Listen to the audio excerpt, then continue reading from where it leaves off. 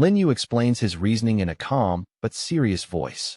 He believes that vampires are capable of disguising themselves as humans, and Kane also possesses the ability to exist in symbiosis with ghosts, which would allow him to change his appearance with ease and avoid death in ways ordinary people could never imagine.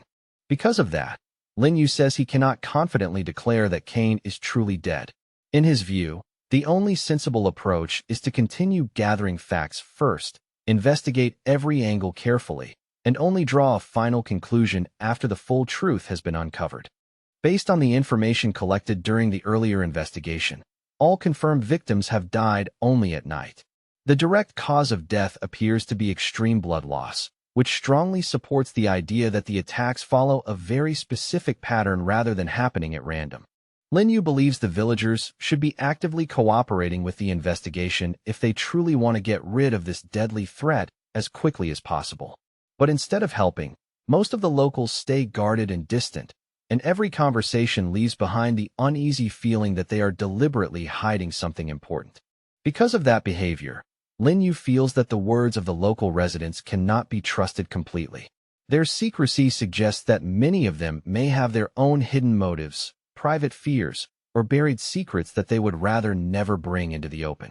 After organizing his thoughts, Lin Yu decides that the next logical step is to question the owner of the inn. He glances at the two young people beside him and asks whether they are ready to come along and formally join him in the ongoing investigation. As soon as Tian Shu and Hui Tu realize which innkeeper Lin Yu is talking about, their expressions shift. They tell him that the village headman was actually the one who recommended they rent a room from that woman, which makes the situation feel even more suspicious than before. The three of them soon arrive at the gates of the inn. There, they are met by a visibly irritated hostess whose face is full of displeasure, and she keeps grumbling under her breath as though she is already unhappy about whatever has happened. Lin Yu asks the woman what happened and why she seems so upset. Instead of answering properly, the hostess shoots back a rude question of her own, demanding to know who he is and what business he is coming here to question her. Without arguing, Lin Yu takes out his identification and shows it to her clearly. He explains that he was sent to the village by the 9th Department and that he is here specifically to investigate the vampire case that has thrown the whole area into fear and confusion. The woman is plainly shocked by what she hears. She did not expect such a young man to be an official investigator representing the authorities, and her earlier dismissive attitude is replaced by obvious surprise. After seeing his credentials, the hostess's attitude softens almost at once, and the tone of the conversation becomes much friendlier. She says they arrived at just the right time, because she urgently needs help dealing with a troublesome situation inside and cannot handle it alone. The woman leads the three young people into one of the inn's rooms. There, lying motionless on the floor, is the body of a dead ghost hunter, his corpse drained so completely of blood that the scene is eerie, unnatural, and instantly chilling. Lin Yu crouches down and carefully examines the hunter's body, paying attention to the signs left behind. After a close inspection, he concludes that this murder bears the same clear marks as the earlier attacks, and is almost certainly the work of that very same vampire. As he searches the scene, Lin Yu takes a small bell from the dead hunter's hand. At once, the system notifies him that he has discovered an ownerless lower-rank weapon, confirming that the bell is not an ordinary object, but a usable item with spiritual value. Hui Tu says that he and Tian Shu were staying in the room directly below the dead hunters. Even so, neither of them heard any strange noises, cries for help, or sounds of struggle during the night, which makes the killing even more unsettling. Lin Yu turns to the innkeeper and asks her an important follow-up question. He wants to know exactly how many masters or craftsmen have checked into her over the past week, since that number could reveal how many outsiders may have already been dragged into this case. The woman hesitates and says she cannot give an exact number. She explains that masters often arrive in groups, come and go in batches, and do not always register clearly, so she is unable to offer a precise answer even though she has seen many of them recently. Lin Yu presses further and asks where all of those people are now. He wants to know whether they already left the inn and the village safely, or whether some of them may have died here without anyone properly reporting it. The inn owner still cannot provide a straight answer. Her words come out confused, disorganized, and full of contradictions, as though she is either hiding the truth or desperately trying to avoid saying too much. Listening to her rambling response only makes Lin Yu more certain that she is concealing something important from the investigation. Tianshu finds the whole situation hard to make sense of and turns to Lin Yu, asking in a low voice whether he has figured anything out. After thinking it through, Lin Yu says that, in his view, everything happening in this village feels less like a random series of attacks and more like a carefully arranged conspiracy. Lin Yu says something had already felt wrong to him from the start. Even though the Ninth Center is officially handling the investigation, the villagers still hired outside craftsmen on their own, as if they were following some separate plan. The more he looks at it, the more he feels this village is not a place seeking help, but a trap deliberately set for ghost lords. Lin Yu quietly concludes that all those ghost lords lured here by the reward are not truly being invited to solve the case. In truth, they are nothing more than prey, brought in one after another to become food for the evil spirit hiding in the village. He explains that the blood of ghost lords is rich with spiritual power and far more valuable than that of ordinary people. For a vampire-like evil spirit, that kind of blood is not just nourishment, but the perfect feast, the kind that could rapidly restore its strength. Because of that, Lin Yu suspects the conspiracy may run much deeper than it first appears. In the worst-case scenario, every villager could be working with the killer, and even the craftsmen who came here before might have already been drawn into the same hidden scheme. Lin Yu quickly decides that now is not the time to expose what he knows. He cannot afford to move too directly or let the people behind this realize he has seen through them. For the moment, he needs to stay quiet, hide his real thoughts, and pretend he knows nothing at all. In Lin Yu's eyes, dealing with cunning people through blunt, straightforward action rarely works. If the enemy is scheming in the dark, then charging in openly only plays into their hands. He decides to act as though he is following their rules, wait patiently, and then seize the right moment to turn the entire situation around. Lin Yu chooses to play to one of his greatest strengths without hesitation. With a calm expression, he pulls out a thick stack of banknotes and hands it to the innkeeper, asking her to reserve the hotel for him for the next few days as though money is no issue at all. The innkeeper hesitates, clearly tempted but still weighing the offer in her mind. Lin Yu does not waste words. Seeing her greed flicker in her eyes, he casually raises the price on the spot and adds 4 times more money to the payment, making the offer impossible to ignore. The hotel owner instantly snatches up the money with greedy excitement written all over her face. The moment the cash is in her hands, she starts thinking about clearing out several rooms and even intends to throw other guests out if that is what it takes to satisfy her new wealthy customer. Lin Yu stops her before she can act on that idea. He tells her not to evict anyone, explaining that he rented the inn with the current guests still in mind. He clearly wants the place full, not empty, and his words make it obvious he has another purpose behind this arrangement. Lin Yu has already made up his mind to draw in as many masters as possible and push the investigation forward faster. In front of everyone, he suddenly tosses money into the air and loudly announces that the reward for solving the case has now been raised to 10 million, instantly turning the entire inn into an uproar. Tianshu and Hui Tu are left staring in disbelief. Even now, they still can barely process that Lin Yu is this absurdly rich. Watching him throw around huge sums of money so casually, they feel like they are standing beside someone far more outrageous than they first imagined. From the innkeeper, Lin Yu learns an important detail. She had housed exactly 10 masters in total. Now, besides the dead man they already found in the room, there are 3 more hunters who have gone missing without any clear explanation, which makes the situation even more alarming. Before long, a pretty young woman walks up to Lin Yu with obvious excitement in her eyes. She says she wants to sign up for the investigation as well, adding that the center has never posted a task this profitable before, and she clearly does not want to miss the chance. Lin Yu does not waste time and invites her to register immediately. He calmly hands her an application form and tells her to fill it out quickly, his tone casual but efficient, as though he is deliberately building a larger net around whatever is hiding in the village.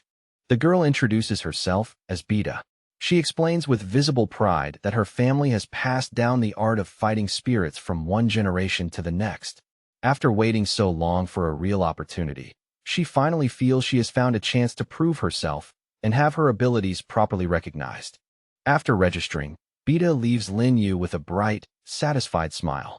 She is clearly in high spirits and genuinely believes this mission will finally allow the government to notice the talent she has kept hidden for so long, making this feel like the turning point she has been waiting for. Night falls heavily over the village, and soon a violent downpour begins to hammer the earth. Rain lashes the rooftops, the wind howls through the dark, and deep within the thick bushes, a pair of glowing eyes suddenly opens, the cold, hungry gaze of a ghostly vampire. The ghost is fully aware of the situation inside the inn. It knows that there are 4 spirit lords staying there tonight, and among them, 2 have already reached the 4th rank. To a creature like this, that is not a threat to avoid, but a tempting banquet waiting to be devoured. The evil spirit burns with desire to drink their blood.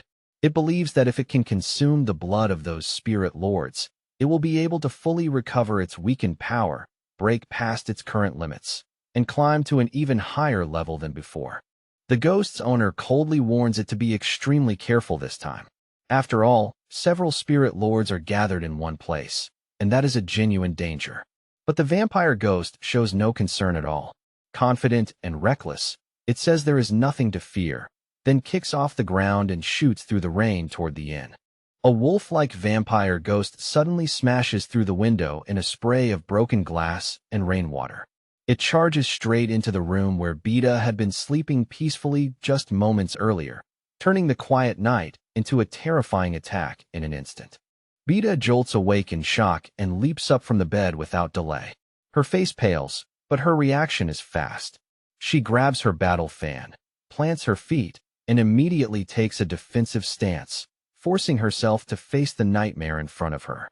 Using her fan, Beta gathers a dense mass of energy with surprising speed.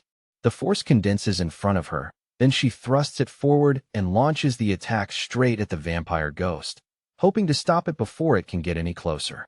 But the vampire ghost handles the attack with frightening ease. The powerful energy strike that Beta releases through her battle fan is brushed aside almost effortlessly, as though the creature does not even consider it a real threat. Realizing she cannot handle this alone, Beta quickly summons her own ghost. In the next instant, it appears behind her in the form of an elderly grandmother, a familiar and protective figure that seems ready to stand between her and death. The huge vampire ghost keeps advancing on Beta step by step, its presence crushing and oppressive. Beta can tell at once that even her ghost is afraid. Faced with such a powerful enemy, the old spirit's fear is obvious, and that only makes the danger feel even more real. The vampire stretches out its ugly clawed hand toward Beta, aiming for her with murderous intent. Terrified, both the girl and her ghost cry out for help while scrambling backward, desperately trying to escape before the monster can reach them. Beta stumbles her way to the front door and yanks it open in panic. The moment the door swings wide, a spinning screw-like bolt of energy suddenly shoots out from outside and tears through the air, flying directly toward the vampire ghost with sharp force. Lin Yu is standing right there in the doorway. His sudden appearance instantly changes the mood in the room. The ghost becomes visibly furious, annoyed that this human interfered just when it was about to finish off such weak and helpless prey. Still shaking from fear, Beta rushes over and clings tightly to Lin Yu as though he is the only safe thing in the room. Lin Yu, however, is not distracted. From the moment he sees the ghost, he becomes even more convinced that Cain is connected to these murders.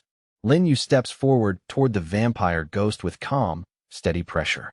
There is no panic in him at all.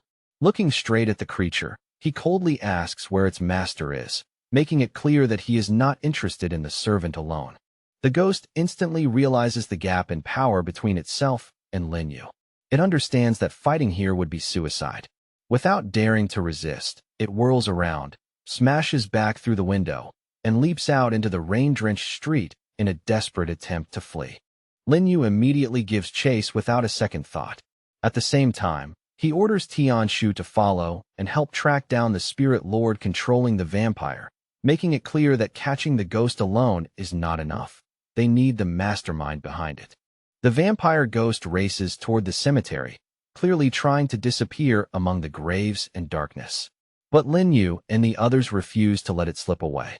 Under the pounding rain, the young people continue the chase through mud, wind, and shadow. While running, Lin Yu pulls out the soul imprisonment mirror from his virtual storage. He intends to use the treasure to lock onto the ghost's movements and prevent it from hiding completely in the darkness surrounding the cemetery.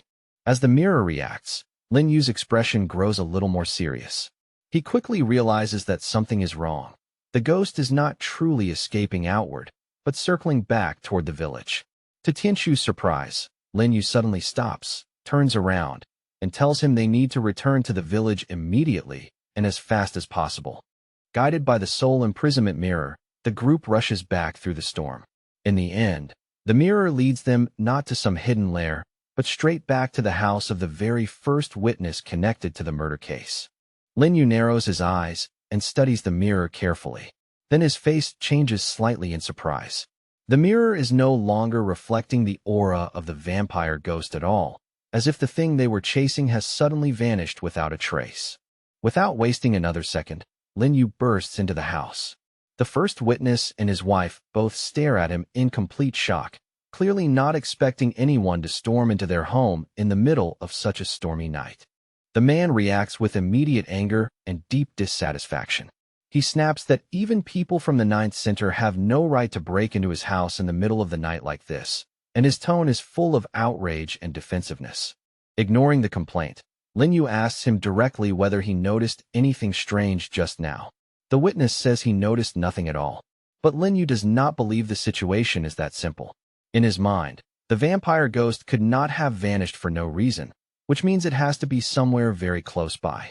The first witness and his wife both insist again that they did not see anything unusual. Their attitude grows increasingly tense, and they urge the young people to leave the house immediately, as though they are desperate to end the conversation before it goes any further. At that moment, Lin Yu notices a cup slipping from the woman's hands. As it tilts and falls, a familiar scent reaches him, one so recognizable that it hits him almost instantly. The smell is sharp, metallic, and painfully familiar. The cup crashes to the floor and shatters into pieces. The liquid inside splashes across the ground in a dark red mess. Tianshu immediately tells Lin Yu what is now obvious. There was blood in that cup. Lin Yu's gaze slowly shifts toward the man. Step by step, he walks closer, his expression turning colder and heavier.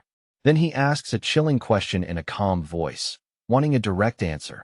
Is the man in front of him really human? Without hesitation, Lin Yu raises the soul capture mirror and points it straight at the man. In the next moment, a huge surge of energy pours out from the mirror like a violent stream, filling the room with an oppressive and sinister pressure. At the very same instant, a gigantic vampire ghost suddenly manifests behind the man. Its form rises out like a hidden shadow finally dragged into the light, confirming the terrifying truth that something monstrous has been concealed there all along. Lin Yu finally understands why the soul capture mirror had failed to locate the ghost right away. The answer had been hidden from the very beginning. This evil spirit had never simply been wandering nearby. It had been living in symbiosis with a human host from the start, blending itself so perfectly that even tracking it became difficult.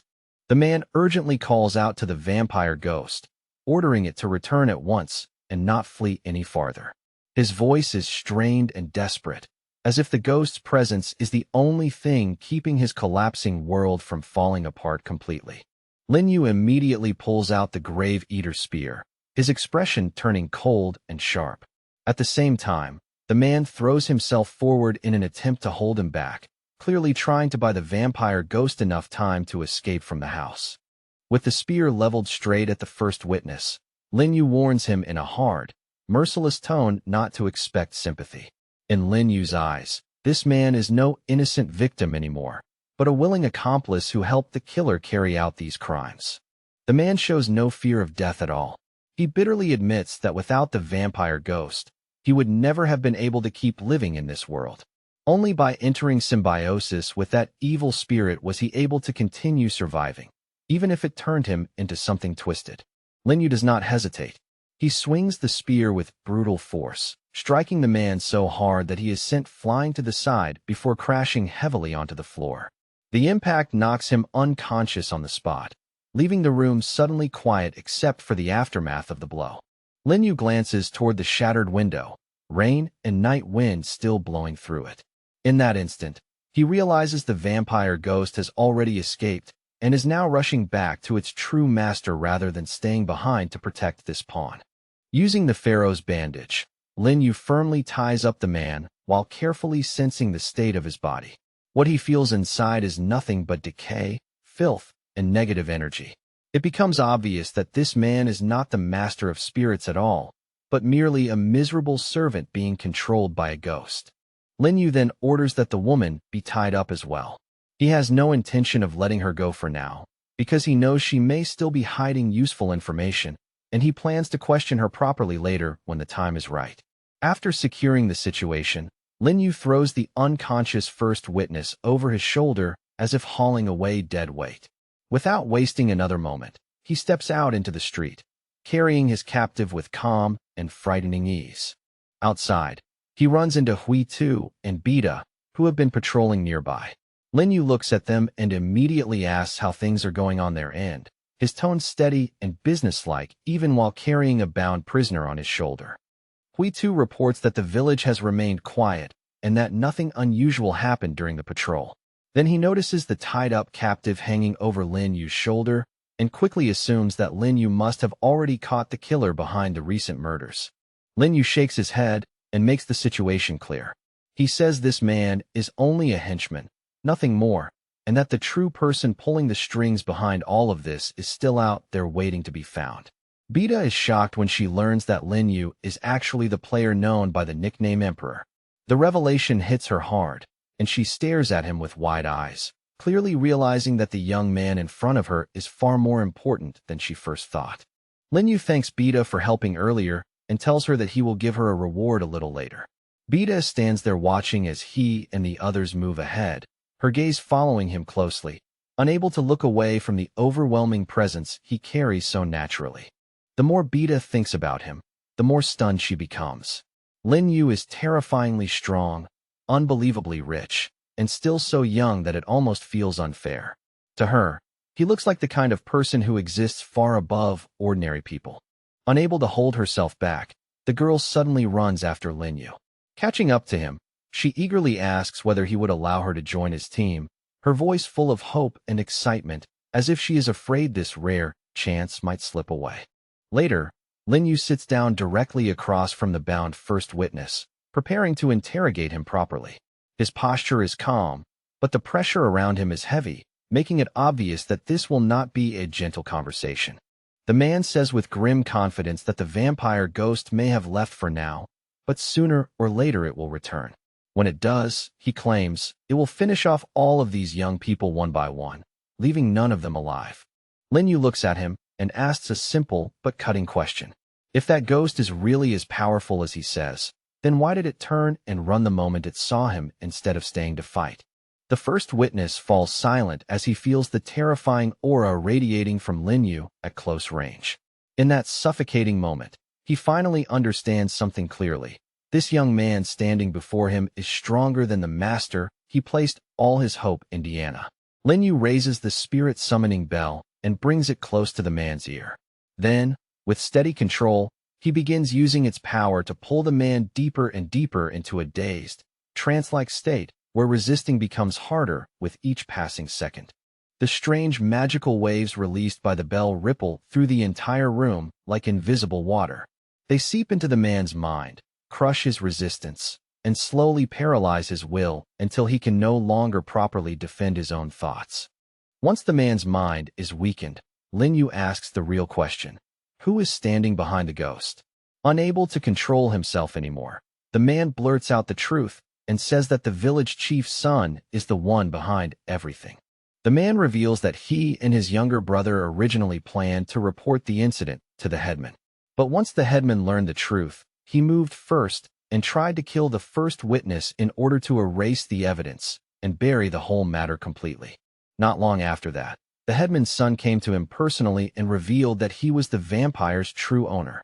Then he offered the man a deal, cooperate with him, and in return, he would help free him from the disease that had been eating away at his life.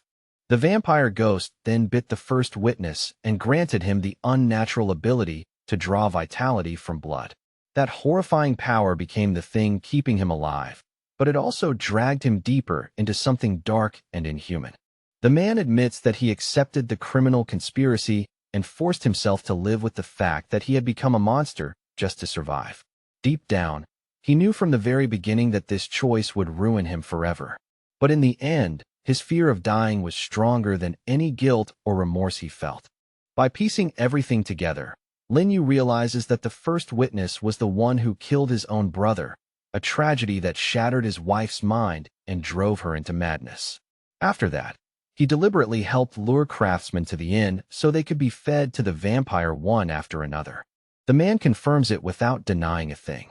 He says that after becoming the ghost's assistant, he went straight home and drank his brother's blood in order to weaken his illness, crossing a line from which there was no turning back. The young people also learn that the first witness's wife never truly dared to resist him. Instead, out of fear and helplessness, she began carrying out his criminal orders, becoming another unwilling part of the bloody chain of events. The man explains that she was terrified for her own life and had no courage to disobey him. Because of that fear, she obediently followed every instruction he gave her, no matter how awful those orders became. Beta says with relief that she is glad the criminal has finally been exposed. Then, with fresh determination in her voice, she proposes that they move next against the other members of this bloody gang and wipe out the rest of the threat. Lin Yu forms a spinning, throwing screw of energy in his hand and lets it hum with sharp force. Then he asks the first witness one last time whether there is anything else he wants to add before this goes any further. The man stubbornly refuses to say another word. Instead, he glares at the young people with hatred in his eyes and spits out curses, choosing bitterness and resentment over any final honesty. Lin Yu leaves the room after finishing the interrogation, his thoughts already fixed on the next step. He feels confident that they can succeed, because this time he is not acting alone. He has a united team moving with him. Lin Yu is certain that together they can deal with whatever comes next. Whether the enemy relies on secrets, collusion, ambushes, or clever traps, he believes they can break through every scheme as long as they keep moving as one. Before long, the young people arrive at the headman's house and immediately feel a heavy surge of power leaking from behind its doors. The energy is dense and oppressive, like a warning that something dangerous and difficult is waiting for them inside. The ghost lords move carefully through the house, keeping their guard up with every step. As they look around the dim interior, Hui Tu notices something strange. Despite the thick spiritual pressure in the place, there does not seem to be a single person inside. Tianshu quietly says that something is wrong with this house. He can feel that the spiritual power in the area is being forcibly suppressed by some other presence, as though an unseen force is pressing down on everything around them. At that point, Lin Yu becomes certain that this place is no ordinary house, but a true den of monsters. He realizes that the ghost hiding here is nearly on the same level as the ferocious one and possesses the frightening ability to suppress surrounding spiritual energy. Even Lin Yu had not expected the vampire ghost to be this strong. After sensing the danger more clearly, he tells his companions to wait outside instead of following him in. Beta is stunned when she realizes he intends to face whatever is inside by himself. The others eventually step back out of the room as instructed, trusting his judgment. They tell Beta that Lin Yu is strong enough to handle this alone, and although the tension is thick, none of them truly doubt his ability. Beta, however, still feels uneasy. She believes Lin Yu needs her help, especially since she considers herself a gifted spirit lord from a respected family and does not want to stand by uselessly while he faces danger alone. Lin Yu turns to the girl and tells her calmly that he does not need her assistance this time. Still, his tone is not harsh. He asks her not to worry too much and tells her to stay with the others instead of rushing in recklessly. Lin Yu steps into the courtyard of the house and finds it filled with coffin after coffin lined up in grim silence.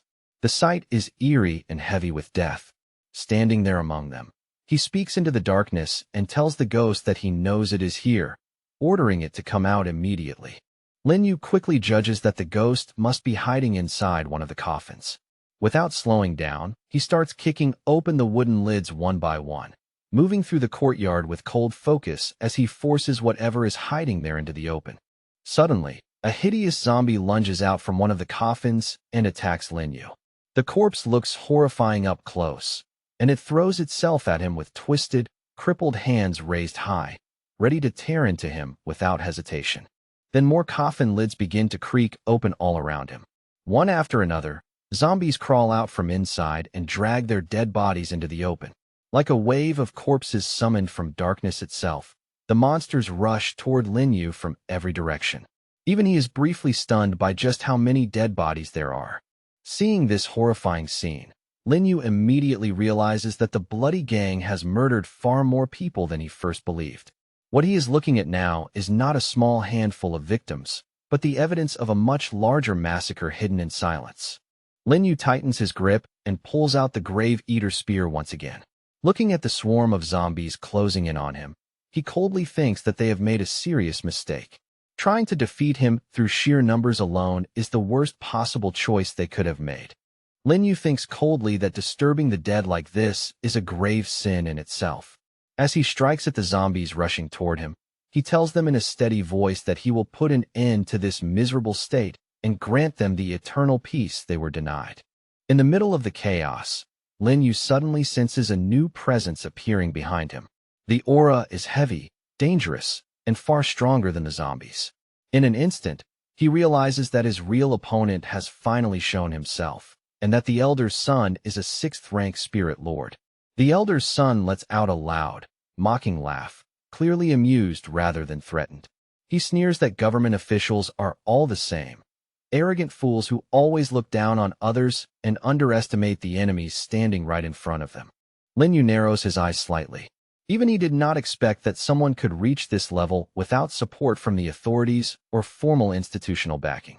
For a moment, that fact alone makes the man in front of him seem even more unusual and dangerous. The man proudly declares that everything he is now was earned by his own hands, without any help from official systems or social institutions. He is deeply proud of the independence and stubborn persistence that, in his mind, allowed him to climb to heights most people would never even dare to dream of. The Elder's son explains that, during one of the games, he encountered a special weapon overflowing with terrifying energy. That chance discovery, he says, was the turning point that gave him access to power far beyond what ordinary people could ever hope to touch. He goes on to explain the artifact's function with open satisfaction. If a person uses that magical item and lies down where a corpse once rested, he can absorb the surrounding energy in large amounts and even manipulate the dead, forcing them to obey his will for his own dark purposes. According to him, it was with the help of that artifact that he rose to become a 6th-rank spirit lord.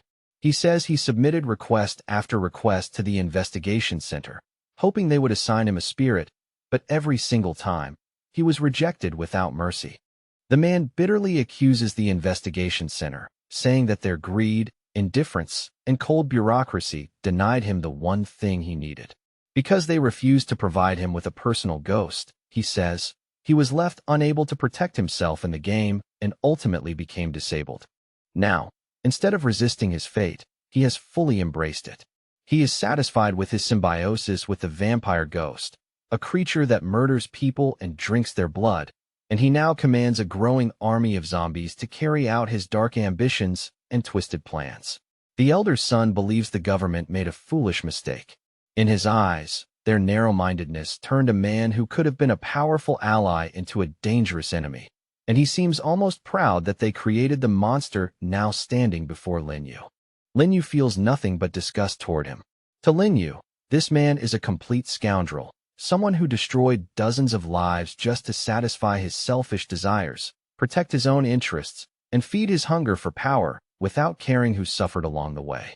At those words, the man suddenly breaks into hysterical shouting. He rants that when he was weak, broken, and begging for mercy, nobody cared whether he lived or died. But now that he has become terrifying, everyone fears him, and that bitter truth clearly feeds his madness. The Elder's son openly declares that he will use any method necessary to become a true overlord. In his mind, Ordinary people are worthless creatures, pathetic and disposable, and he despises them for what he sees as their weakness, helplessness, and inability to seize power. The ghost rises into the air while carrying its master with it, lifting him above the courtyard like some dark omen. Looking down with cruel satisfaction, the man smugly tells Lin Yu that before long, he will become food for his insatiable servant. Then, moving with astonishing speed, he enters into a deeper energetic symbiosis with the ghost. Their powers blend together in an instant, and the force around them swells dramatically, nearly doubling his combat strength as he prepares to launch a decisive strike. Turning toward the ghost with impatient confidence, he orders it to attack immediately. He clearly wants to crush Lin Yu in one blow and end the battle here and now, before the situation has any chance to shift against him. But to his surprise, the ghost does not move at once. It hesitates instead, showing no rush to attack Lin Yu, and that pause immediately irritates and confuses its owner. Frowning, the man demands to know what is wrong with it. Lin Yu answers in a calm, almost casual tone, as if the tension in the air means nothing to him. He explains that the vampire ghost seems to have run into an old acquaintance, which is why it suddenly looks so nervous and unsettled. The ghost finally speaks, and there is unmistakable alarm in its voice. It warns its master that the opponent standing before them is the famous player known as the Emperor, and the fear in that warning makes the situation instantly more serious. Even after hearing that, the elder's son refuses to treat Lin Yu as a real threat. He dismisses him outright, convinced that a mere fourth-rank player cannot possibly be dangerous enough to challenge him now. Lin Yu looks at him without the slightest trace of panic and says that he will now show him what the Emperor is really capable of. His tone is steady and cold, making it clear that he intends to crush all doubts, rumors, and false assumptions in one move. The man bursts into loud laughter, convinced that the legendary status of the player called Emperor has been blown wildly out of proportion by gossip, rumor, and media exaggeration. To him, Lin Yu is nothing more than a name inflated by other people's fear. In response, Lin Yu calmly calls out for the Emperor of Fengdu. At once, a massive surge of energy erupts in a blinding flash, and when the light settles, a terrifyingly powerful ghost is standing behind him like a mountain of death. The man stares at the Emperor of Fengdu carefully, his expression finally shifting. After examining the aura more closely, he realizes that the ghost before him is a ferocious ghost, and that discovery clearly shakes the confidence he had been so proudly showing. The vampire ghost immediately tries to pull its master farther back to a safer distance. Even now, the man can hardly understand how Lin Yu managed to tame and command a ferocious ghost of this level, and that unanswered question leaves visible shock on his face. The Emperor of Fengdu turns slightly toward Lin Yu and asks in a calm, obedient manner whether he should destroy their enemies on the spot or capture them alive instead. His voice is steady, but the power behind it makes the question feel terrifying. Lin Yu tells the Emperor of Fengdu to take them alive if possible. The ghost immediately agrees, even promising to be careful and delicate, though there is something almost chilling in how casually he says it. Right after that, he unleashes a tremendous blast of energy toward the enemy. A huge column of energy roars upward and tears through the sky, lighting the dark surroundings with violent brilliance. The vampire ghost reacts just in time and barely manages to dodge, escaping complete destruction by the smallest margin. But the next beam comes even faster. It slams directly into both the vampire ghost and its master, and the impact explodes in a blazing flash so bright that it lights up the whole sky like sudden daylight. Under that pressure, the elder's son begins performing a sacrificial ritual in desperation. Around him, a vivid portal of blood-colored energy forms and swirls violently, filling the space with a sinister glow that feels deeply ominous. The man tries to gather a massive amount of energy through the ritual, clearly aiming to break through to the next level in the middle of the battle. Lin Yu watches him coldly and is convinced that, this time, his opponent will not be allowed to escape no matter what trick he uses. Lin Yu reaches into his virtual storage and pulls out a deck of magical cards. His movements are calm and precise, showing that he has already chosen his finishing method and is now preparing for the final stage of the fight. The cards fly out and arrange themselves into a circle around the ghost hovering in the air. As they spin into place, they seal off the bloody energy portal, cutting off the path the enemy was depending on and locking the ritual in place. At that moment, the man realizes a harsh truth.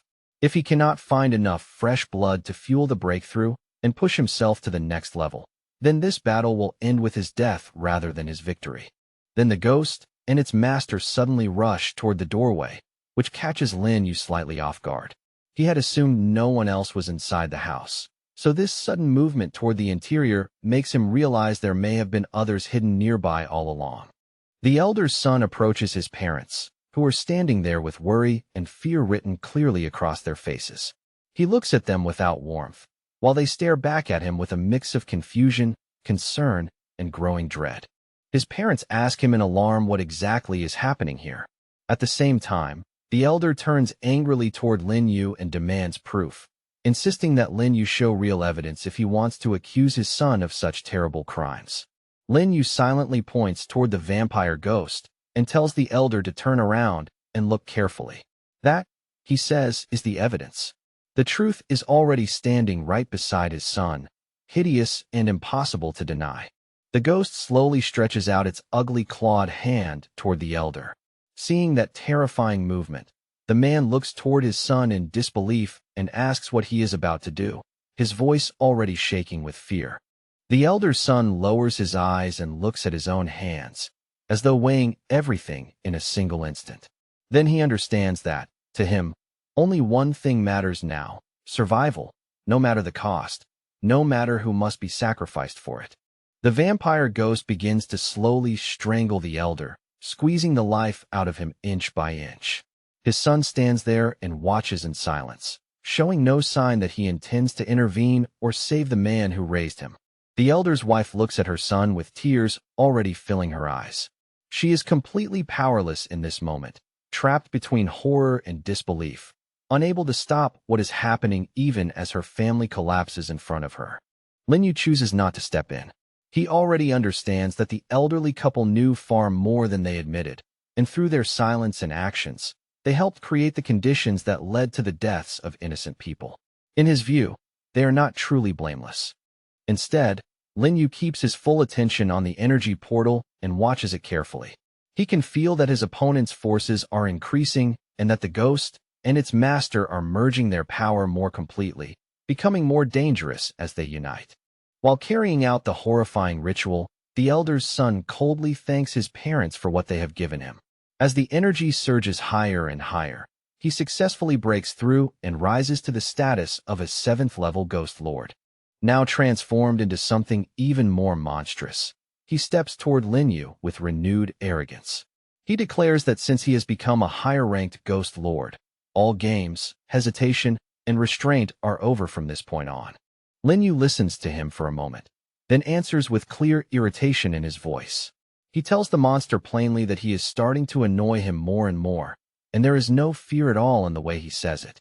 With a sharp movement, Lin Yu controls one of his magical cards and sends it flying with precise aim.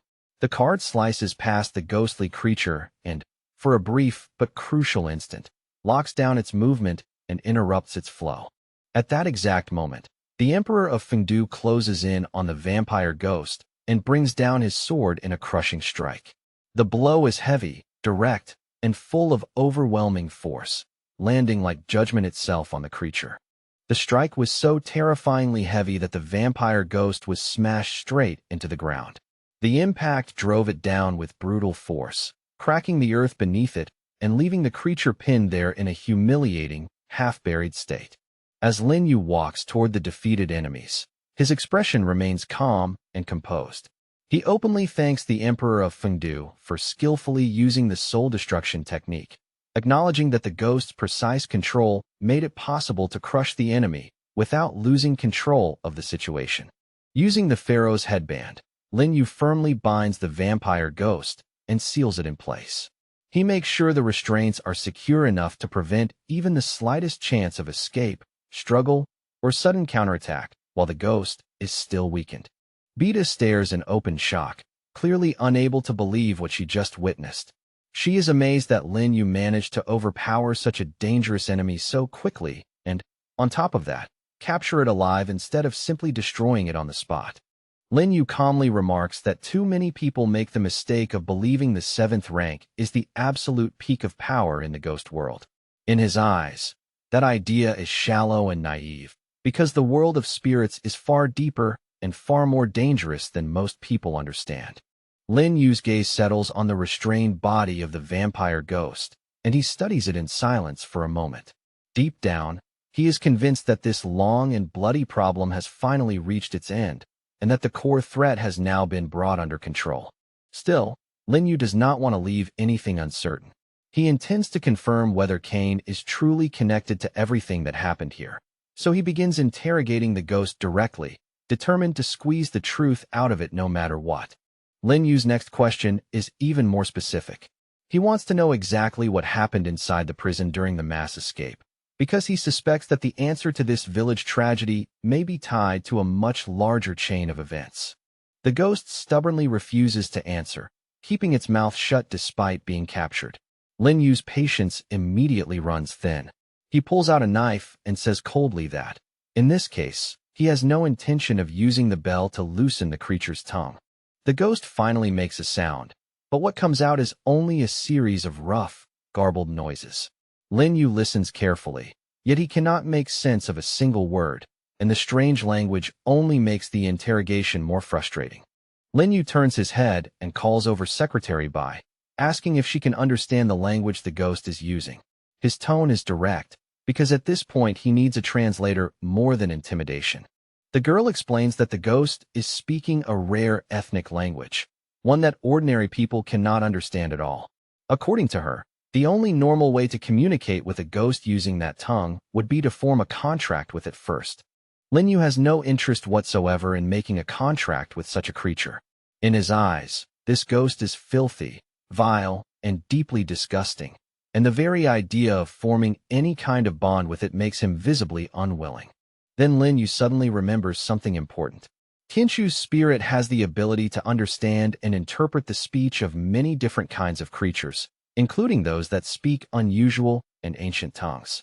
Lin Yu says that Tianshu has already been a great help more than once, and he immediately asks him to assist with the interrogation again. Since time is important, he wants the translation to begin right away without any further delay. Tianshu answers at once and summons his contracted ghost. The spirit appears promptly, ready to serve as a translator, and its special ability makes it capable of interpreting rare and obscure languages that most people would never understand. With the translator spirit's help, Lin Yu finally understands the vampire ghost's words. The creature is begging for its life and desperately asking not to be destroyed. In exchange, it says it is willing to reveal everything it knows without holding anything back. The ghost explains that the captain of the American team never managed to escape and is still trapped in a hellish prison. Hearing that, Lin Yu starts thinking fast. Since the ghost had planned to go to America after escaping, he wonders what exactly in that place was important enough to draw it there. The vampire ghost then reveals a critical detail about its origin. It says that it is not some wandering spirit from another world, but part of an inherited vampire clan, a bloodline that has a direct connection to Kane and his people. The ghost goes on to explain that this vampire clan has deep roots not only in America, but also across Europe.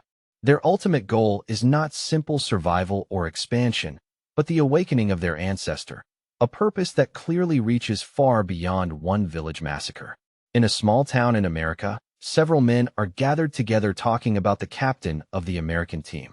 One of them mentions with growing concern that there has been no word from Kane for a long time, and the silence is starting to feel deeply unsettling. An elderly man turns to his companion, Ken, and tells him that the organization already tried contacting every American spirit lord who participated in the game. But despite repeated efforts, all of those attempts failed, and not a single useful response came back. Colin points out that Kane entered the game with a 6th-rank ghost by his side, so under normal circumstances he should not have run into serious trouble so easily. That is exactly why Colin finds the complete lack of news from Kane and his team so strange and worrying. The elderly man hands Colin a phone, and on the screen an online forum is already open. There, messages are spreading that a player known as the Emperor completely destroyed the American team, turning rumor into something far more serious. Back in the village that suffered under the ghost vampires' attacks, a large funeral is held for the murdered victims. The atmosphere is heavy and sorrowful, and the weight of grief hangs over the entire place as the dead are finally sent off together. Lin Yu watches the funeral while thinking about how he could possibly explain the truth to the villagers. He knows the real source of the vampire ghost and understands what caused the tragedy, but putting that truth into words for ordinary people is not simple at all. Secretary Bai quietly tells Lin Yu that this is not the right time to reveal the truth about the games and the spirit world. In her view, exposing all of that now would only bring more fear, confusion, and panic to people who are already suffering enough. Lin Yu watches the mourners slowly leaving the cemetery and finds himself agreeing with her.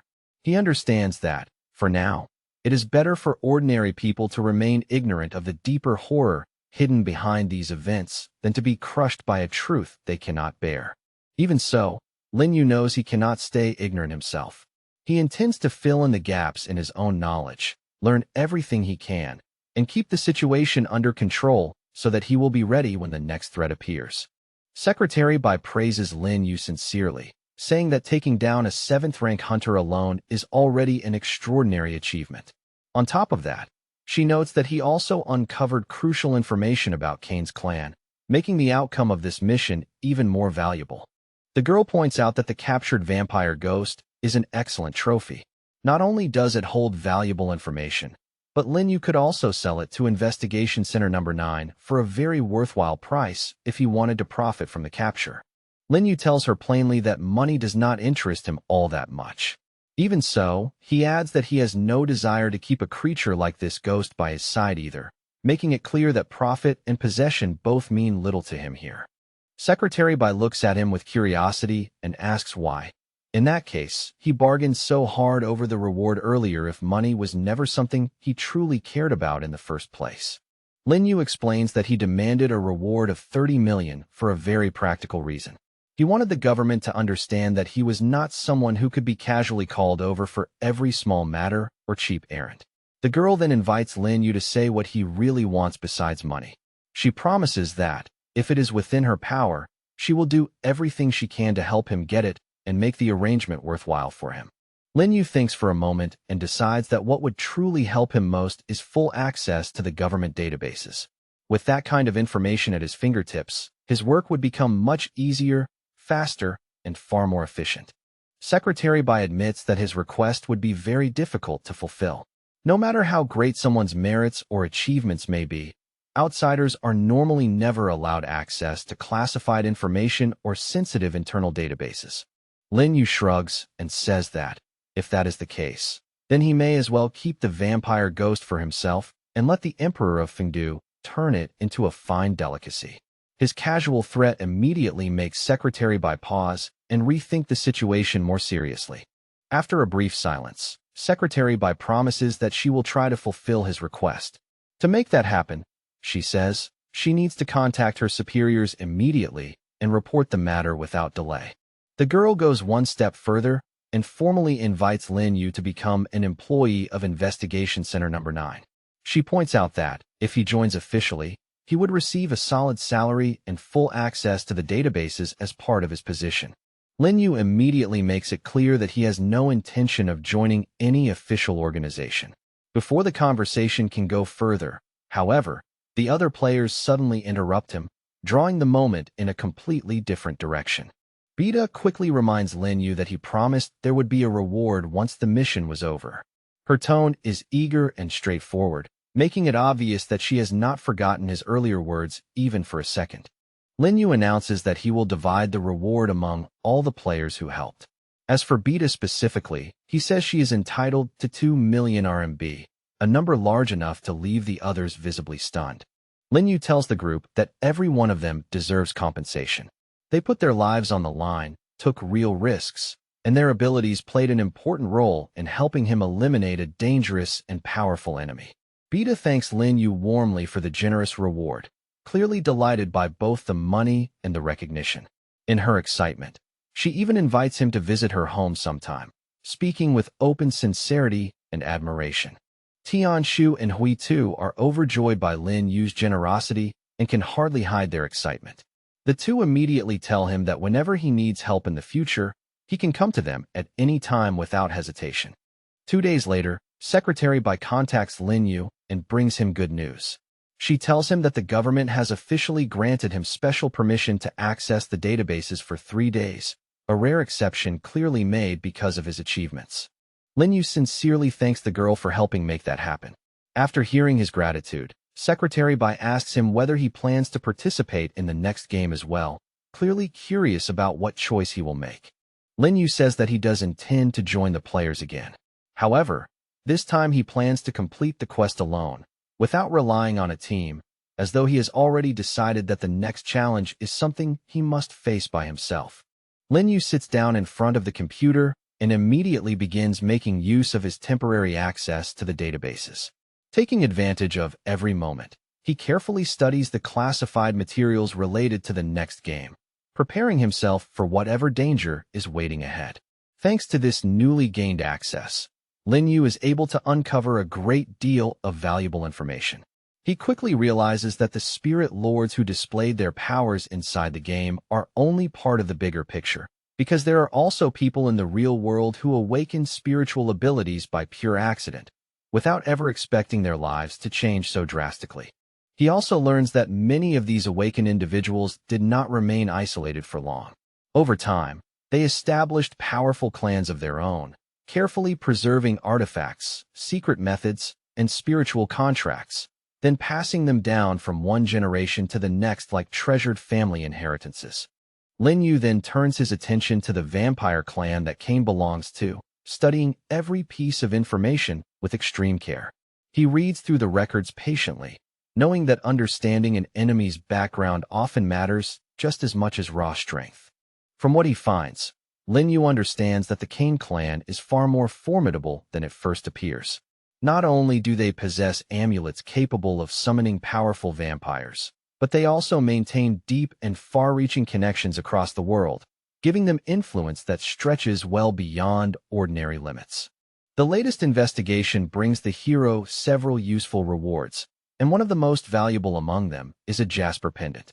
This item is especially important because it can steadily enhance skills and abilities, making it a rare and practical treasure for whatever dangers may come next. Lin Yu has no intention of walking blindly into the next game.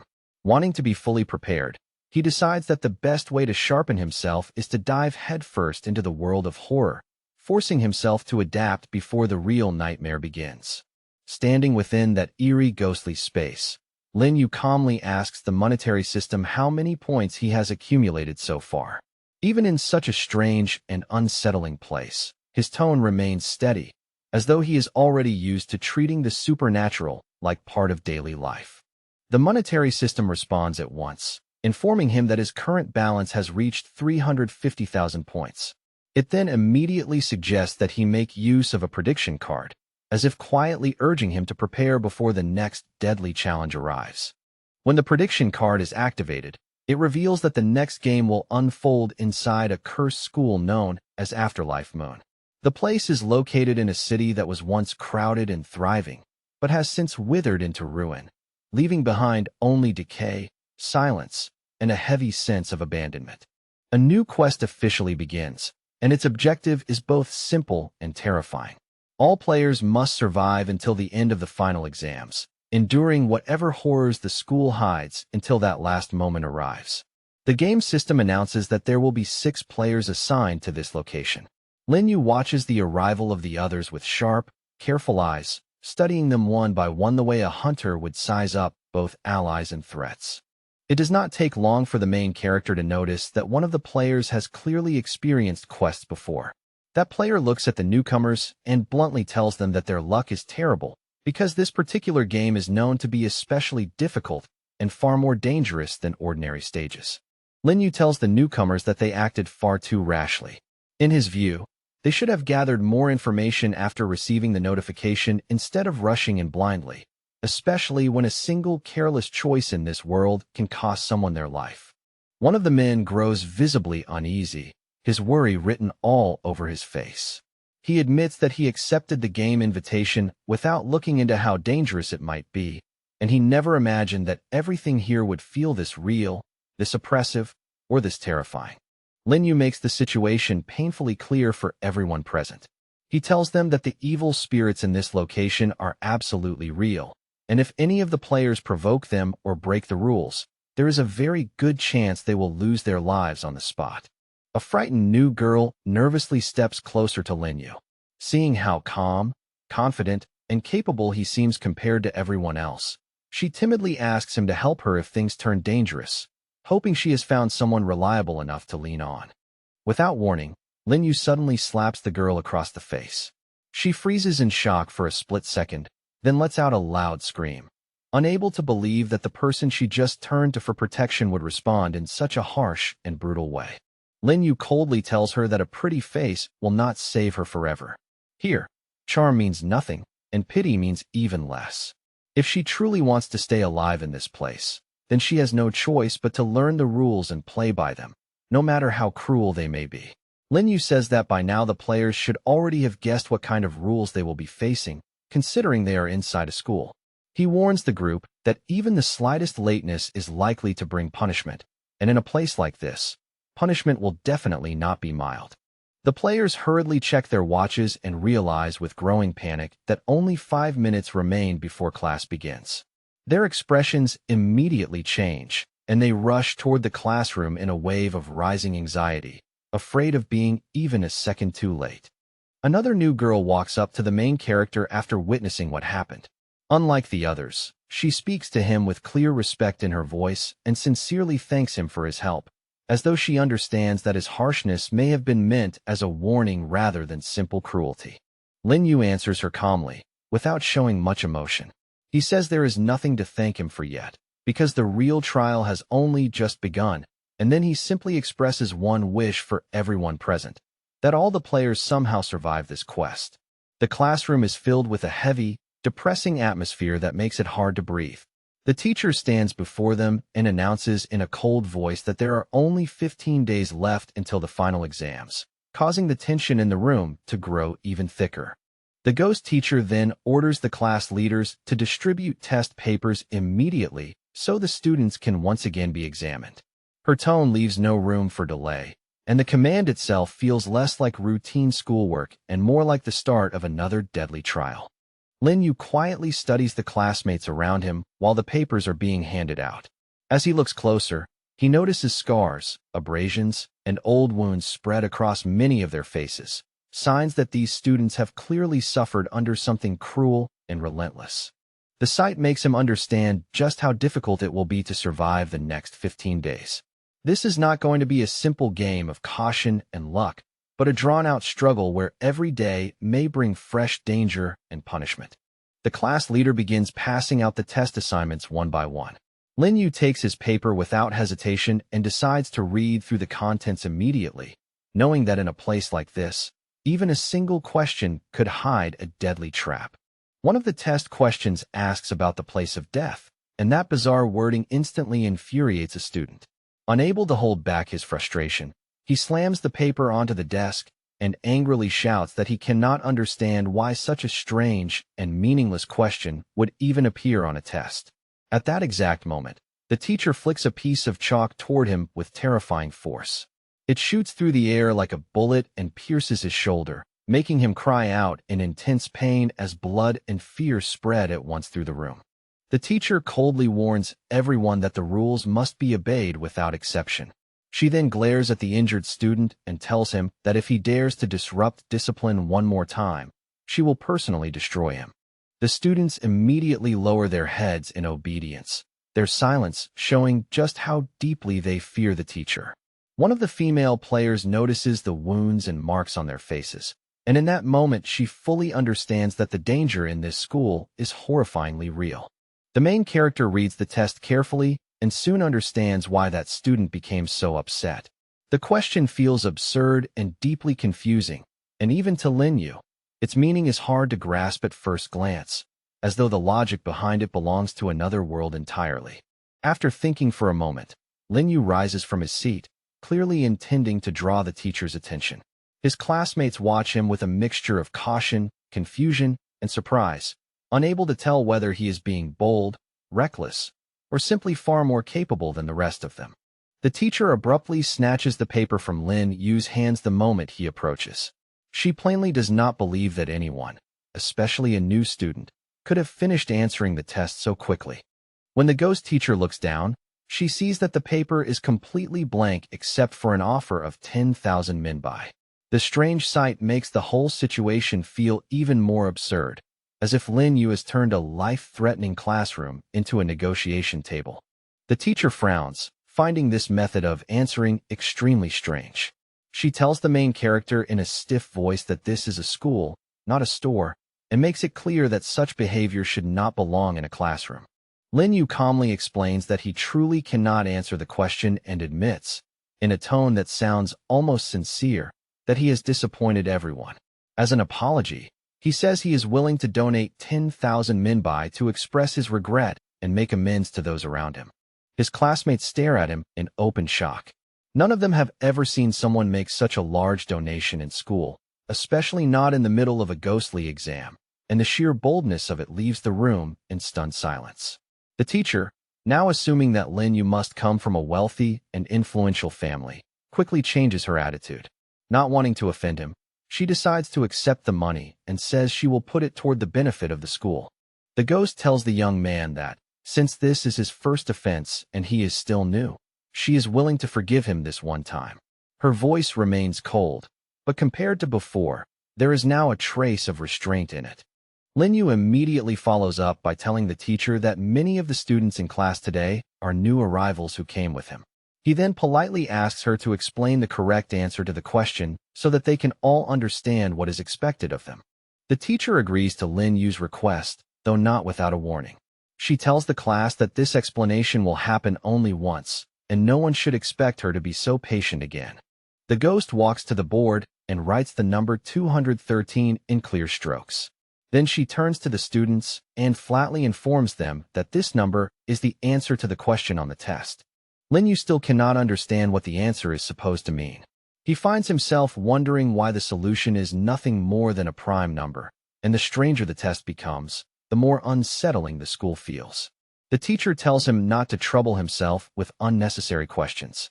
She orders him to simply memorize the answer, adding that this is exactly what all the students do, whether they understand it or not. The ghost teacher finally leaves the classroom and announces that classes are over for the day. Before going, she reminds everyone to study hard because the exams will contain difficult tasks. After she is gone, one of the players turns to Lin Yu and says with lingering tension that he saved the newcomers today, because without his help, they almost certainly would not have survived this stage. The main character tells the other players in a calm but firm manner that, as long as they do not get in his way, he is willing to keep helping them through the game. It is not a warm promise, but in a place like this, it is more than most people could hope for. One of the players then steps forward and introduces himself properly to the main character. He says that his name is Goodman and that he is a 4th-rank spirit lord, making it clear that he is not an ordinary participant. Goodman admits that he actually likes Afterlife Moon School because he finds it to be an especially mysterious and intriguing location. Still, he also points out that their time is limited, so instead of wasting it, he suggests that they work together and coordinate their actions from here on. Lin Yu abruptly snatches the pen from the man's hand and, in a low and indifferent tone, suggests that they wait until class is fully over before discussing any alliance. Even now, he remains cautious, unwilling to trust anyone too quickly in a place where every move could turn deadly. The newcomers quickly agree to follow Lin Yu, almost as if they have finally found something solid to hold on to in this terrifying place. One after another, they make it clear that they are willing to listen to his instructions and move according to his lead, because at this point, trusting him feels far safer than facing the school on their own. Inside the Investigation Center database, statistics for a location only become available after a mission has been successfully cleared. Since this current mission is still ongoing, Lin Yu has no way to access the school's full records, which means he cannot yet determine how powerful the spirits here really are or what level of threat they pose. Even so, Lin Yu finds himself strangely drawn to the structure of this quest. It has everything mixed together, riddles to solve, enemies to fight, and money to spend. And that combination keeps his mind sharp. More than anything, he intends to uncover the meaning of the number 213 as soon as possible, because he can already tell that it is not something random.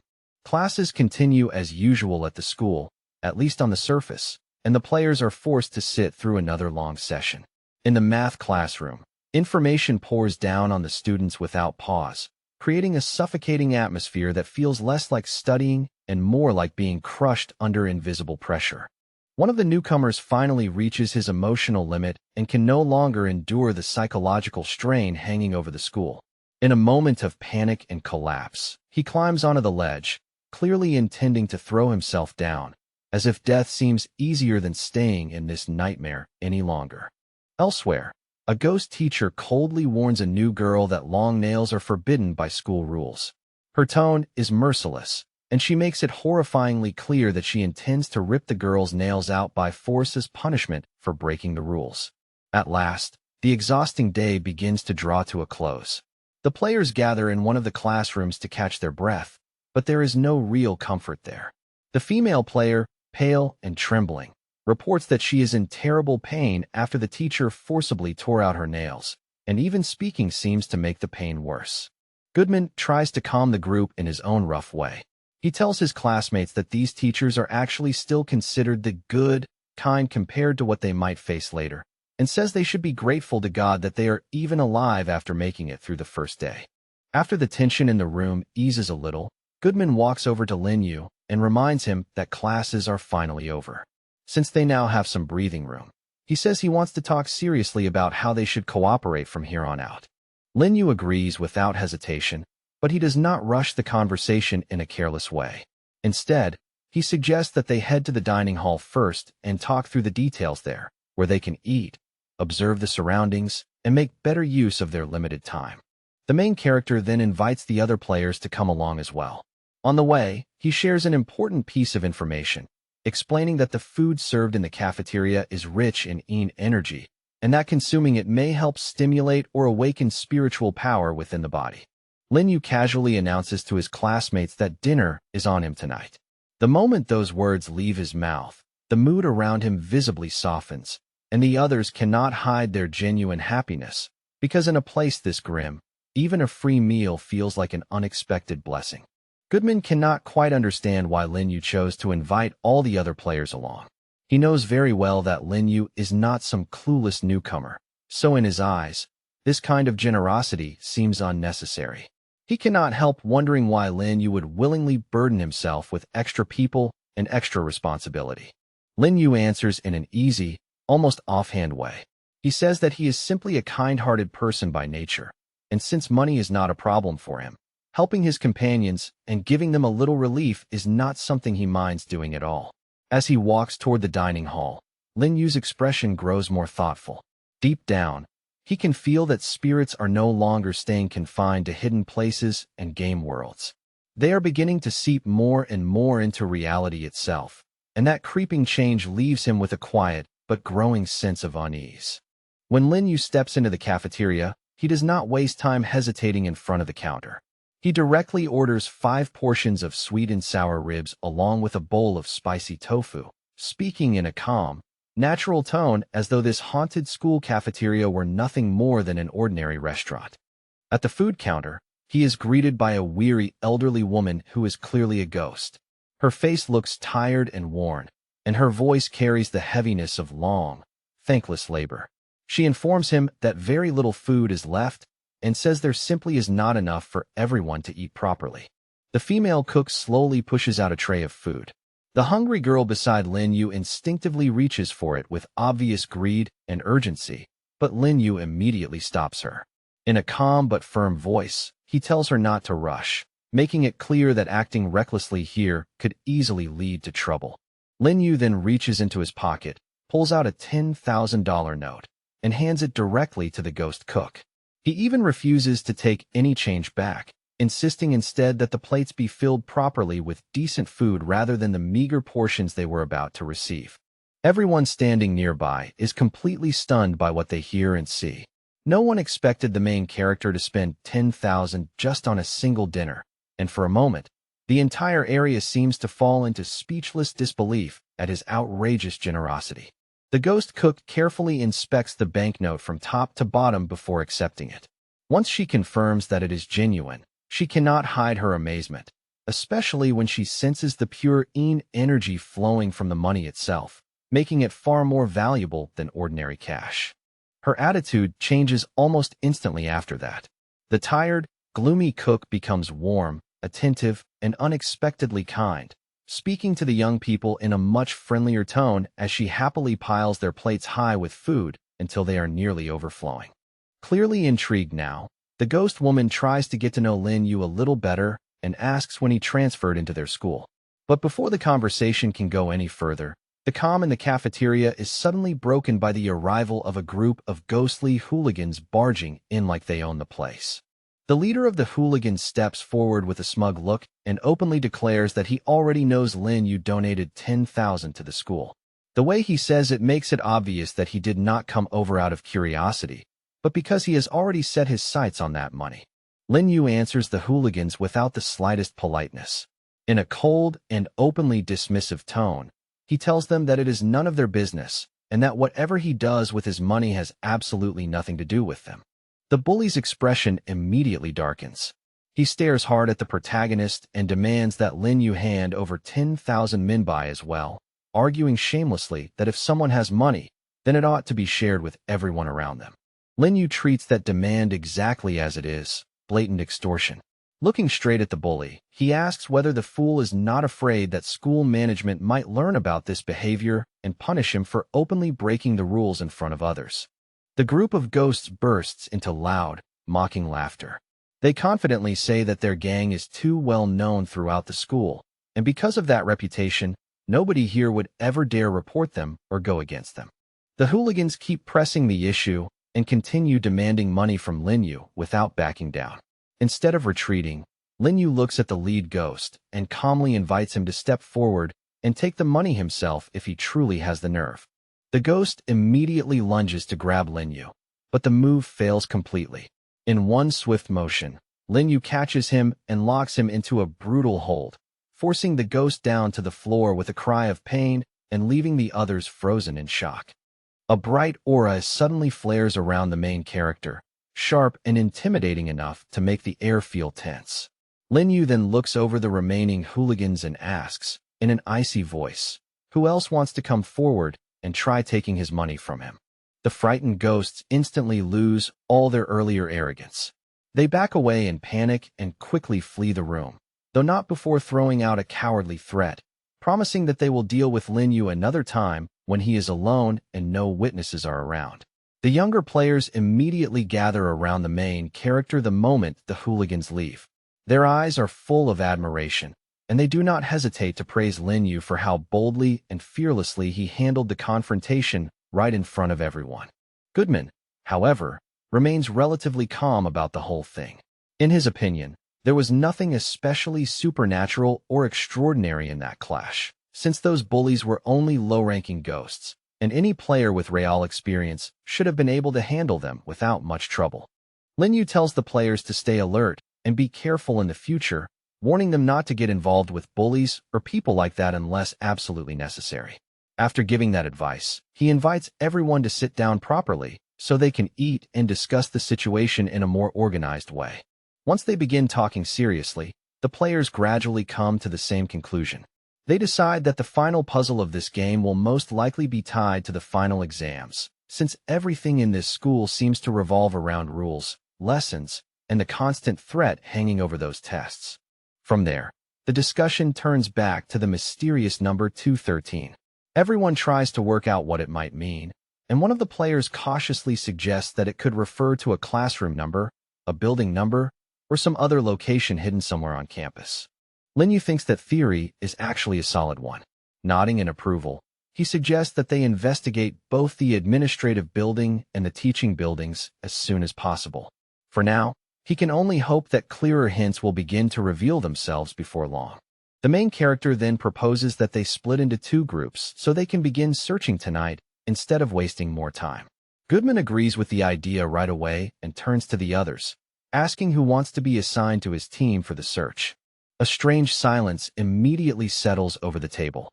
No one answers out loud, but the meaning is obvious from their faces alone. Every single player quietly wants to be placed on Lin Yu's team rather than anyone else's. Goodman does not bother hiding his irritation when he notices that reaction. In a somewhat annoyed tone, he points out that he is also a 4th-rank Ghost Lord, the same rank as Lin Yu, clearly implying that they should not act as though he is somehow less reliable. At that moment, a girl gently pours a glass of tea for Lin Yu and places it in front of him with careful hands. Then, in a soft and respectful voice, she asks him if he would please allow her to join his team, making her preference painfully obvious. Lin Yu ultimately makes the decision himself and divides the players into 2 groups. After arranging the teams, he announces that his own group will search the first teaching building for clues, hoping that the number 213 or something connected to it may appear there. Goodman takes the remaining members and heads off to investigate the second teaching building instead. Before parting ways, he proposes that both groups meet again tomorrow so they can compare notes, exchange information, and see whether either side has uncovered something useful. One of the newcomers suddenly remembers the school rules and nervously asks the senior players about the curfew. Since violating curfew sounds like a serious offense in a place like this, the question immediately adds another layer of tension to the group's already heavy mood. Lin Yu tells the younger players not to panic over that issue. In a steady voice, he assures them that he will handle the curfew problem himself, making it clear that they should focus on staying calm and following the plan rather than falling apart from fear.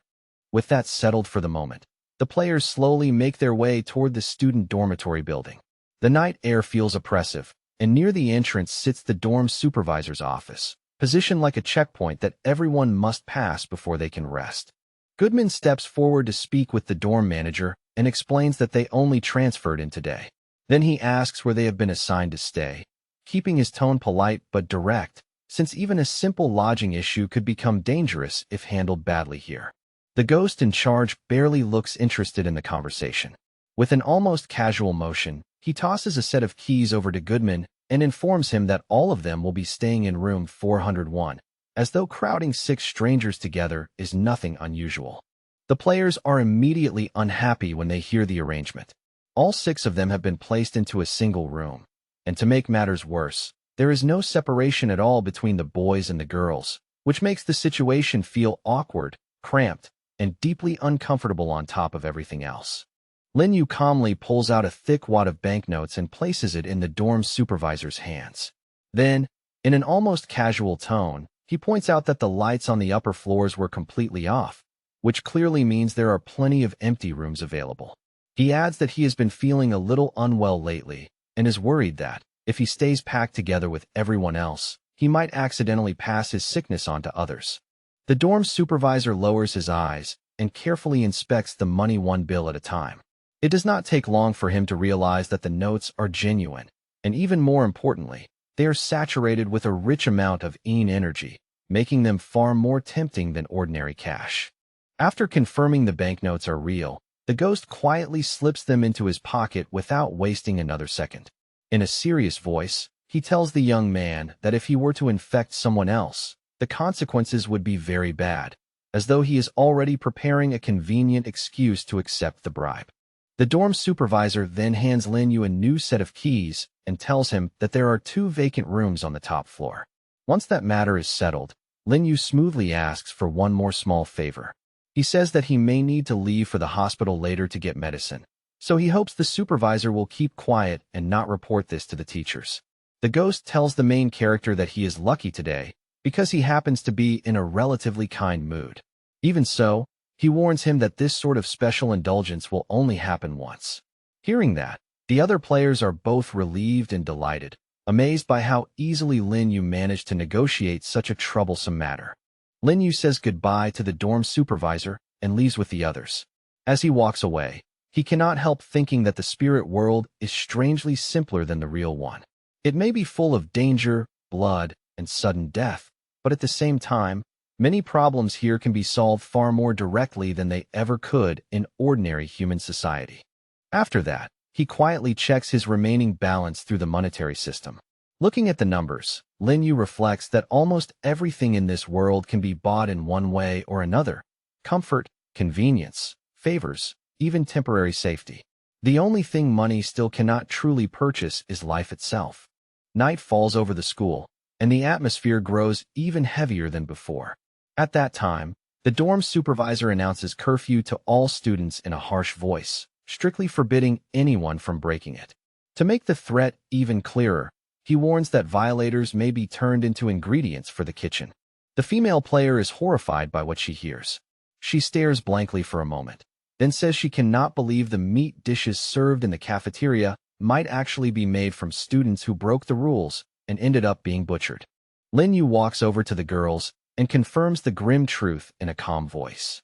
He explains that this is exactly why the cafeteria food is so heavily infused with Ein's spiritual power. The source of that energy is not natural at all, which makes the thought of eating there even more unsettling. A moment later, Goodman also enters the room, following after Lin Yu. Once everyone is gathered, the young people quietly announce that it is time to head out and begin the night's search, since waiting any longer would only waste precious time. Lin Yu activates the Pharaoh's headband and secures it for use, making himself ready for whatever may happen next. Then he looks at the frightened girl and tells her to calm down, steady her nerves, and pull herself together, because they have very little time left to act tonight. After fastening the Pharaoh's headband securely, the main character leaves the room with the female player at his side. His steps are steady and unhurried, but the pressure in the air makes it clear that this quiet descent downstairs could lead straight into danger. Lin Yu tells the members of his team that their destination tonight is the first teaching building. He keeps his voice low but firm and urges the young people to move quickly, because every extra minute they waste increases the risk of running into something they cannot handle. The players soon step into the teaching building under the cover of night. The moment they enter, the newcomers start whispering nervously about the terrifying atmosphere inside. The darkness feels thick, the silence feels wrong, and the whole place seems far more sinister after sunset. Using a map of the building, Lin Yu quickly determines the closest route to room 213. Around him, the players can feel their bodies growing tense and stiff under the eerie atmosphere pressing down from every direction, as if the building itself is quietly suffocating them. Because of that, they cannot help being surprised by how calm Lin Yu remains. While everyone else is shaken by the oppressive silence and lingering dread, he continues forward with almost unbelievable composure, as though this haunted place barely affects him at all. The young people finally arrive and step into room 213. Once inside, Lin Yu immediately tells the newcomers to spread out, examine everything carefully, and search for any clue they can find, no matter how small or insignificant it may seem. After searching for a while, the players gradually return to Lin Yu one by one. They report that they did not discover anything suspicious, strange, or particularly noteworthy inside the room, which only makes the whole mystery surrounding 213 feel even more frustrating. Lin Yu did not expect the search to go this smoothly and come up this empty. Even so, he does not let that disappointment show too much. He reminds himself that they still have 14 days left in this game, so there is still plenty of time for hidden clues and real danger to reveal themselves. At that moment, one of the girls nervously tells the main character that she needs to use the bathroom. Her voice is full of unease, and she admits that she is too scared to go alone, so she asks Lin Yu to accompany her. Lin Yu understands very clearly just how hard this kind of quest is for beginners. After a brief pause, he decides to go with her, both to keep her from getting into trouble and to make sure she does not accidentally expose the group's position through panic or carelessness. The two of them move through the empty corridor together, their footsteps sounding unnaturally loud in the stillness. As they approach the bathroom area, Lin Yu suddenly hears voices coming from behind a nearby door and immediately becomes alert. Listening more closely, he realizes that a gang of hooligans is cornering a student inside. They are threatening and harassing her, trying to extort both money and answers to test questions, clearly taking advantage of her fear and weakness. Lin Yu overhears their exchange from outside the door, and one detail instantly catches his attention. He is genuinely surprised to learn that the student being bullied actually seems to know the answers to the tests, which means she may be connected to an important clue. Inside, the frightened girl tries to defend herself in a trembling voice. She explains that she is only a poor student from the suburbs, that she wants nothing to do with people like them, and that all she wants is to be left alone in peace. Hearing enough, Lin Yu decides that the time for watching is over. Without another word, he raises his leg and kicks the bathroom door open with force, the violent sound instantly cutting through the scene and shocking everyone inside. The hooligans all turn toward the entrance in surprise, clearly not expecting anyone to interfere. Lin Yu looks at them coolly and says that the world really is a very small place, making it clear that this is not their first unpleasant meeting. The lead bully is visibly stunned by Lin Yu's sudden appearance. He can hardly believe that the main character actually dared to break curfew and wander around at night, especially after already clashing with them earlier. Recovering from his surprise, the leader of the hooligans starts striding toward Lin Yu with a dark expression. He reminds him in a threatening tone that he already warned him once not to get in their way, and clearly intends to settle the score now. Lin Yu answers them with chilling bluntness. He says he has no interest in arguing or quarreling with them at all. He intends to kill them. The next instant, he launches sharp, screw-like bursts of energy straight at the bullies without the slightest hesitation. The ghosts collapse to the floor almost immediately, dead before they can even react properly. They are only low-ranking creatures, far too weak to withstand such an attack, and against Lin Yu's power, they have no chance of resistance whatsoever. Lin Yu calmly collects the soul cores from the fallen ghosts, as if this is routine work to him now. After that, he walks over to the bullied girl and asks whether she is all right, his tone noticeably gentler than it was during the fight. The girl hurriedly thanks him for saving her and, eager to repay the favor, reveals an important piece of information. She tells him that the answer to the next test question is 096, speaking as though handing over a dangerous secret. Lin Yu is pleased by how quick-witted the ghost girl is. He praises her for being smart, then continues questioning her, asking what exactly that answer means and whether she knows anything more behind the number. The ghost girl shakes her head and admits that she only heard that answer from Hao Sunday. Beyond that, she has no idea what the number actually means, nor does she know any deeper details connected to it. Lin Yu immediately asks her to introduce him to Hao Sunday. However, the ghost girl explains that Hao Sun has been absent from class for a long time, and in her opinion, Lin Yu probably will not get a chance to see him again until the very end of the semester. The girl thanks Lin Yu once more for stepping in to help her. Then, with clear seriousness in her voice, she advises him not to get involved with Hao Sun at all, as though even mentioning that name is enough to invite danger. The young man naturally asks why she is so insistent about that warning. Lowering her voice, the ghost reveals the reason in a way that immediately changes the mood. Hao Sun is immortal. That single word leaves Lin Yu deep in thought. He falls silent, turning over the idea of immortality in a ghost world where death is already blurred and distorted, and the more he thinks about it, the more unsettling the possibility becomes. This is not the first time he has considered such a concept. In the past, he asked his own spirits about immortality, but even those ghostly beings did not seem to have any clear or complete understanding of what true immortality really means.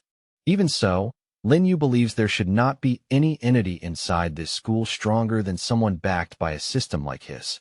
After all, this school is located on the outskirts of the ghost world, so in theory, it should not be home to truly terrifying top-level beings. The next day, the teacher coldly informs the students that there will be another test.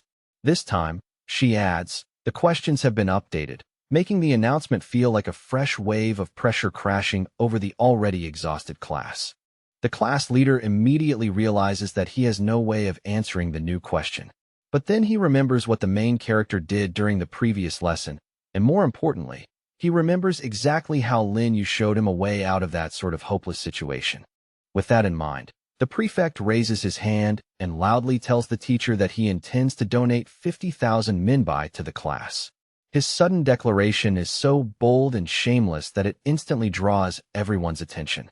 The ghost students around him are filled with admiration when they hear that amount. In their eyes, the class leader truly deserves respect, because very few students could ever rival the wealth and status of his family. Just then, Lin Yu rises from his seat as well. He walks forward, hands the teacher his paper, and calmly states that he has already completed the task, as if answering a deadly ghost test in record time is the most natural thing in the world. The teacher stares at him in disbelief. She simply cannot accept that this young man managed to answer a newly updated question in less than a minute, especially when the rest of the class is still confused and overwhelmed. The class leader immediately assumes that Lin Yu has once again handed in a blank sheet of paper. Secretly, he even hopes that this reckless act will earn Lin Yu severe punishment and put an end to the attention he keeps drawing. But the people around them soon discover that the answer on Lin Yu's test is actually correct. For a brief moment, the room falls into stunned silence, because once again, he has done something that should have been impossible. That revelation shocks everyone in the room far more than they expected. The class leader finds it completely impossible to accept, because in the entire history of the school, no one has ever been able to answer a question they had never seen before, let alone do it with such calm confidence. At that very moment, the other players rise from their seats one after another. Then, as if they had silently rehearsed it, they unanimously tell the teacher that they have also completed the test, their voices steady but filled with the strange confidence Lin Yu has given them. The female ghost students look at Lin Yu with open admiration and even a hint of affection in their eyes. They can hardly believe that someone so capable, wealthy, handsome, and unexpectedly kind has appeared in their class, especially someone willing to help others instead of just showing off. The class president can barely suppress the fury building inside him. He realizes with painful clarity that from this moment on, he is no longer the center of attention in class, nor the admired figure everyone instinctively gathers around. The players sit quietly and listen as eerie cries echo through the corridor outside. The sound is sharp, miserable, and impossible to ignore. Before long, they realize those screams are coming from students being struck with a ruler, the school's cruel punishment for failing the test. And the ruler the teacher is using is no ordinary classroom tool. It is a mid-rank weapon, something imbued with real spiritual force, which means an average human body would likely be unable to endure repeated blows from it without suffering terrible damage. The girl quietly turns her eyes toward the main character, her thoughts churning. In that instant, she fully understands that if Lin Yu had not been there to guide them, every one of the players might have died on the very first day of this terrifying quest. The bitter and dissatisfied class leader soon walks up to the main character with a dark expression. It is obvious from his face and tone that he has no intention of casual conversation. He wants a serious confrontation, and he wants answers right now. He demands to know how Lin Yu managed to learn the answer to the test. Lin Yu, however, remains calm and composed, replying that he has no obligation to reveal that information and has no intention of explaining his methods to him. The headman, irritated beyond restraint, slams his palm hard against the table.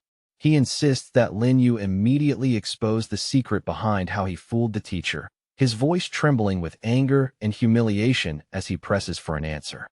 Lin Yu does not back down in the slightest.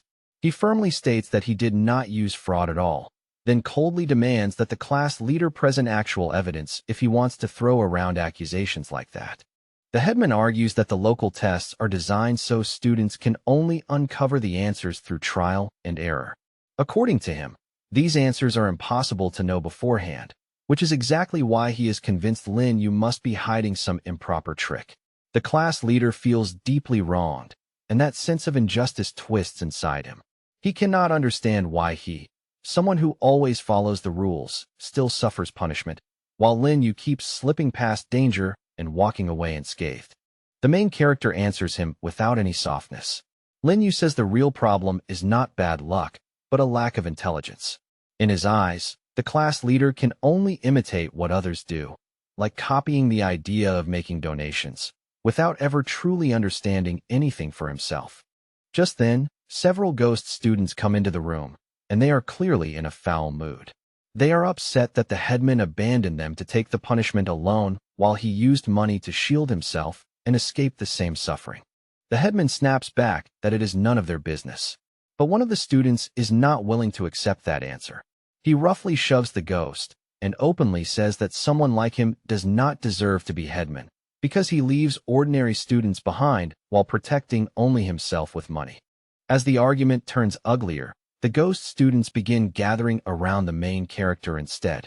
They crowd closer with hopeful looks, clearly wanting to get the test answers from Lin Yu, since he has already proven that he can do what no one else seems able to manage. The main character agrees to help them, saying that students should support each other, especially in a place as cruel as this school. The ghosts immediately thank him with visible gratitude and promise that if they ever get useful answers in the future, they will gladly share them with him as well. The class leader grows even more displeased when he sees how quickly the students have shifted to Lin Yu's side. The speed of that change makes the loss of his authority feel even more humiliating, as if everything he built has collapsed in a single moment. One of the ghost students turns directly toward the headman and speaks without any respect.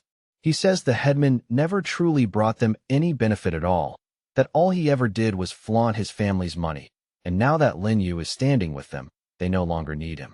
Another ghost student asks the protagonist not to share the answers with the class president.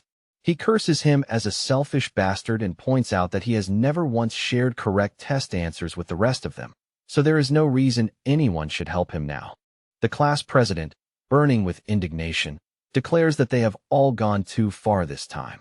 In a furious voice, he threatens to go straight to the teacher and report everything immediately, as though that is the only authority he still has left. The ghosts around Lin Yu quickly warn him that this could become a serious problem.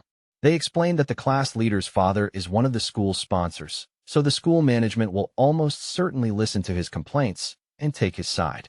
Hearing that, Lin Yu cannot help reflecting that even in the spirit world, things are not so different after all.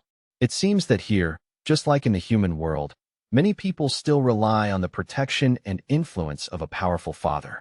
Not long after, the main character and the teacher are brought to the office of the head of the teacher's council. The atmosphere in the room is tense and stale as they wait for him to finish his phone call, both of them standing there while the conversation drags on. At last, the head of the teacher's council ends the call. In a firm and flattering tone, he promises the person on the other end that he will take all necessary measures and punish those responsible very soon, clearly eager to reassure whoever holds influence over him. Inwardly, the head of the teacher's council knows very well that dealing with sponsors is more troublesome than dealing with the school director himself. He thinks bitterly that if this issue is not handled the right way, there is a real chance he could lose his position altogether. The head of the teacher's council, Guanga, slowly turns his gaze toward the main character and studies him from head to toe. With obvious annoyance, he remarks that Lin Yu has not even been at the school for long, yet he has already managed to become a serious headache.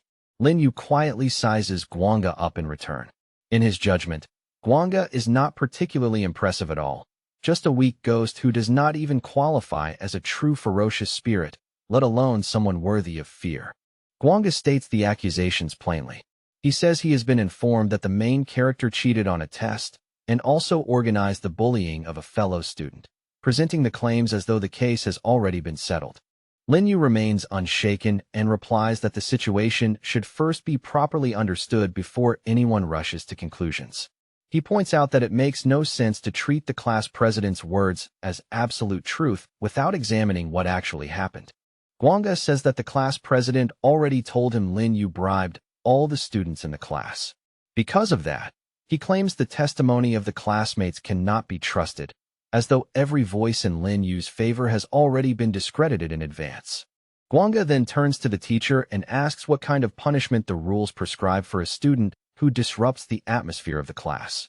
His voice is cold and deliberate, clearly guiding the situation toward the answer he wants. The teacher does not immediately go along with him. She says that it is not right to believe only one side of the story and insists that they should first confirm whether the student truly violated discipline before deciding on any punishment. Guanga instantly turns on the teacher in anger, clearly infuriated that she would dare question the claims made by the son of an influential sponsor.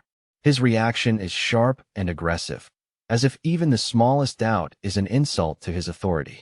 With a sneer, Guanga asks the teacher whether she is tired of working at the school.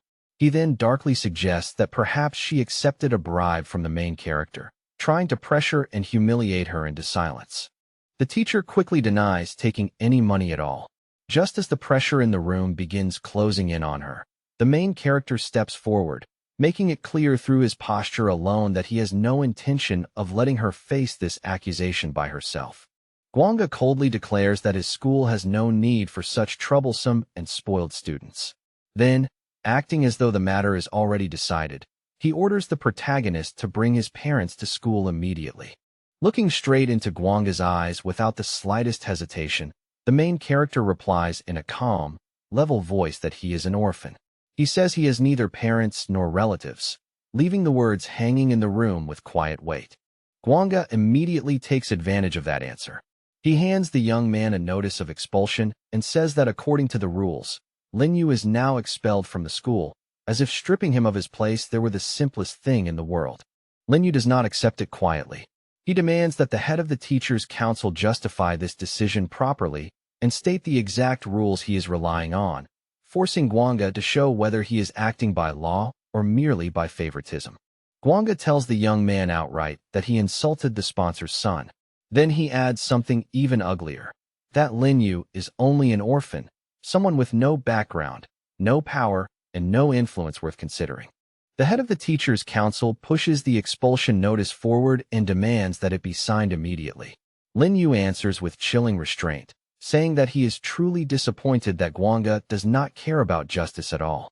Linyu then informs Gwanga that he has left him with no other choice. As he calls forth the ghost Du, Gwanga's face changes instantly, because a terrifying and powerful energy field suddenly erupts around the young man and fills the room with oppressive force. A moment later, Du appears directly behind Linyu. His form rapidly expands, growing larger and larger until his enormous body reaches the ceiling, turning the office into a cramped and suffocating space under the weight of his presence.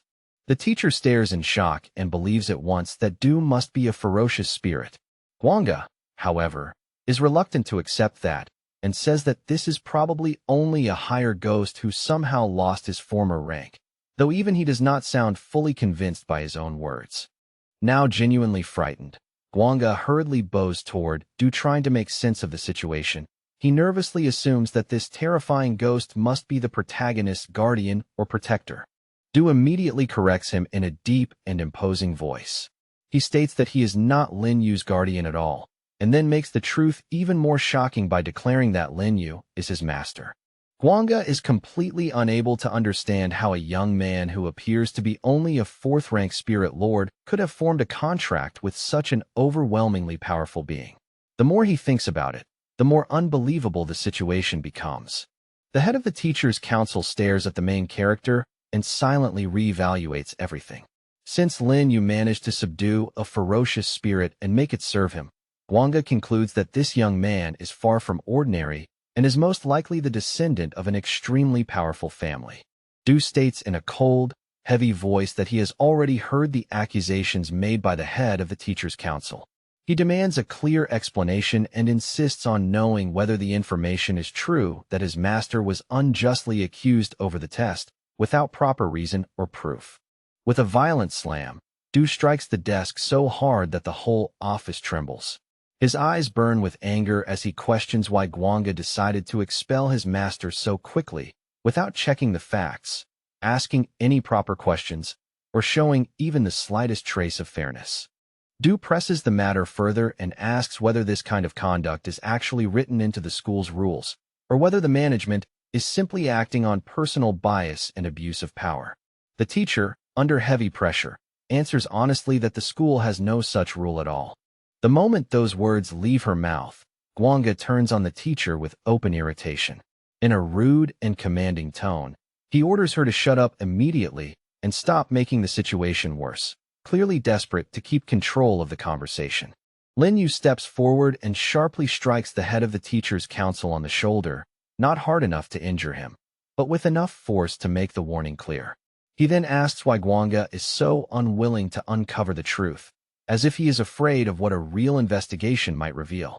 Under that crushing pressure, Gwanga hurriedly promises to launch an internal investigation right away. Linyu, however, shows no faith in him at all. He says plainly that a corrupt chairman like Gwanga cannot be trusted to carry out any investigation fairly or honestly. Lin Yu then gives a direct order for the school leadership to be brought there at once.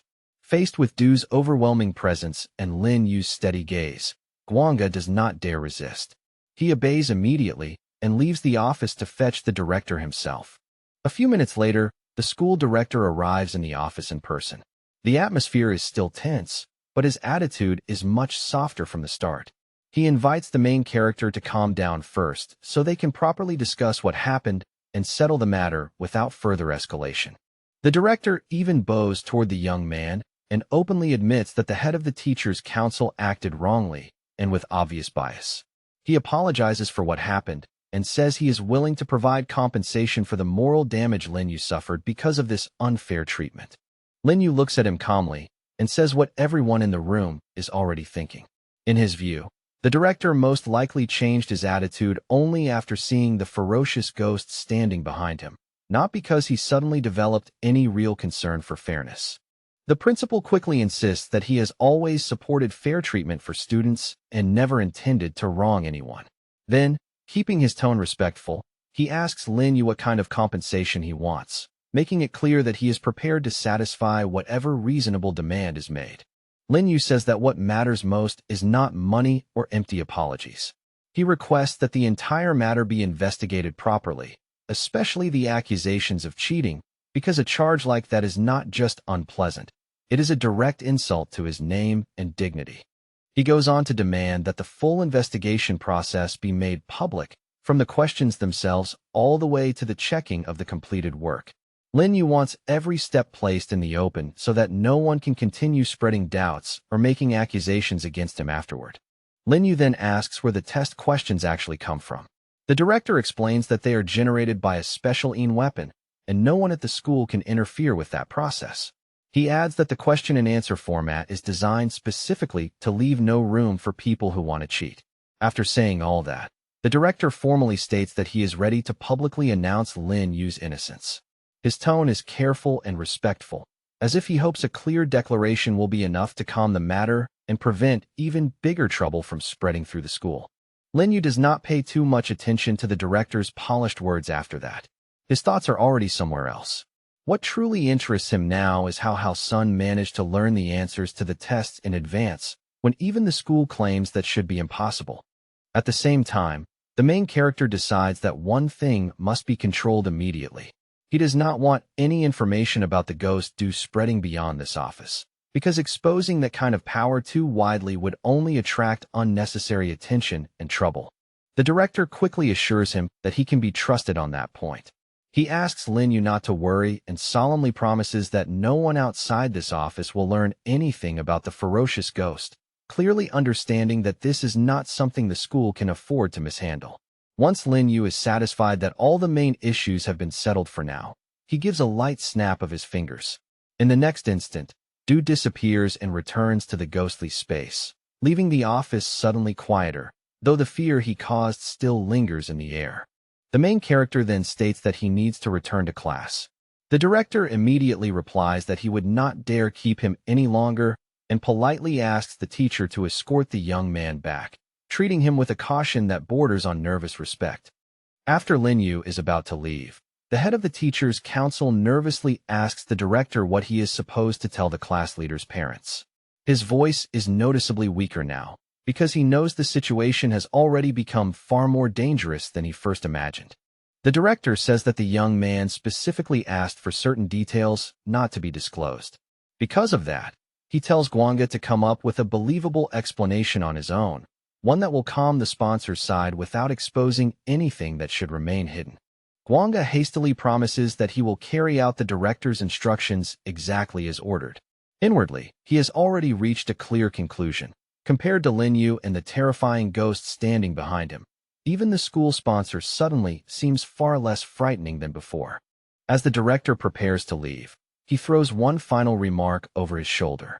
He coldly informs the head of the teacher's council that Guanga can forget about any promotion this year, making it painfully clear that this mistake has already cost him dearly. The director continues without softening his tone at all.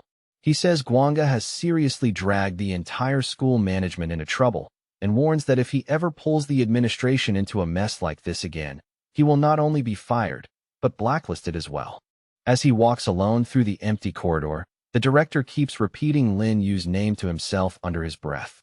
The ghost realizes he has never heard of such a student before, which leads him to conclude that the boy must have come from far away, perhaps even from the central zone. The more he thinks about it, the more convinced he becomes that Lin Yu is at the school for some secret mission. He then recalls once again that the list of questions had been updated, and yet the main character still wrote down the correct answer without hesitation. That detail troubles him deeply, because it suggests that Lin Yu knows something far beyond what an ordinary student ever should. Meanwhile, the teacher escorts Lin Yu back toward the classroom. As they walk together through the corridor, the main character feels that this is the perfect moment to ask for the information he actually needs, while the atmosphere is still relatively calm and private. The teacher admits that she already suspected Lin Yu was no ordinary student. Even so, she truly did not expect that he would turn out to be a fourth-rank spirit lord who had formed a contract with a ferocious spirit. The shock of that revelation still has not fully faded from her face. Lin Yu sincerely apologizes to the teacher for all the trouble, pressure, and misunderstanding his presence has caused her.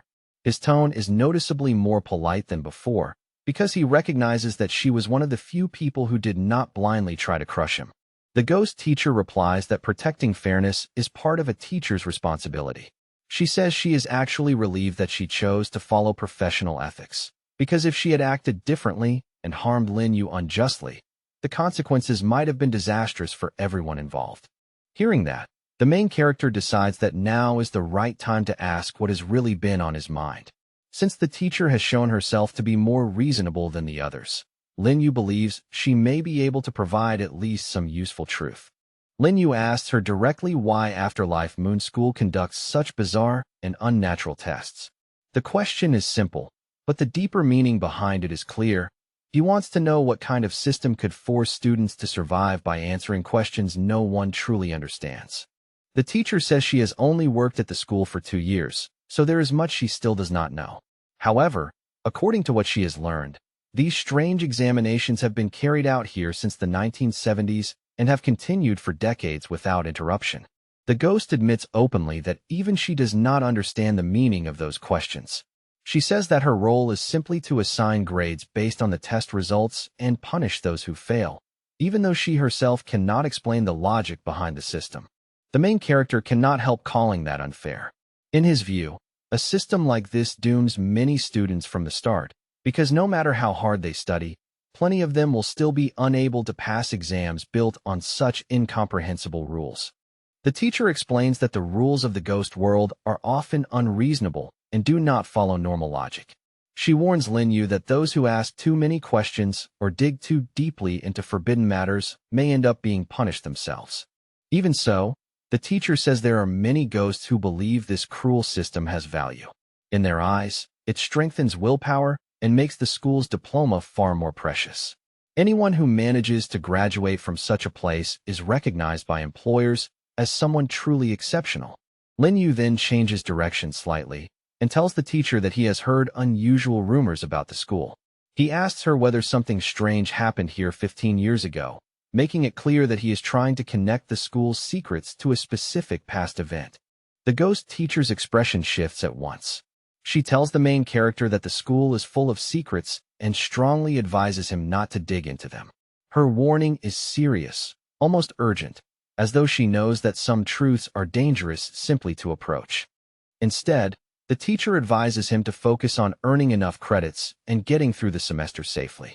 Lin Yu replies that he only transferred recently and has no first semester grades at all, which means the final scoring will be unfairly stacked against him from the very beginning. To make sure he can earn the points he needs, Lin Yu asks the teacher to provide him with the answers each time the question list is updated. As he says this, he places a thick wad of banknotes into her hands, making his request as direct and practical as possible. The teacher looks down at the huge amount of money and is clearly shaken by it. After a brief pause, she says that doing something like this would be against the rules, even if the offer in front of her is large enough to tempt almost anyone. Lin Yu, however, has already thought through the loophole. He says they do not have to call it cheating at all. Instead, they can treat it as familiarization with the material before testing or simply as payment for extra one-on-one lessons outside normal class time. The teacher cannot hide her amazement at how capable and quick-witted this student is. In her eyes, Lin Yu is unlike anyone she has ever taught before, and she becomes convinced that after graduation, someone like him will have an extremely successful future. When Lin Yu finally steps back into the classroom, the other players greet him with obvious relief and excitement. They gather around at once, eager to know how everything went and whether the trouble in the office was resolved successfully. The class president, on the other hand, is stunned to see Lin Yu return without a scratch. He cannot understand how the young man has escaped trouble yet again, and he immediately prepares to remind everyone just how powerful his father is, as if that alone can restore his pride. Goodman takes one look at the satisfied expression on the protagonist's face and understands the outcome right away. Without needing much explanation, he realizes that the problem has already been handled cleanly and that Lin Yu came out of it with the upper hand once again. Lin Yu walks toward the door and casually tells the players that he plans to celebrate passing the test that evening. His tone is light, but it instantly lifts the mood around him, because after everything that has happened, even a small reason to celebrate feels precious. Before he can leave, the class leader steps in front of him and blocks his path. Unable to hold back any longer, he asks how Lin Yu managed to avoid trouble this time, his voice carrying a mix of suspicion, frustration, and wounded pride. Lin Yu explains calmly that the reason is simple. He never did anything wrong in the first place. Aside from that, he says the school's management is surprisingly fair and strict, at least on the surface, and that is exactly why no one has been able to find an excuse to punish him. With the other players following beside him, Lin Yu walks down the long school corridor at an unhurried pace. Along the way, the ghost students greet the young group with bright, cheerful smiles, creating a strangely warm scene that feels unsettling and welcoming at the same time. At that moment, the young man understands something even more clearly. There is no real justice in the world of spirits. Even inside a school, a place that is supposed to teach order and values, the same cruel rule still dominates. Only the strong get to decide what is right. Lin Yu stands alone in the schoolyard beneath a blood-red sky that seems to press down on everything around him. Looking at that eerie scene, he quietly realizes that every obstacle he overcomes makes him stronger, sharper, and one step closer to the goal he refuses to let go of. The protagonist carefully sorts through every scattered clue he has collected so far, not willing to overlook even the smallest detail.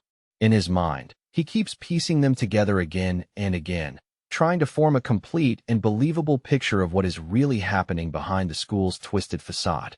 After a brief pause, Lin Yu turns around and heads firmly toward the school building without the slightest hesitation. He has already made up his mind. Tonight, he is going to search the administrative building himself and uncover whatever has been hidden there. Night falls quietly over the campus, and under the cover of darkness, a group of players carefully slips into the administrative building. Once inside, Lin Yu lowers his voice and suggests that they check the archives first, since that is the most likely place to hide the truth. The archives contain records on every employee and every student who has ever passed through the school. If they can get access to that information, their investigation will become much easier, and the scattered mysteries they have been chasing may finally begin to connect. The protagonist is determined to find the personal file of a student named Hao Sun no matter what it takes. He has a strong feeling that this student is one of the keys to the whole mystery, and that following this lead may finally bring them much closer to an answer. As the players continue their careful search through the archive room, Lin Yu reminds everyone in a low but firm voice to report anything unusual immediately. No matter how small a clue may seem, he does not want a single useful detail to be missed. Before long, Lin Yu finds a document listing revisions made to the student rules, and beside each entry are corresponding student numbers. The discovery instantly catches his attention, because it looks like exactly the kind of record that might connect the school's strange tests to its buried secrets. A flash of excitement crosses his face as he quickly calls the others over and tells them that he found a reference to Hao Sunday. His tone is controlled, but the satisfaction in his voice makes it obvious that this clue is far more important than it first appears. The protagonist soon learns that Hao Sun entered the school 50 years ago, which already makes the matter feel suspiciously old and deeply buried. But what troubles him even more is that the student number in the record does not match the number that appeared in the test answer. One of the players nervously tells him that the page containing the number they need is missing.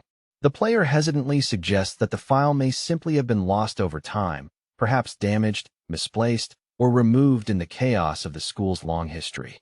The protagonist rejects that explanation immediately and without hesitation.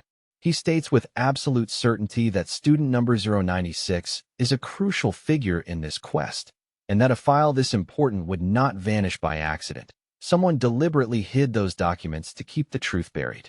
He then recalls that 15 years ago, a series of mysterious events took place at this school. Whatever happened back then did not just leave a scar. It completely changed the school into the sinister and unnatural place it is now. The protagonist tells the other players that the game clearly wants them to uncover the full truth step by step, and that the so-called tests are really hints disguised as trials. Just as he is explaining his thoughts, a girl suddenly cuts him off and says she has found something important. She quickly picks up the letter and hands it over to the protagonist, urging him to read it right away. In her opinion, this discovery is not some random scrap of paper at all. It could very well be the breakthrough they have been waiting for. After looking it over, the protagonist immediately realizes that the certificate of honor belongs to student number 096. That single conclusion makes the atmosphere shift at once, because it means the missing student was once publicly recognized rather than forgotten. Just then, the front doors suddenly creak open in the silence, and the players hear footsteps coming closer from outside. The sound echoes sharply through the archive, instantly turning the tense investigation into a dangerous situation. Linyu reacts at once and orders everyone to split up and hide in different corners of the archive. His voice is low and urgent, making it clear that they cannot afford to be discovered here, especially not while searching through restricted records. Principal Meng Wu enters the archive late at night, clearly suspicious after hearing movement inside. The hidden students cannot help wondering what could have drawn him to the archives at such an hour, since this place is so deserted that it is rarely visited even during the day. Lin Yu quickly realizes that Principal Meng Wu possesses the rank of a fierce ghost, which makes the situation even more dangerous. If things go wrong and a fight breaks out, it will not be a simple confrontation they can casually handle. The newer players immediately begin to panic, their nerves showing on their faces. Seeing that fear spread, the protagonist calmly reaches into his virtual storage and takes out a magical mask, an item capable of completely altering his appearance in an instant. Lin Yu steps out from the shadows and openly reveals himself, drawing Principal Meng Wu's attention at once. The principal stares at him and sharply asks what he is doing here in the archive at such a late hour. Thanks to the power of the magical mask, the protagonist has already changed his face so thoroughly that he is impossible to recognize. His appearance, aura, and overall presence have all shifted, making the disguise feel frighteningly real. When Principal Meng Wu sees what appears to be a manager standing before him, he is visibly surprised. With suspicion mixed with confusion, he asks why a manager would be in the archive so late in the night. The magical mask allows Lin Yu to alter his appearance with incredible precision and realism. The disguise is so convincing that even high-ranking ghosts can be fooled by it, leaving them with no reason to doubt what they see. Principal Meng Wu explains that he was worried about the safety of the final exam test assignments, so he came to inspect the archive personally. Judging from his tone, he truly wants to make sure nothing has been tampered with before the exams begin. Still disguised as a manager, Lin Yu casually pats Principal Meng Wu on the shoulder in a friendly, reassuring way. He even praises him for being so responsible and vigilant, speaking naturally enough to make the conversation sound completely ordinary. He smoothly assures the principal that everything is already under control and that there is no need to keep worrying. Then he advises him to go back and rest, saying all the necessary inspections have already been completed, while the hidden players quietly peek out from behind the shelves of personal files. After the danger finally passes, Lin Yu lets out a long breath of relief and says it is time to find office number 213. His words are calm, but everyone can feel that the next clue will likely lead them much deeper into the truth. Lin Yu tells the players that, Based on everything they have gathered so far, they can already sketch out a rough picture of what happened. 15 years ago, student number 096 died in room 213, and after saying this, he turns to the second group and asks whether they found anything useful. The girl answers that they thoroughly searched the third educational building from top to bottom. Unfortunately, despite checking carefully and not daring to overlook anything, they still failed to find even a single clue worth reporting. One of the players, feeling encouraged by their progress, says that the information they have already uncovered should be enough to clear this level of the game. To him, they have found more than enough to move forward without taking additional risks. Linyu, however, does not share that easy confidence. He firmly tells them that this is no time to feel proud just because they have managed to push the story forward, because much greater dangers and far harder trials are still waiting ahead. The protagonist then reminds everyone that the past 2 days have been especially exhausting for all of them. Since they have already been under constant pressure, he tells the young players to get proper rest first and recover their strength before facing the next round of tests. The girl asks him whether they are still going out for reconnaissance that same night. Linyu answers no, explaining that he has other personal business he must deal with first, and that it is something important enough that it cannot be put off any longer. The players immediately grow worried about him. They remind him that they still have a full schedule of classes tomorrow, and if the teacher notices that he is absent, it could easily create trouble for all of them. Linyu tells them not to worry, saying that the matter with the teacher has already been taken care of. He speaks with complete confidence, assuring them that she will not question his absence or make an issue out of it. The players are left speechless with admiration at how effortlessly the protagonist seems to handle every problem. To them, even fierce ghosts who once looked completely unbeatable somehow become manageable the moment Linyu steps in. The ghost teacher hands Linyu a formal leave note and tells him that she can only excuse him for 1 day. She also mentions that the list of test questions has been updated once again, making her tone sound unusually serious. Linyu is clearly surprised to hear that, because such frequent updates have never happened in recent years and feel extremely abnormal to him. Before letting him go, the teacher sternly reminds him that he must return on time and must not forget the extra tasks he is still required to complete. Linyu begins to suspect that these unusually frequent question updates are connected to his own involvement in the game. The more he thinks about it, the more convinced he becomes that the tests are hiding some major secret beneath their surface. After thinking it through, the protagonist decides that he must further increase his strength. In his view, becoming stronger is the only real way to survive this game, push through its dangers, and uncover every secret it has been hiding. Linyu walks alone down a deserted city street, his footsteps echoing softly in the empty night as he thinks through his next move. While planning ahead, he calls Secretary Bai and asks whether she has found the information he requested earlier. Secretary Bai reports that over the past few days, she has been thoroughly investigating the town's real estate market.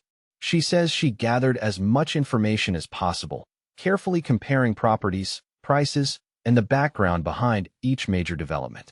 From her report, the young man learns that the most sought-after residential complex in the city is called Sunset of the Soul. It stands in one of the most exclusive districts and is especially popular among the town's wealthy and powerful residents. The information also reveals that the construction of this residential complex was sponsored by one of the parents of a student from the school.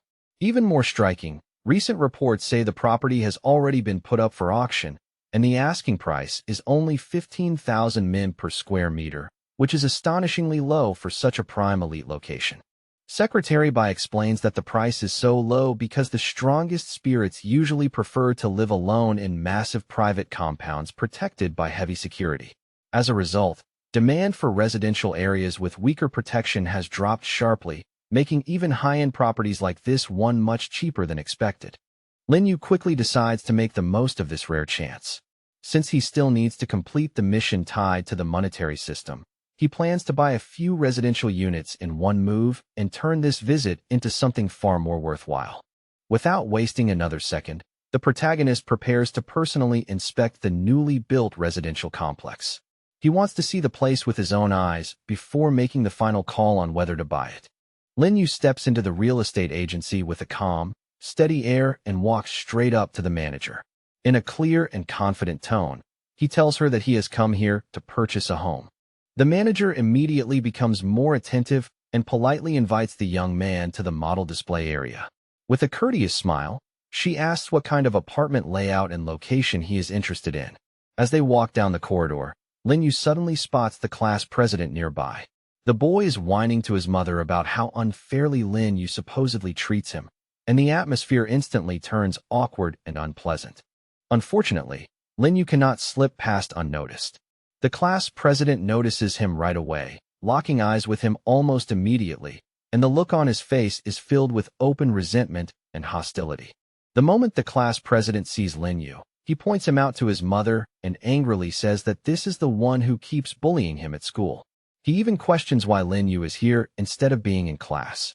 Hearing that, the class president's mother flies into a rage. She turns on the agency manager and harshly scolds her, blaming her for even allowing Lin Yu to enter a place like this. The manager keeps her composure and explains that Lin Yu is here because he intends to buy a home. That answer shocks the class president's mother, who clearly sees him as nothing more than a petty liar and cannot believe he could afford a serious purchase. Lin Yu listens quietly to every insult and accusation thrown at him. Even in the face of such open hostility, he stays calm, says nothing unnecessary, and refuses to let their attitude shake him. Still furious, the class president's mother calls for security and demands that Lin Yu be thrown out of the agency at once. It is obvious that she is trying to show off her power and make everyone present see how influential she thinks she is. Soon, two ghosts enter the room. One of them steps forward and announces that he is the developer responsible for this residential complex, immediately changing the tone of the confrontation. The class president quickly runs over to one of the ghosts and calls him Dad. Then he points at Lin Yu and complains that the person who always humiliates and provokes him is standing right there in the room. The developer introduces himself as Gun. Remaining unexpectedly calm, he says that he has no interest in getting involved in anyone's personal grudges. As long as Lin Yu is a customer here, he will not allow anyone to throw him out onto the street. The class president refuses to let it go and keeps urging Gun not to trust Lin Yu. He insists again and again that Lin Yu is only here to deceive people and should not be taken seriously. The class president's father clearly doubts that Lin Yu has the means to buy property. In his view, a mere fourth-rank spirit lord could never afford such a place. So he turns to the manager and asks what kind of car Lin Yu arrived in. Lin Yu answers without the slightest embarrassment that he came to the agency on foot. He sees nothing wrong with that at all, and plainly states that the way someone arrives has nothing to do with whether they can complete a deal. The class president's father then begins speaking in a lofty tone about how anyone purchasing real estate should first prove that they are financially qualified. To him, solvency must be confirmed before any transaction can move forward. With visible irritation in his voice, the ghost directly demands that Lin Yu show proof of his financial strength. His tone is sharp and aggressive, making it clear that this is less about procedure and more about humiliation. Gun is immediately displeased by the class president's father's behavior. According to the rules and charter governing the agency, checking a client's accounts is not a mandatory step, so he clearly sees this demand as overstepping. He tells the other ghost to show some understanding and stop making things difficult for the young man. His words are controlled, but his annoyance is obvious beneath the surface. The other ghosts object at once. They say Gun is being far too soft-hearted and remind him that in the spirit world, ordinary people are viewed as no better than insects. Yibai quietly informs Lin Yu that this twisted way of thinking is normal for a family like theirs. The class president looks at Lin Yu with open contempt and tells him that if he does not actually have money, then he should stop wasting everyone's time and leave the agency immediately. Lin Yu finally responds in an even voice. He says that if they insist on seeing proof of his financial solvency, then that is easy enough to provide, and he has no problem showing it. The protagonist immediately turns to the monetary system and requests that it generate 15 million. A moment later, he reveals the money before the ghosts gathered around him, letting the sight speak louder than any argument. Because the class president's eyesight is poor, he completely misjudges what he is seeing. To him, it looks like Lin Yu is holding no more than 50,000 in his hands. Unlike him, the other ghosts can see the truth clearly. What Lin Yu is holding is not some small amount at all, but a truly massive sum that instantly changes the mood in the room. Lin Yu calmly invites the class president to come closer and take a proper look for himself. His tone is relaxed, almost casual, as if he already knows exactly how this will end. The class president steps closer in disbelief, but the moment he sees the money clearly, his expression changes. He is stunned to realize that Lin Yu really does have enough in hand to buy an apartment. After seeing the money with his own eyes, Gun's remaining doubts disappear. What shocks him the most are the million-value bills, which are far beyond what most people would ever casually carry. Gun studies Lin Yu much more carefully now. The longer he looks, the more certain he becomes that this young man must have powerful backing and forces behind him that are not visible on the surface. The class president's mother also realizes what this amount of money means. In her eyes, it is enough to solve every problem their family is facing, and greed begins to rise in her heart almost immediately. The class president's father understands something even more important. This money is protected under the rules of the Bank of Heaven and Earth, which means he cannot simply kill Lin Yu and seize it by force, no matter how tempted he may be. A sudden shift comes over the class president's father. Energy gathers around his hand, and without warning, he swings it and strikes his own son in front of everyone. The class president crashes to the ground with a heavy thud. Standing over him, his father coldly orders him to apologize to Lin Yu immediately, leaving no room for resistance. Terrified, the class president trembles all over. In a weak, pitiful voice, he hurriedly begs Lin Yu for forgiveness, no longer showing even a trace of the arrogance he had before. Seeing this, Lin Yu immediately understands what kind of person the ghost really is. For the sake of money, he is willing to throw away all dignity and even force his own son to humiliate himself without hesitation. Lin Yu does not care to drag out this ugly family drama any longer. He calmly suggests that they put aside their personal quarrels and stop wasting time so they can get straight to the real matter at hand. The class president's father instantly changes his tone and attitude.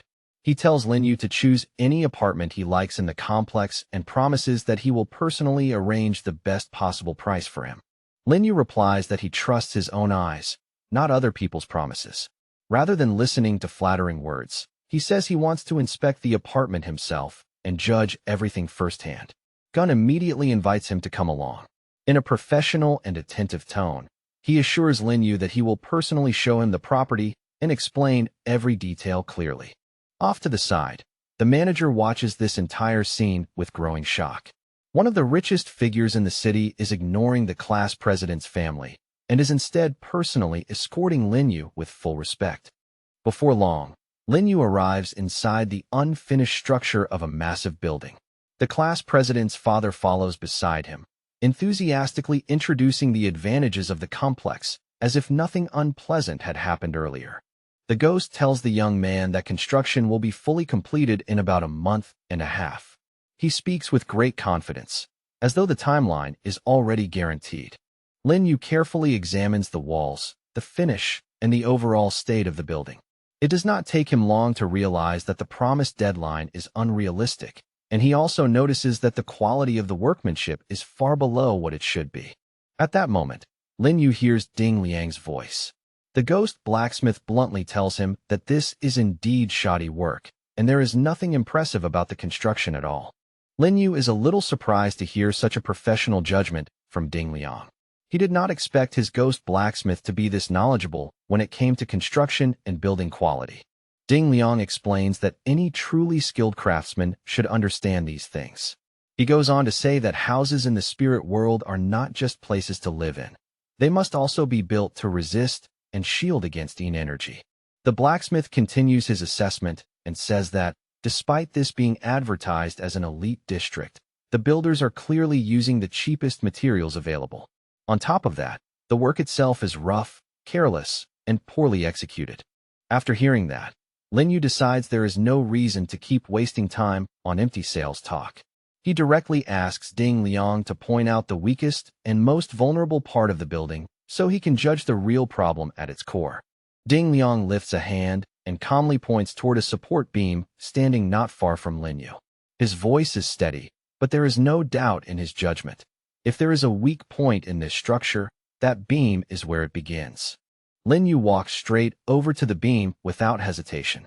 After stopping in front of it, he gathers a small amount of energy in his hand and releases a controlled strike near the structure, testing it with frightening precision. The result is immediate. Sharp cracks spread across the entire floor in an instant, racing outward like a spiderweb, and the whole level starts trembling violently. The surrounding ghosts are stunned and cannot understand what is happening so suddenly. Below them, the builders see the unfinished structure starting to give way and panic at once. Faces filled with horror, they scatter in all directions, fleeing desperately as the building begins to collapse piece by piece. The ghosts nearby react just as fast and rush toward the exit in alarm. Gun immediately shouts at Lin Yu, ordering him to leave the room at once before the situation becomes even more dangerous. At that very moment, a massive chunk of concrete wall breaks loose and hurtles towards Secretary Bai. Everything happens too fast, and the girl has no time to dodge or leap out of the way. Lin Yu instantly rushes toward her without a second thought and activates his magic cards. The artifact responds at once, creating a protective barrier around the two of them and sealing them inside a field of energy. By then, the unfinished building has already suffered critical structural damage. The entire house groans under the strain, and with a series of violent tremors, it continues collapsing more and more with every passing second. Gun and the class president's father manage to escape out onto the street in time. Once outside, both of them look back toward the wreckage, hoping that Lin Yu somehow survived the collapse alive. A few minutes later, Lin Yu emerges from behind the broken remains of the structure. He steps out steadily through the dust and rubble, carrying Secretary Bai in his arms as if the disaster had not touched him at all. At that sight, Gun immediately understands that Lin Yu's true strength is far above the level of a mere fourth-rank ghost lord. Even a fierce and seasoned ghost would struggle to come through a collapse like that without injury. Yet Lin Yu stands there completely unharmed. Lin Yu does not hide his anger this time. Looking directly at the developer, he voices his dissatisfaction with the housing project, openly criticizing the poor construction quality and pointing out flaw after flaw without holding back. Gun turns at once to the class president's father and demands an explanation. Since that ghost is the one responsible for overseeing this part of the project, Gun asks why such serious construction quality problems were allowed to happen. Clearly flustered and beginning to panic, the ghost asks for a few minutes to investigate. He says he will find the construction foreman right away and get clear answers about what caused the disaster. Realizing just how serious the matter has become and unwilling to further offend the two young people, Gun sincerely apologizes to Lin Yu and Secretary Bai. His tone is much heavier now, stripped of the earlier confidence. Lin Yu, still calm and composed, says that something like this is not enough to frighten him. Even so, he bluntly questions whether the developer truly chose reliable contractors for a project this important and costly. Gun shoots an angry look toward the class president's father, his patience now clearly gone. He promises that everyone responsible will be punished and that every hidden problem and visible defect will be corrected as quickly as possible. By carefully observing everything, Secretary Bai realizes that Lin Yu destroyed the building on purpose. Quietly shocked, she begins trying to figure out what exactly he is planning and what his real goal might be from this point on. Meanwhile, the construction foreman arrives with an engineering tool and begins examining the remaining materials. He carefully checks the strength and condition of the building components, trying to determine the real reason the structure failed. After some time, the foreman reports his findings. He says the floor slab materials were poor in quality, which caused an uneven load-bearing problem and ultimately led to the collapse. Hearing this, the class president's father acts outraged and loudly condemns the builder's so-called incompetence. He immediately orders that the issue be fixed without delay and threatens the workers on the spot. If they fail to correct the problem, he says, then they should forget about receiving any wages at all. One of the workers can no longer endure such unfair accusations and steps forward to speak. He says the builders are not responsible for the bad materials, because the suppliers were personally chosen and appointed by the class president's father himself. The foreman adds another ugly truth to the scene. He He states that the workers have not been paid for more than 2 months and demands that the outstanding wages be settled immediately before anyone dares to blame the builders further. Instead of answering properly, the ghost rudely insults the workers and accuses them of being careless, useless, and unprofessional. Gun cuts in at once, stopping him from pushing the blame onto others, and demands a direct explanation about where the materials came from and what quality they really were. The class president's father hurriedly tries to calm the developer down. He explains that he is only facing temporary financial difficulties and claims that he fully expects to resolve the money problem in the near future. Gun refuses to tolerate such negligence any longer. He states firmly that he will not pay for poor quality work and insists that every construction standard must be followed strictly. Even then, the class president's father still barks at the workers, ordering them to resume work according to standards or they will not get a single coin. One worker finally snaps and calls the ghost exactly what he is, a liar and a cheat. He refuses to continue working another moment and demands immediate payment of the debt owed for the last 2 months, even threatening to expose the whole truth if necessary. The ghost is enraged by such defiance. In his eyes, a subordinate of such low rank should never dare speak to him in that tone, let alone openly challenge him and make demands in front of everyone. The worker glares back and says he has nothing left to lose anyway. In a burst of anger, he throws a measuring tool straight at the class president's father, no longer caring about the consequences. The construction foreman then declares loudly that the truth will not stay hidden for long. Soon, he says, everyone in the city will know that this so-called elite complex is nothing more than a group of crumbling buildings made with terrible materials. Hearing that, the class president's father immediately panics inside. Afraid that the scandal will spread, he decides the only way to keep control is to silence the builders forever so he can continue deceiving future buyers. In his twisted thinking, killing the foreman becomes the perfect solution. If the witness dies, the truth dies with him, and even these near ruins can still be sold to unsuspecting customers. He strikes at the construction foreman without hesitation, only to suddenly realize that Lin Yu has already raised a powerful protective energy barrier around the ghost. The ghost immediately turns his fury on Lin Yu and accuses him of being involved in everything that happened. He demands 50 million in compensation and threatens violence if Lin Yu dares to reveal any of this to the outside world.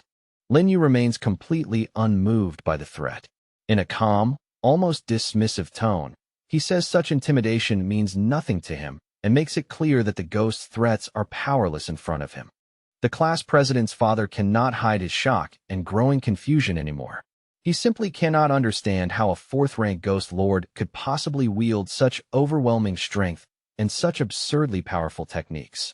Left with no confidence in himself, the ghost turns to Gun for help. He asks the developer to stand with him and help deal with Lin Yu as well as the rebellious construction workers. Gun flatly refuses and states the matter clearly. Lin Yu is not responsible for any of this, and the blame for the disaster, the fraud, and the chaos lies entirely with the class president's father alone. Gun bitterly admits that he failed to judge character properly. He says he clearly does not understand ghosts as well as he thought, or else he never would have allowed such a vile and rotten ghost to handle his business affairs. At last, the developer decides that this matter cannot end lightly. He moves to punish the class president's father brutally, and that decision pushes the other ghost into a frenzy of rage and poisonous hatred. A fierce fight erupts almost instantly. Gun unleashes a heavy, powerful strike that sends the ghost flying through the air before slamming him hard onto the ground in a humiliating heap. Broken and terrified, the class president's father crawls toward Lin Yu and begs for mercy. In a trembling voice, he claims he is only a small businessman and says deceit is simply a normal, inseparable part of life in the ghost world. Lin Yu looks at him coldly and becomes even more certain that this ghost deserves to die. His actions did not just involve fraud, they put countless innocent lives in danger, and that kind of evil cannot be allowed to go unpunished. Lin Yu reminds everyone present of the most terrifying truth. If the building had collapsed after people moved in, dozens of lives could have been lost in an instant, and the scale of the tragedy would have been unimaginable. With no more patience left, Lin Yu states firmly that his mercy has run out for today. Then, Without hesitation, he drives a brutal kick into the ghost and ends the matter decisively. The nearby ghosts watch in stunned silence as the life force begins leaving the class president's father. The scene is grim and final, leaving no doubt that his end has truly come. Gun stands there and suddenly feels the full weight of reality crash down on him. He realizes he poured an enormous amount of effort, money, and years into the sunset of the Seoul complex. And now that construction has been frozen, those investments may all be lost. The more he thinks about it, the worse it becomes. The project he spent decades building is now on the edge of bankruptcy, and he fears that soon he will have no money left even to survive, let alone support his family. Lin Yu then asks Gun a simple question, whether he would object if the victor claimed the soul of the defeated as spoils. Gun answers without hesitation that in the ghost world, trophies naturally belong to the winner. Gun then admits that he cannot even bear to look at the ruined building anymore. Still, he tells Lin Yu not to worry, promising that he will never deceive clients again. He says he plans to sell off his family property within a few days and leave the city for good. Lin Yu tells him not to panic and says there is no need for him to leave the city at all. In a calm and assured voice, he promises that he will find a way to deal with the losses and solve the problem. Lin Yu looks at the developer with complete calm and plainly states his decision. He tells him that he intends to buy this property, not as a passing thought, but as a serious and deliberate move. Then, without any hesitation, the young man makes his real intention clear. He says he is not here to buy just one house or one apartment. He is going to purchase the entire elite residential complex in one stroke. The builders are stunned when they realize they are not about to be abandoned after all. In Lin Yu's eyes, ordinary workers should never be forced to suffer just because a few vile ghosts were greedy, corrupt, and shameless. Lin Yu calmly announces that from this moment onward, he will personally take over management of the project. He makes it clear that the construction of the residential complex will be brought back on track and completed on time under his supervision. The construction foreman can barely believe what he is hearing. The entire situation changed so suddenly that even now, he still finds it hard to accept that things were resolved in such an unexpected way. Lin Yu asks the ghost foreman how much money the previous boss still owes the workers. The foreman replies that the unpaid amount is 8 million minbai, and Lin Yu immediately settles the full debt, then adds an extra 2 million as a bonus for the crew. The ghost is completely dumbfounded by what unfolds in front of him. In all his years, he has never once seen a 10 million minbai banknote with his own eyes, let alone watched someone hand it over so casually. Even so, the foreman does not rush to take the money from Lin Yu's hand. Seeing his hesitation, Lin Yu looks at him and directly asks what exactly he is still doubting. The foreman answers honestly. He tells Lin Yu that construction is not simple labor but a complicated craft, and before he accepts anything, he wants to know whether this young man truly understands what such work requires. As he speaks, the ghost points toward the ruined building nearby. He says that in this line of work, even a single small oversight can bring down an entire structure and turn a house into a disaster. Lin Yu does not argue. Instead, he calls for Ding Liang, and the ghost craftsman calmly assures him that when it comes to construction matters, he can be trusted completely and will handle things properly. Secretary by then steps forward and tells the construction workers that things have changed. From now on, they will be working under a new and fully qualified supervisor, so they can stop worrying about being left without direction. Gun remains cautious after hearing that the main character has a ghost craftsman by his side. A trace of suspicion lingers in his mind, and he cannot help wondering whether that connection has anything to do with the earlier collapse. Even with that suspicion, the developer still feels genuine gratitude toward Lin Yu. After all, it was Lin Yu who exposed the class president's father and forced the truth about his filth and corruption into the open. Ding Liang says in a steady voice that he may have many skills, but skill alone is never enough. Without high-quality materials to work with, even the best craftsman in the world cannot create anything truly good. He goes on to explain that for proper construction, one essential material must be used: silver heart. According to Ding Liang, that material is what truly reinforces a structure and gives it lasting strength. The builders are shocked the moment they hear that name. Silver heart is no ordinary material at all, but a precious metal normally reserved for forging high-grade weapons, not something people casually use in construction. Lin Yu places the money into the foreman's hands and asks him once again, clearly and seriously, whether he is willing to work with them. His tone is calm, but the offer is sincere and leaves no room for misunderstanding. This time, the ghost foreman understands exactly what kind of chance is standing in front of him. With a boss like Lin Yu, the workers will no longer have to fear unpaid wages, so he agrees to the proposal without further hesitation. Lin Yu then turns to his own ghosts and informs them that the foreman is now officially one of his people. He tells them to start bringing him up to speed on current matters and make sure he understands everything that needs to be done. At the same time, Lin Yu can tell that Gun still has many questions about what comes next. Rather than leave things hanging, he suggests that they discuss their future cooperation right away and settle the matter cleanly. Gun offers to sell the luxury complex to the young man for 30 million minbai. Even as he names the price, however, the conversation makes it clear that such a figure does not truly feel fair in the current situation. Seeing the reaction, the developer quickly lowers the price. After a brief pause, he reduces the amount from 30 million to 28 million, clearly trying to make the sale more acceptable. But Lin Yu surprises him completely. Instead of bargaining downward, he says he is prepared to pay 50 million minbai for the entire complex, because in his eyes that amount is the fair and proper price. Gun is visibly delighted the moment he hears that number. His whole expression changes, and he says at once that he will prepare the purchase agreement immediately so the transaction can be completed without delay. Secretary Bai soon brings the contract over to Lin Yu.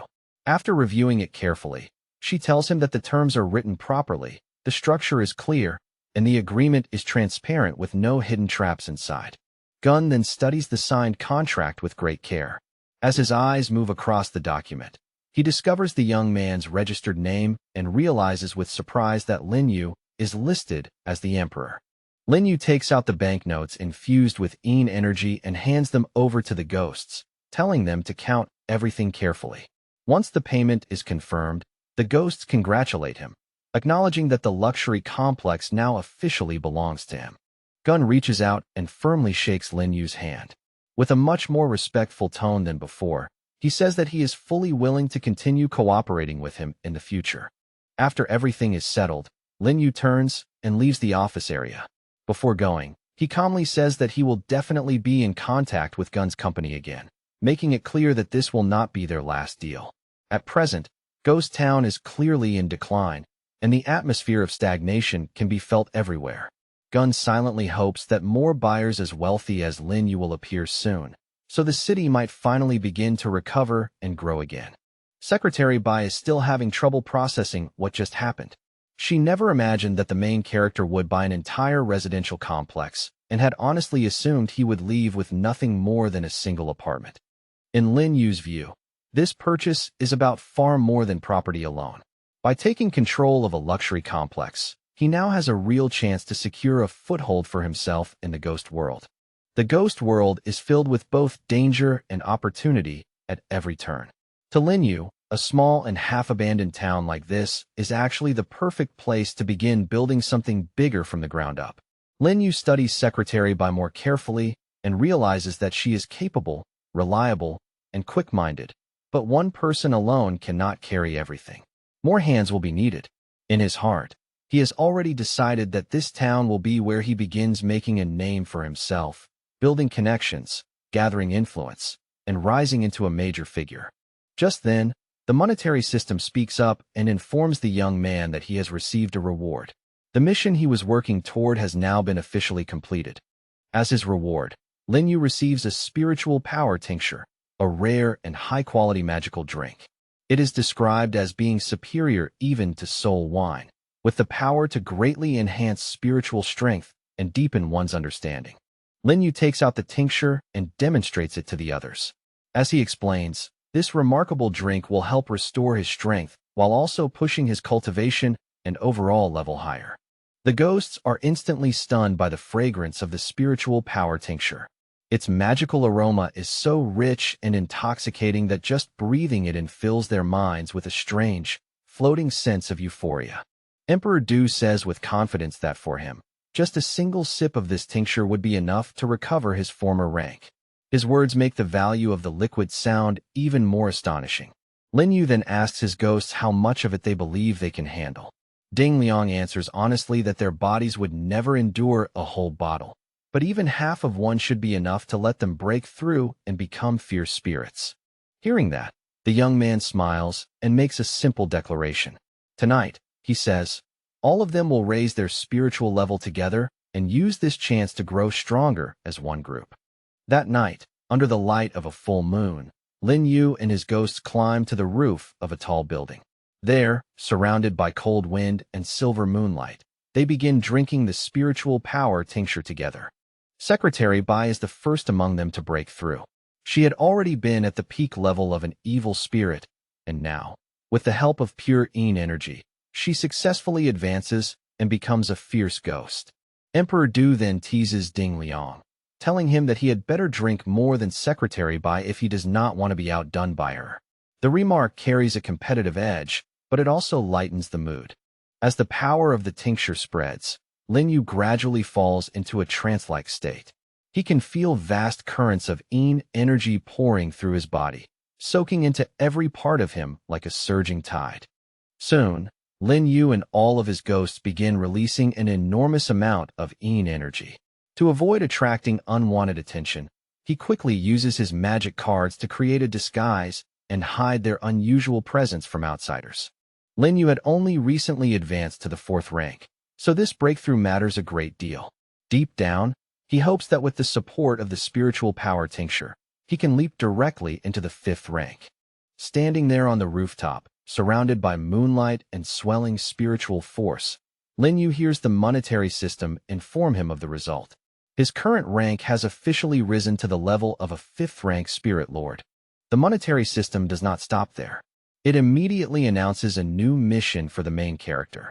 He must spend 100 million in a way that ensures his name will be remembered in history. The main character's thoughts are suddenly interrupted when his contract ghosts rise up onto the rooftop to join him. Their arrival breaks the quiet of the night and pulls him out of his concentration at once. Lin Yu turns toward his ghosts and studies them carefully. With clear curiosity in his eyes, he asks himself just how much their strength and abilities have improved after drinking the potion. Secretary Bai and Ding Liang have both successfully broken through to the level of fierce spirits. As for Emperor Du, his growth is even more dramatic, as he has now advanced into the rank of a demon-level ghost. Before meeting the main character, Ding Liang had only been an ordinary craftsman with no remarkable future in sight. Back then, he could never have imagined that one day he would rise high enough to become a fierce spirit. Deeply moved, the ghosts bow respectfully to the main character one after another. They sincerely thank the young man for giving them such a priceless gift and changing their fate so completely. Lin Yu calmly says that taking care of his ghosts is simply part of his responsibility as their master. Then, in a relaxed but meaningful tone, he tells them that if they really wish to thank him, they can stay by his side and continue following him. Lin Yu then tells the ghosts that now that he has reached a new level, even the school authorities no longer seem so frightening to him. With his current strength, he feels far more confident than before. A teacher walks over and hands Lin Yu a piece of paper, telling him that it contains the latest question for the next test. According to her, the test will require students to explain what the award actually was. The moment he hears that, the young man understands what it refers to. They are clearly talking about the certificate of honor that had previously been discovered in the archive. The teacher is just about to reveal the answer herself, but Lin Yu speaks first and cuts in smoothly. He says that the answer is a reward given for active participation in school life. The teacher is left visibly stunned by his response. She cannot understand how the main character figured out the answer so quickly, especially when the test question was supposed to be difficult. Lin Yu then prepares to share the answer with his classmates as well. He points out that students should help each other with knowledge, because every one of them deserves the chance to graduate from the school. The other students look at the main character with admiration and gratitude. In their eyes, he has become almost heroic simply because he was willing to share the answer to such a difficult test. One of the students mentions that she has not seen the class president anywhere today. She even begins to suspect that Lin Yu might have done something and forced him out of school. Lin Yu calmly replies that he did nothing to the class president himself. However, he adds with a faint hint of meaning that he cannot say the same about the boy's father, with whom he had a very memorable conversation yesterday. The students are not fully convinced by that explanation. They believe the main character is hiding the truth from them and still suspect that Lin Yu is the real reason the class president has not shown up. Lin Yu then walks over to the players and immediately notices the tension written across their faces. Sensing that something is wrong, he asks them what happened yesterday while he was away. One of the girls answers honestly and says that she felt deeply uneasy the whole time. Without the main character around, she had been frightened and uncomfortable, as if something terrible might happen at any moment. Goodman explains that they continued investigating the dormitory after Lin Yu left. Unfortunately, despite all their effort, they still failed to find anything useful or uncover any real clue. Lin Yu says that tonight will be different and that they are finally going to uncover the truth. He makes a serious guess that the library is the true location of death number 213, and just then, one of the students walks up to him. The student hands him a folded piece of paper and says that someone specifically asked him to pass along the note. His tone makes it clear that the message was meant for Lin Yu alone. As soon as the note appears, the players start joking around. They laugh and tease Lin Yu, saying that maybe he has just received a love letter from some ghostly admirer. But after reading it, Lin Yu sees that the note is not playful at all. Its sender insistently demands that he stay after class, and the young man immediately realizes that his recent actions have drawn the attention of someone far more serious. Goodman quickly offers to go with him and help if anything goes wrong. Lin Yu thanks him for the concern, but calmly says he will be fine and must go alone this time. In truth, he is already looking forward to meeting the mysterious immortal ghost known as Hao Sun. At the appointed time, Hao Sun comes to meet Lin Yu in person. With a measured voice, the ghost remarks that the young man transferred into the school only 5 days ago, yet somehow has already managed to settle in extremely well. Lin Yu carefully looks Hao Sun over from head to toe before replying. In a calm, unreadable tone, he says that he too has already heard quite a bit about him. Without warning, Hao Sun's attitude turns sharp and aggressive. He tells the young man that he has no intention of overlooking the fact that Lin Yu has been handing out free answers to the other students. Hao Sun then drops another unsettling remark. He tells the guy outright that he knows who killed the 3 hooligans from the second group, making the atmosphere instantly colder and heavier. The ghost makes it clear that he personally never gave anyone the answer to the new test. Then he fixes Lin Yu with a hard stare and demands to know how the young man learned the correct answer. Lin Yu replies without the slightest sign of panic. He casually says that he is a very wealthy man, so for someone like him, buying answers is not exactly a difficult thing to do. Hao Sun immediately dismisses that explanation. He says final exams are completely different from ordinary tests, because the questions are written only moments before the exam begins, and even the teachers themselves cannot know the answers ahead of time. In that case, Hao Sun declares, no one except him could possibly learn the answers before the exam. His words are filled with confidence, as if he alone stands above the rules everyone else must follow. Then Hao Sun makes his offer. He says that if the protagonist is willing to show him proper respect and honor, he can guarantee that Lin Yu will pass the upcoming exam without fail. Lin Yu, however, is more interested in something else entirely. He wants to know why Hao Sun knows every test answer, and he suspects the reason is simple. The ghost must have been directly involved in the events that took place 15 years ago. The moment those words are spoken, Hao Sun loses control of his temper. Rage flashes across his face as he realizes that this young man already knows far more than he should. Hao Sun coldly declares that no one has the right to pry into his affairs. As soon as the words leave his mouth, he gathers an energy field in his hand and strikes at Lin Yu without hesitation. Lin Yu handles the attack with shocking ease. He deflects the blow cleanly, and that effortless defense leaves the ghost creature genuinely startled for the first time. At that moment, Lin Yu clearly feels the difference in himself. Ever since advancing to the 5th rank of Spirit Lord, fighting fierce ghosts has become far easier and far less stressful than before. The main character then redirects the attacking ghost's own energy back at him. A violent explosion erupts at once, and the blast throws Hao Sun violently aside. Hao Sun's left arm is badly damaged by the impact. Even so, he immediately begins trying to restore it, using a regeneration technique in an attempt to recover from the injury. Lin Yu is genuinely surprised when he sees that kind of regeneration. In that instant, he realizes that immortal-type beings truly do exist in the ghost world, and he becomes determined to learn what special rule allows such an abnormal power to occur. Hao Sun gives the young man a cold and sinister smile. He confidently says that techniques like this cannot truly harm him, while Lin Yu clears his throat and calmly explains that he has no desire to become his enemy. What Lin Yu wants, he says, is actually very simple. He only intends to get the answers to all the tests and understand the truth of the current situation surrounding this place. Hao Sun immediately rejects the idea of being bought over. He says that bribery will not work on him, because he is bound by a restriction that forbids him from using money at all. Staring fiercely at Lin Yu, Hao Sun makes his position absolutely clear. This time, he says, he will never reveal the test answers to anyone, no matter what pressure or temptation is used. The main character does not seem upset in the slightest by that refusal. Instead, he calmly says that if Hao Sun will not tell him the truth, then he will simply uncover everything himself. Hao Sun warns him at once that he already knows every step the young man plans to take next. He even calls out Lin Yu's intention to visit the library, showing that he has been watching more closely than expected. Later, the players gather at the entrance to the school library. As they wait, they exchange opinions about the latest events and quietly speculate about what is going to happen next. One member of the group cannot understand why the main character will not simply share the answers to the upcoming tests with everyone in advance. To him, it seems like the easiest solution. Goodman responds in a serious tone that the players' lives depend on whether those answers are truly correct. Because of that, he says, no answers should be handed out until Lin Yu personally verifies that they are safe.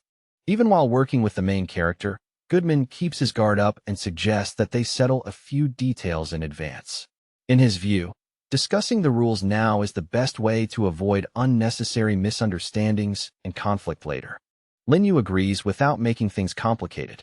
He states plainly that trophies, artifacts, and any other gains should be divided by the rules of the game. Whoever wins the encounter has the right to claim the spoils. The library turns out to be far bigger than an ordinary reading space.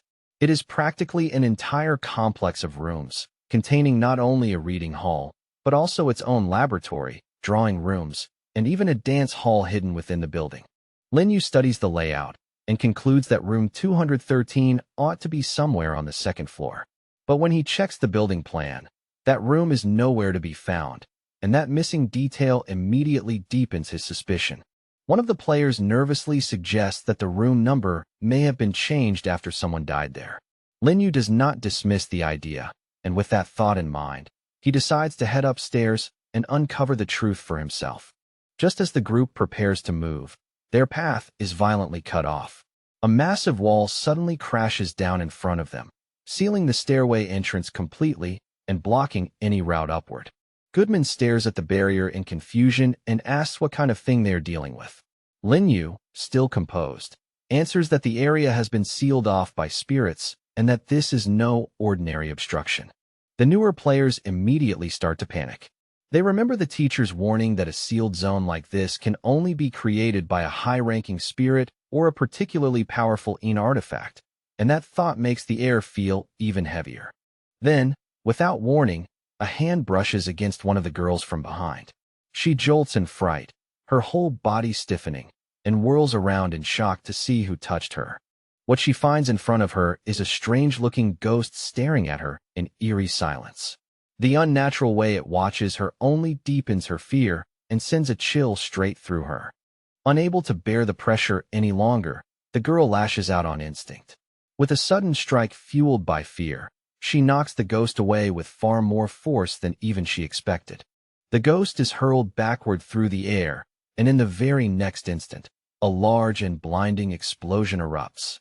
Brilliant light floods the space so suddenly that everyone present is forced to shield their eyes. Lin Yu watches the scene closely without missing a detail. As the light fades, he notices broken pieces of a mannequin scattered across the floor, and immediately realizes these so-called ghosts were actually puppet bodies controlled by energy. That discovery tells him something important at once. The number of such puppet ghosts is limited only by how much energy is being poured into controlling and maintaining them. Almost as if proving his point, a huge number of cloned ghosts begin appearing all around the area. In moments, they surround the players from every side, forming a dense and threatening ring around the group. Lin Yu reacts at once by activating his magic cards. A powerful protective barrier spreads around the players, shielding them from attack and buying them enough time to understand the situation instead of being overwhelmed immediately. The defense created by the magic cards proves incredibly effective. No matter how the ghosts press forward, they cannot break through the protective circle or force their way inside. Lin Yu quickly explains that somewhere nearby there must be an artifact acting as the source, continuously producing these ghost puppets. If they want to stop the attack for good, they will need to find that object and destroy it. He then orders each player to draw one card from him. Lin Yu explains that these cards are not decorations, but powerful weapons that can help them defend themselves and strike back against the ghosts.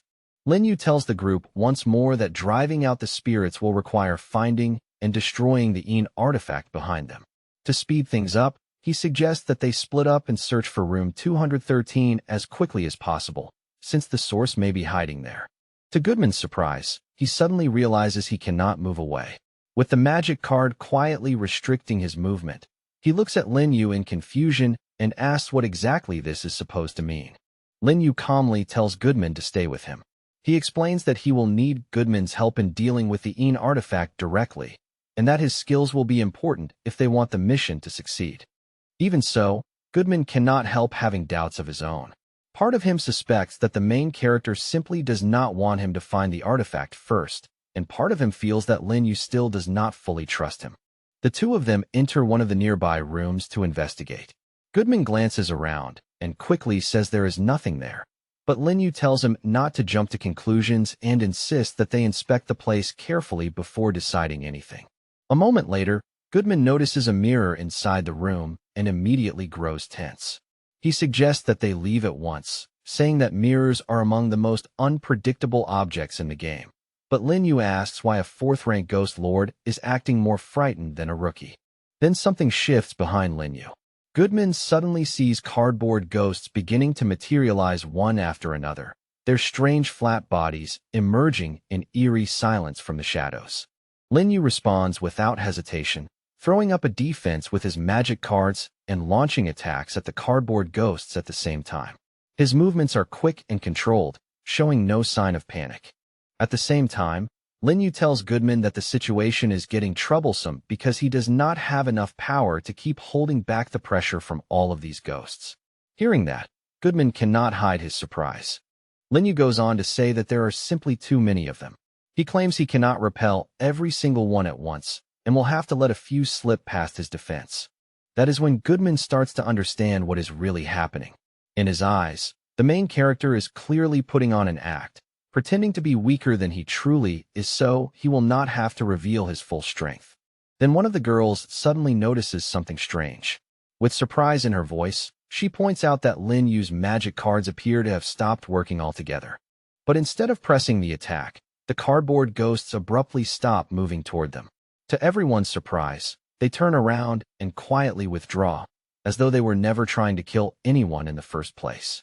Goodman knocks back two of the cardboard ghosts and says their power seems to be growing stronger by the moment. He adds that he will not be able to hold out much longer and urges everyone to retreat immediately before things get worse. Lin Yu, however, tells Goodman to stop acting. He points out that if they do not attack first, then the cardboard figures do not attack either, which means the situation is not what it first appeared to be. After that, the main character returns to the main group of players. The moment he arrives, they crowd around him and immediately start asking what exactly is going on in this bizarre place. Lin Yu explains that the cardboard ghosts never truly intended to attack them from the start. Based on what he has seen, he now believes there are two separate forces at work inside this game. He says one of those forces is trying to guide the players toward the answer by using the tests as clues, while the other is doing everything it can to interfere and stop them from reaching that solution. In other words, Lin Yu says, one side wants the truth to come out into the open, while the other side is desperately trying to bury that truth and keep it hidden. He further explains that the fallen wall was likely created by the force trying to conceal the truth, while the paper ghosts were sent by the opposing force as signs meant to guide them forward. Goodman, however, is not satisfied and challenges the protagonist directly. He asks why Lin Yu did not consult the others before removing their protection, pointing out that testing guesses while risking the players' lives is not something that should be taken lightly. Lin Yu calmly assures him that the players were never truly in danger. He explains that the magic cards were set to activate protection instantly no matter what happened, so their safety was guaranteed regardless of whether his deduction was correct. The main character then adds that any player there should have been capable of tearing apart a paper ghost without much trouble. In his eyes, Goodman deliberately chose to act helpless, as if he were unable to deal with such a simple threat. Lin Yu openly accuses Goodman of being sly and playing a double game. He says Goodman has clearly been hiding his real intentions instead of honestly standing with the group. Goodman quickly pushes back against the accusation and insists he has been misunderstood. He claims he was only nervous during the fight and says the whole thing was nothing more than a misunderstanding. Lin Yu does not argue further, but inwardly he remains unconvinced. He is already thinking that it will not be long before he exposes Goodman completely and drags the truth into the light.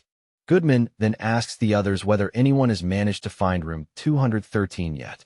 Instead of answering directly, Lin Yu taps on one of the cardboard men and tells the players that the paper ghosts themselves will lead them there. Following the rows of paper ghosts, the players continue down the corridor.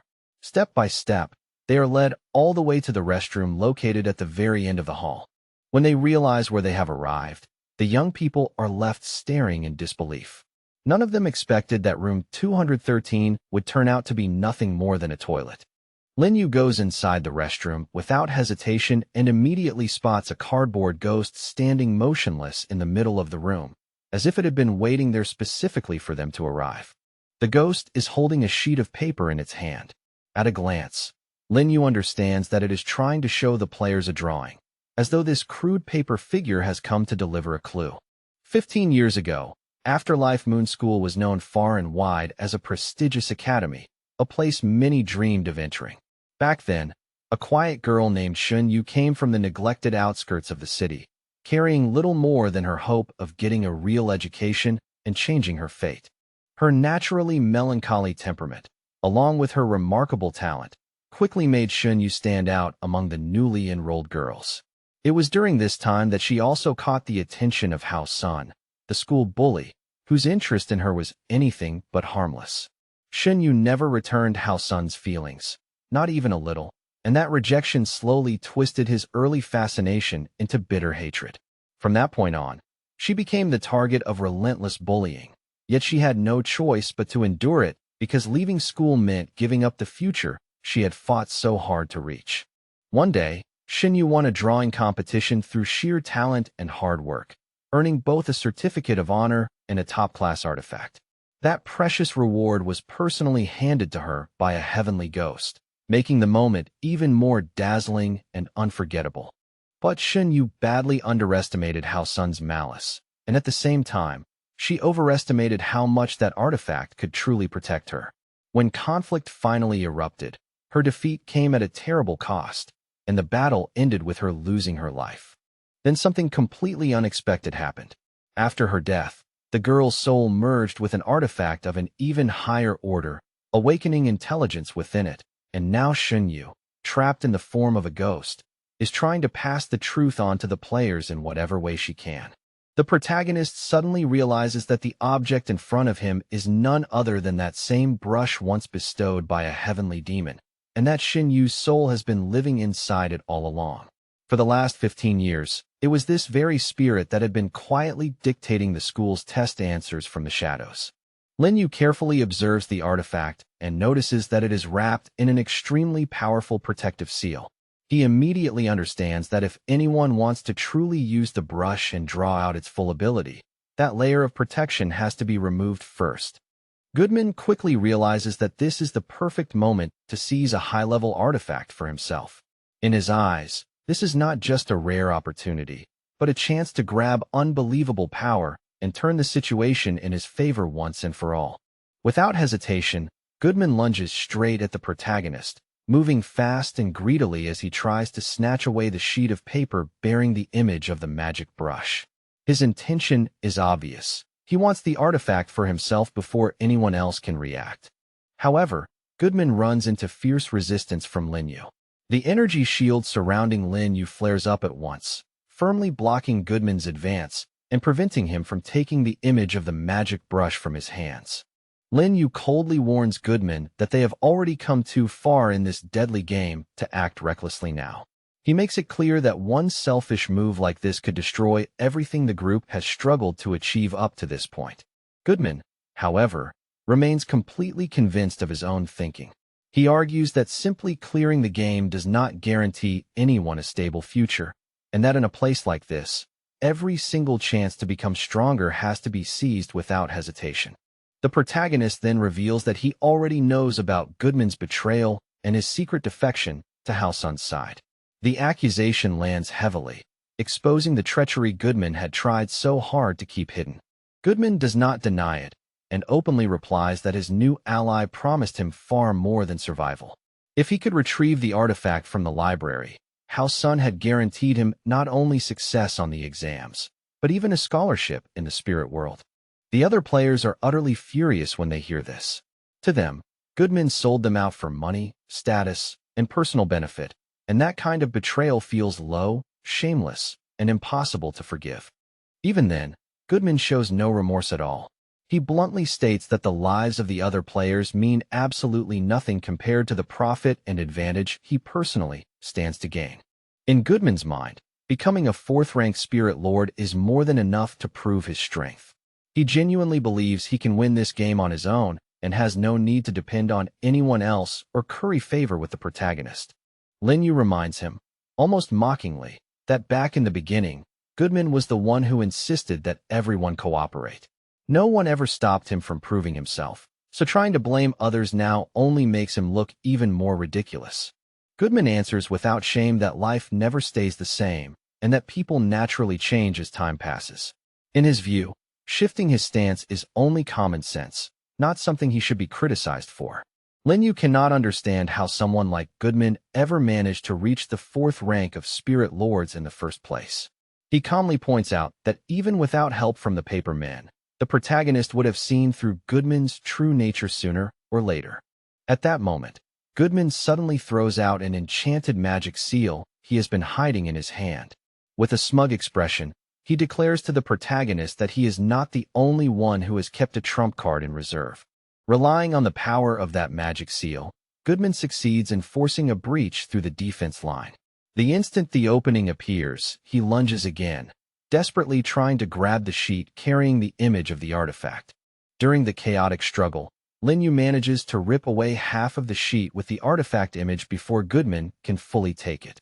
At the same time, the force of Goodman's attack ends up removing the brush's protective seal, changing the situation in a crucial and unexpected way.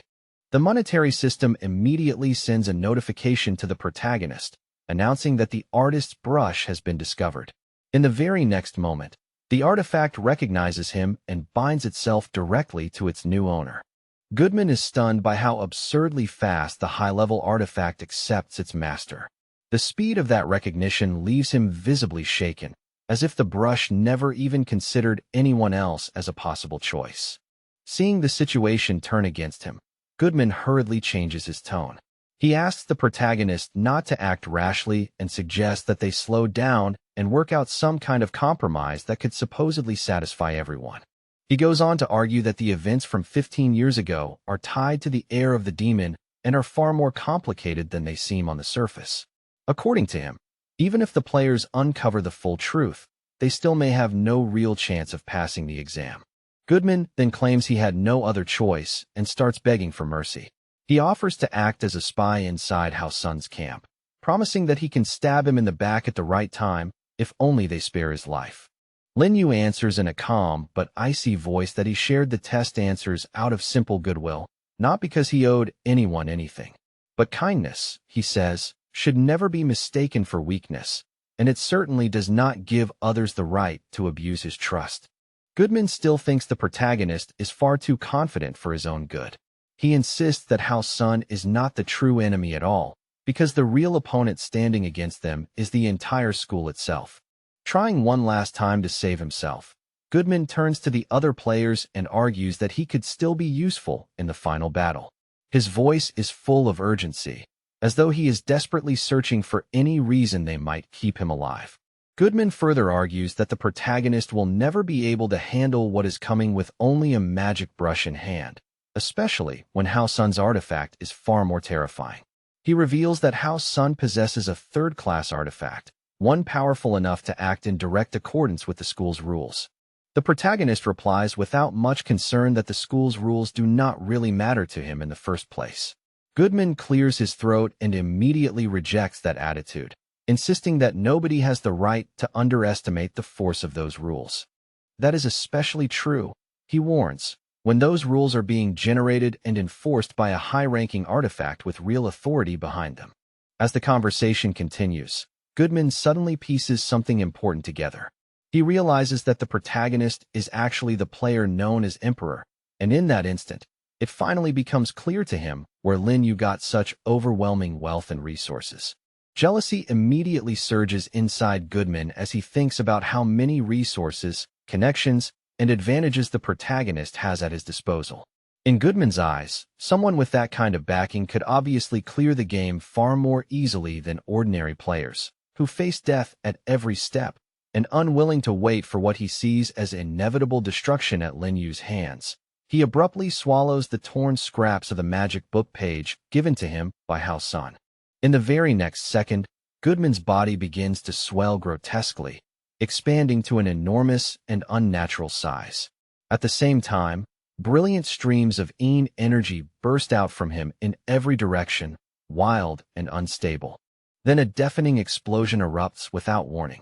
The flash is so blinding and violent that all the nearby players are forced to shut their eyes, completely overwhelmed by the sudden burst of destruction. The players are left speechless by Goodman's shocking end. Their stunned faces are filled not only with disbelief, but also with fear, as the brutal truth sinks in once again. The game shows no mercy to anyone. Lin Yu silently resolves that he cannot allow the rules of this twisted game to spill over into the real world. Deep down, he hopes the newly rising spirit lords will keep growing stronger so they can one day help him resist the game's terrifying influence. Suddenly, the floor beneath the players' feet starts trembling with violent force, making everyone lose their balance. A moment later, before they can even react, they realize they have been sealed inside a magical cube. The monetary system promptly sends another notification to the protagonist, informing him that a high-ranking artifact known as the Cursed Book has now been discovered. The message only makes the atmosphere around them feel even heavier and more dangerous. The players quickly come to believe that this is punishment for violating the book's rules. In their eyes, Goodman deliberately used his own suicide to trigger that punishment, taking revenge on all of them even in death. Now trapped and under pressure, the players immediately turn to the protagonist and ask what they should do next. Lin Yu calmly draws out the magic brush, gives it a sharp wave, and declares that he will simply smash through the wall. With a single stroke of the brush, the wall of the magic cube is shattered apart. As the broken barrier collapses, the players finally see who has been waiting outside, the members of the school's administration staff. Hao Sun is clearly shocked that the players managed to break the Cursed Book's spell and force their way out. One of the administrators then explains to him that this result is not actually surprising, because one of the players is controlling an exceptionally ferocious spirit. Hao Sun steps forward and coldly informs the players that their disgusting conduct is beyond forgiveness. He lists their offenses one by one, repeatedly breaking curfew, damaging school property, and even going so far as to kill fellow students. Lin Yu listens to all of these accusations with remarkable calm, showing almost no reaction at all. When Hao Sun finishes speaking, he simply asks in an even voice what exactly the school plans to do next. Hao Sun instantly flies into a rage at that attitude and declares that such defiance deserves severe punishment. According to the school's charter, he says, behavior like this is serious enough to warrant expulsion at the very least. At that very moment, the administration staff suddenly hears a calm but imposing voice asking whether they truly have enough strength to punish the protagonist. The words cut through the tense atmosphere at once, making everyone pause and turn in shock. When they look over, they see Lin Yu's contract spirits approaching in formation, led by Golden Crocodile at the front. Each ghost gives off a heavy, dangerous aura, and their posture makes one thing clear. They have come fully prepared to stand in front of their master and protect him. The administration quickly realizes that the spirits brought by Golden Crocodile are not ordinary ghosts at all, but truly ferocious ghosts.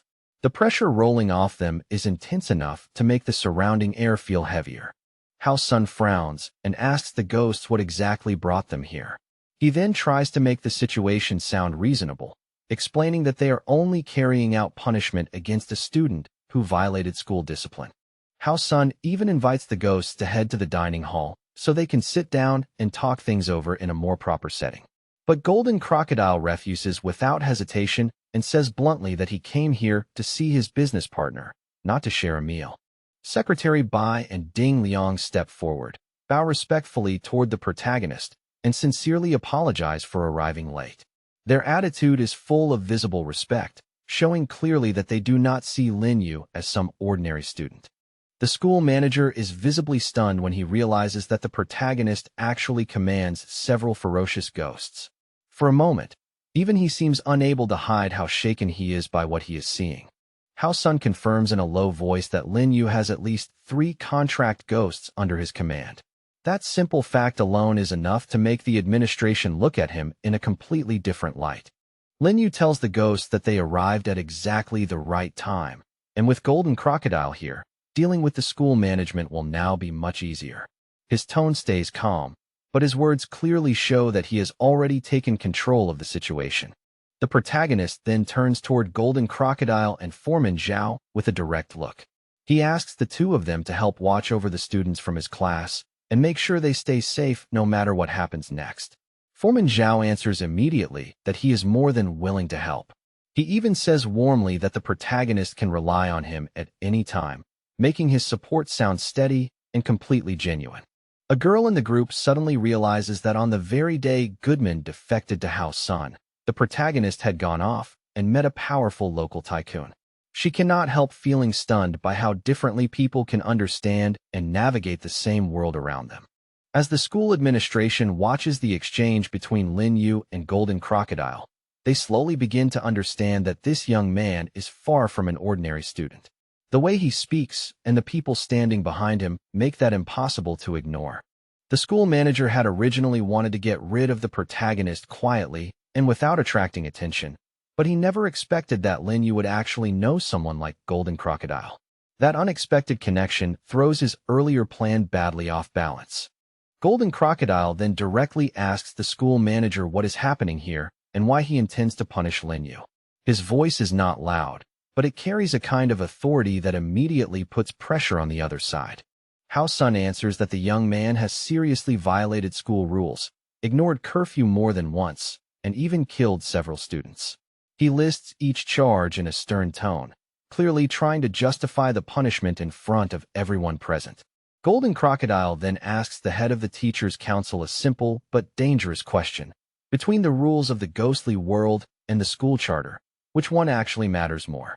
The meaning behind that question is obvious to everyone listening.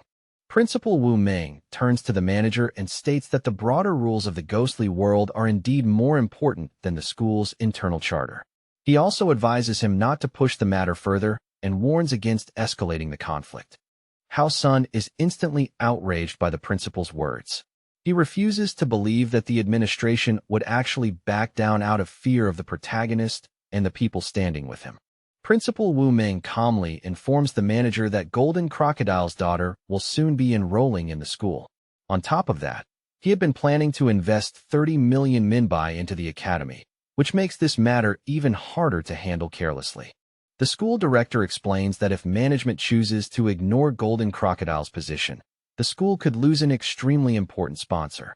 He also quietly reminds the manager that Lin Yu is clearly not as simple or harmless as he first appeared. The school manager then turns back to the protagonist and tells him outright that he already knows Lin Yu has obtained the magic brush. His eyes narrow as he speaks, making it obvious that this is the true issue he has been fixated on. Lin Yu replies that he has nothing to do with the heavenly demon and has no interest in becoming tangled in that conflict.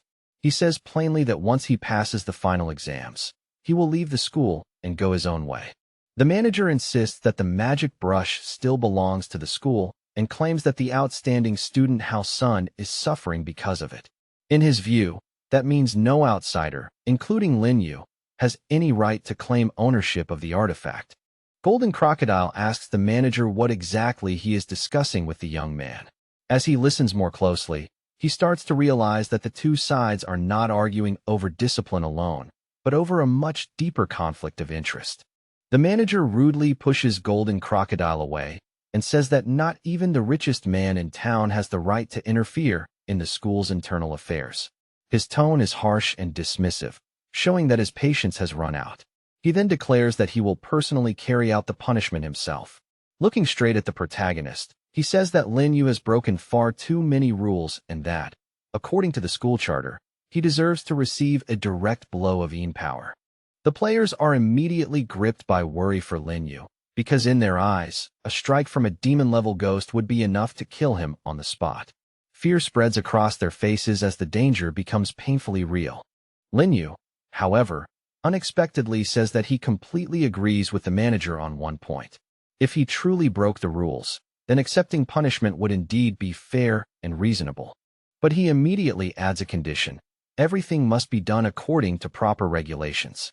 Serious offenses, he says, are supposed to be reviewed by the Educational Affairs Commission first, and only after that can any final verdict or punishment be issued. Lin Yu then calmly asks the manager whether the commission was even informed about this incident at all. His question is simple, but it lands with enough force to make the atmosphere shift again. Hao Sun responds that the commission is aware of the matter and says that all punishments are ultimately decided by the board of directors. He answers quickly, but there is a faint stiffness in his tone. Lin Yu says he finds that rather strange, because no one ever invited him to attend this supposed board meeting. His calm expression makes the words sound even sharper. The administration staff all stare at the protagonist in surprise, and the manager asks him what exactly he means by that statement. It is clear that they do not yet understand why he sounds so certain. In response, the protagonist produces a document showing that he now owns 15% of the shares in Afterlife Moon School.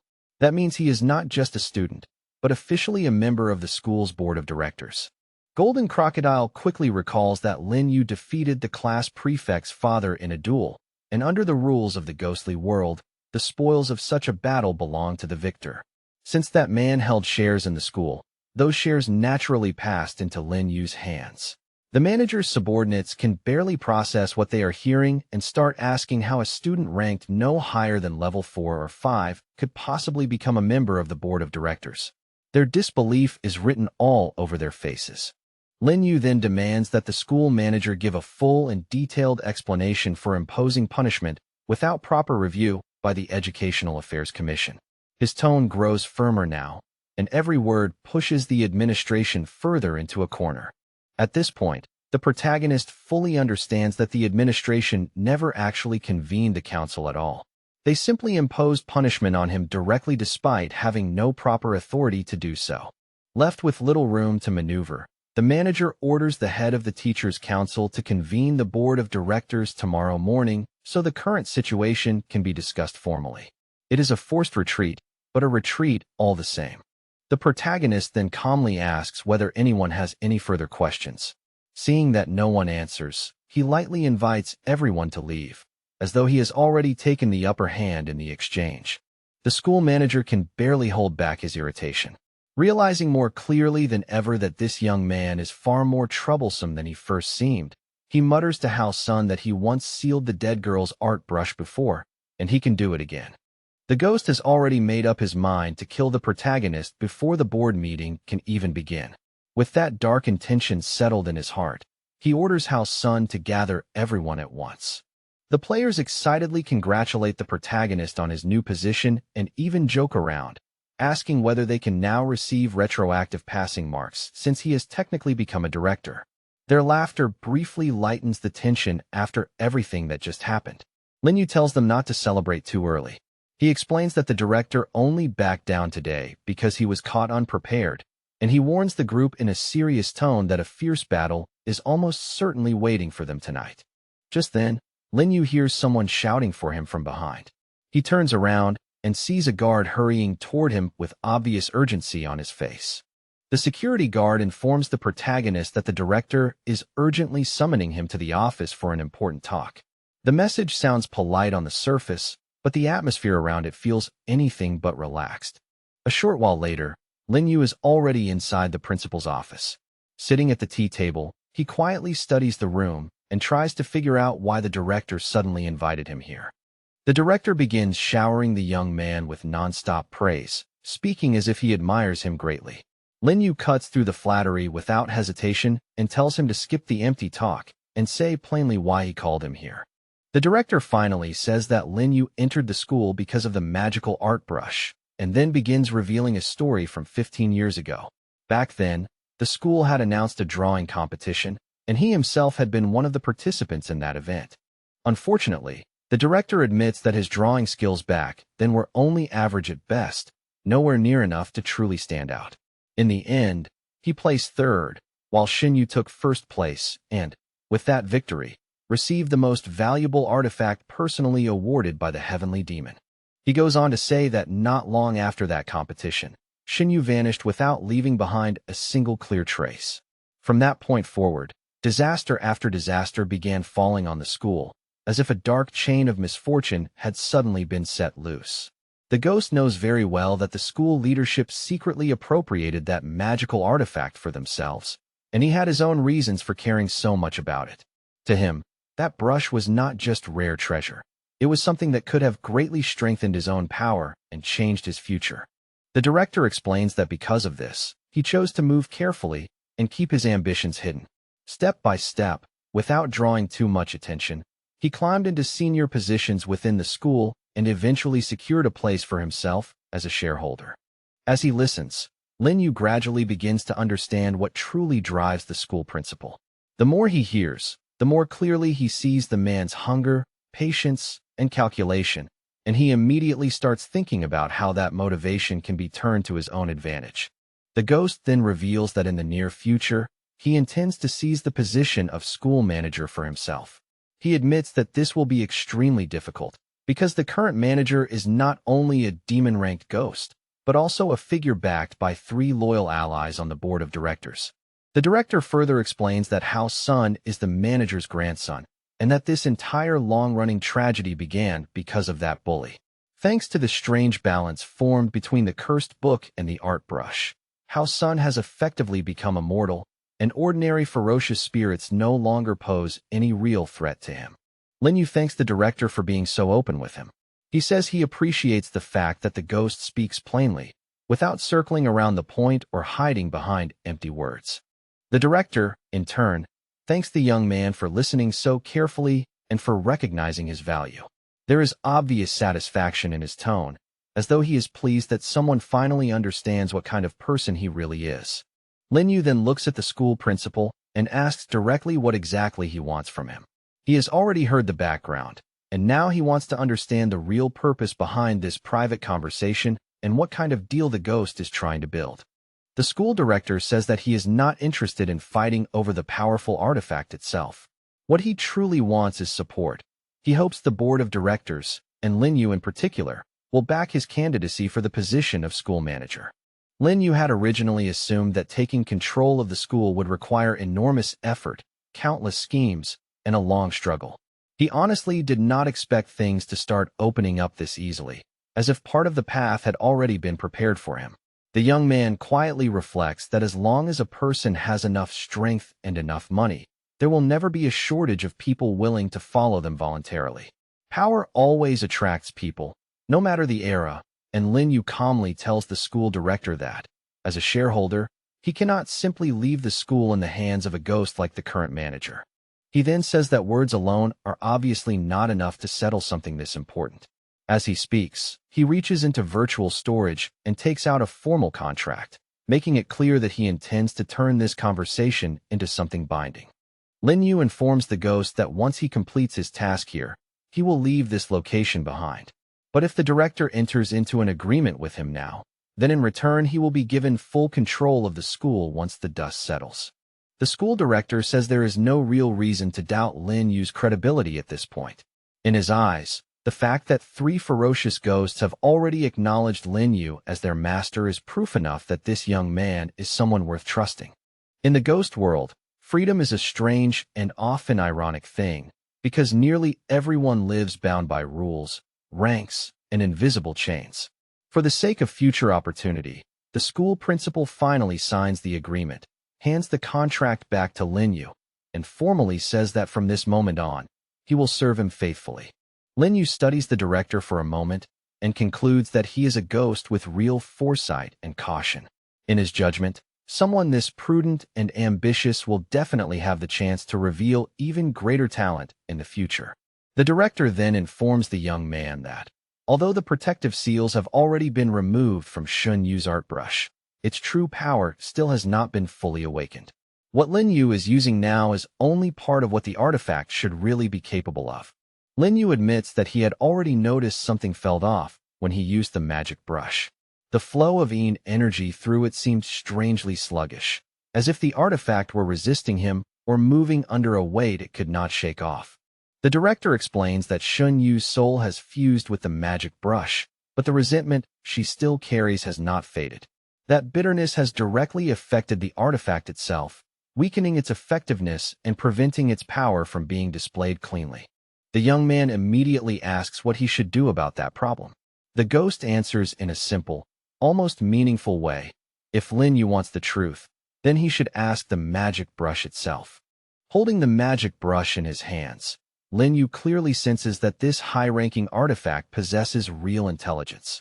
More than that, he can faintly feel its emotions as well, its sadness, its pain, and the deep unrest still lingering inside it. The magic brush pleads with the protagonist to find Shun Yu's body. Lin Yu gives his word that he will locate the girl's remains and make sure she is buried properly, with the dignity and peace she was denied in life. Wu Ming quietly watches this exchange and sees how seriously the young man treats even the request of an artifact.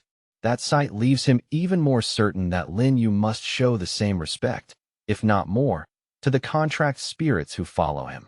Lin Yu then tells his new ghost subordinate that he will soon deal with the school administration once and for all. When that happens, Wu Ming will finally be in a position to take complete control of Afterlife Moon School. As far as Lin Yu is concerned, all that remains now is to make a few adjustments to his plans in the city and finish the task assigned by the monetary system. After that, the situation here should move into its next stage. Meanwhile, the school administration has gathered in a dark forest deep in the night, where the air feels cold and heavy. The school director asks the manager whether a girl named Shun Yu is buried here, his tone low and careful. The manager confirms that the director's guess is correct. He says that Lin Yu will definitely come looking for the burial place, and that their job now is simple, to wait here quietly until the young man walks straight into their trap. The school manager announces that this time he will personally command the ghosts himself. He orders his subordinates to do everything they can to make sure the protagonist does not leave this place alive. After Lin Yu is killed, the school manager promises that all of the young man's possessions will be divided among his subordinates according to their merit. The reward is meant to stir their greed and make them even more eager for blood. The administration staff waits for the protagonist with restless anticipation, each of them hoping to destroy the threat he represents. At the same time, they are already imagining how his wealth, influence, and valuables will be split up once he is dead. Before long, Hao Sun coldly remarks that since Lin Yu touched the brush, he will inevitably share in the karma tied to its original owner. In his eyes, that connection alone is enough to drag Lin Yu toward disaster. After some time passes, the protagonist finally appears in a clearing in the forest, accompanied by both his allies and his ghosts. Their arrival breaks the silence of the night and instantly tightens the mood on both sides. Golden Crocodile looks over the surprised faces of the school administration and asks, with faint mockery in his voice, why they do not seem happy to see him. His question is casual, but it carries a clear challenge. The school manager replies that he is happy enough to see Golden Crocodile, but what truly disappoints him is how foolish the ghost has been. His words are sharp and contemptuous, aimed directly at the choice to stand beside Lin Yu. Golden Crocodile answers that, even if he has not reached the highest ranks himself, he still considers himself a skilled investor. And from where he stands, he is completely confident that he has placed his bet on the right side. He finds working with the protagonist extremely promising and says so without hesitation. After all, in just 2 short days, he has already watched Lin Yu's ghost grow all the way to the ferocious level, which is enough to prove the young man's terrifying potential. The surrounding ghosts quickly realize that such growth could only have happened because 2 precious artifacts were involved. Those are treasures so rare and valuable that no amount of money alone could ever buy them. Hao Sun quietly tells his superior that he has a very bad feeling about this situation. He remembers Hui Tu's ghost in particular and fears that it may also have advanced to an even higher rank. Hao Sun immediately proposes that they verify that fear without delay, and he suddenly rushes forward to attack the protagonist. His movement is fast and reckless, driven by urgency and rising unease. The ghost activates a powerful energy field around himself, using it as a shield as he charges ahead. Protected by that force, he closes the distance to Lin Yu with frightening speed. Seeing this, the protagonist remains calm and thinks that the time has finally come to show everyone Hui Tu's new abilities. There is no panic in him at all, only quiet confidence. In the very next moment, Hui Tu appears behind the protagonist like a wall rising out of nowhere and effortlessly blocks Hao Sun's attack. The interception is so clean and overwhelming that it happens almost before anyone can react. The ghost immediately tries to break free from the clash and pull himself away, but Hui Tu's colossal strength gives him no such chance. Once caught in that grip, escaping becomes nearly impossible. With terrifying ease, Hui Tu shoves the enemy away from him. Hao Sun is hurled off to the side at incredible speed, crashing through dust, branches, and undergrowth as trees and bushes are smashed apart in his path. Still flying backward, Hao Sun finally slams hard into a tree that brings his body to a stop. Watching that brutal result, the other ghosts cannot help thinking that charging such a powerful enemy alone was a disastrous mistake. Lin Yu calmly realizes that if Hao Sun were not protected by the immortality effect of the cursed book, Hui Tu's strike might have killed him outright. That single thought makes the brush-in book balance feel even more troublesome. The school administration quickly adjusts its battle tactics, taking the ranks and abilities of everyone present into account. The school manager then gives the order for a full offensive, and at once the ghosts surge forward and throw themselves into battle. Hao Sun steadies himself and prepares for a direct confrontation with Hui Tuesday. As he gathers his strength, an energy field begins to form around him again, building toward the violent clash that is about to follow. Hao Sun says that he held back before, but now he has no intention of showing any mercy at all. With a cold and arrogant voice, he declares that he is finally going to unleash the full power of the cursed book and crush Lin Yu completely. The protagonist watches with growing alarm as page after page of the cursed book begins to whirl through the air in front of him. The sight is eerie and oppressive, as if the book itself has come alive and is preparing to swallow everything nearby. Hao Sun immediately begins casting a powerful spell, drawing out the curse-laden force sealed inside the book. He intends to use that sinister power of spirit curses against Lin Yu and all of his allies in one sweeping attack. Lin Yu quickly senses that there is a strong protective seal layered over the flying pages. He can tell at once that this barrier is not something he can casually break through, and that dealing with it will be far more troublesome than expected. Before long, Hao Sun coldly informs Lin Yu that his end has already arrived. He sneers that even a high-ranking artifact like the magic brush will never be able to stand against the overwhelming force of the cursed book. A moment later, the battlefield shifts in an instant as the protagonist and his opponent are both trapped inside a cube formed by the pages of the cursed book. The sealed space closes around them like a prison, cutting them off from everyone outside. Golden Crocodile is visibly worried about the protagonist's situation the moment the cube forms around him. Secretary Bai, however, remains calm and assures him that things are still under control, insisting that the first priority now is to deal with the enemies still outside. A magic pin suddenly shoots forward and pierces one of the administration employees without warning. The manager immediately recognizes that artifact and realizes at once that it belongs to Wu Ming. The manager sharply turns toward Wu Ming and demands an explanation from him. His voice is filled with suspicion and anger because it is now obvious that something is happening behind his back. Wu Ming answers with a faint smile and says that there is nothing wrong with choosing to stand on the side of the light. His tone is calm, but the meaning behind his words is openly rebellious. The manager instantly curses Wu Ming as a fool, mocking him for being swayed by a suspicious outsider with only a 5th-rank level of strength. In his eyes, following someone like Lin Yu is pure stupidity. But Wu Ming knows exactly what kind of creature the superintendent truly is. To him, the manager is nothing more than a corrupt and shameless being who indulges his own desires while turning a blind eye to the abuse of students and even their families. The director tells the manager to his face that all his vile deeds and sinister power have brought him nothing good in the end. Then he adds, without hesitation, that his current master is 1,000,000 times better than someone like him. Those words throw the manager into a fit of wild fury. Regretting that he ever tolerated Wu Ming for this long, he immediately raises his hand and fires a deadly beam of energy straight at the ghost.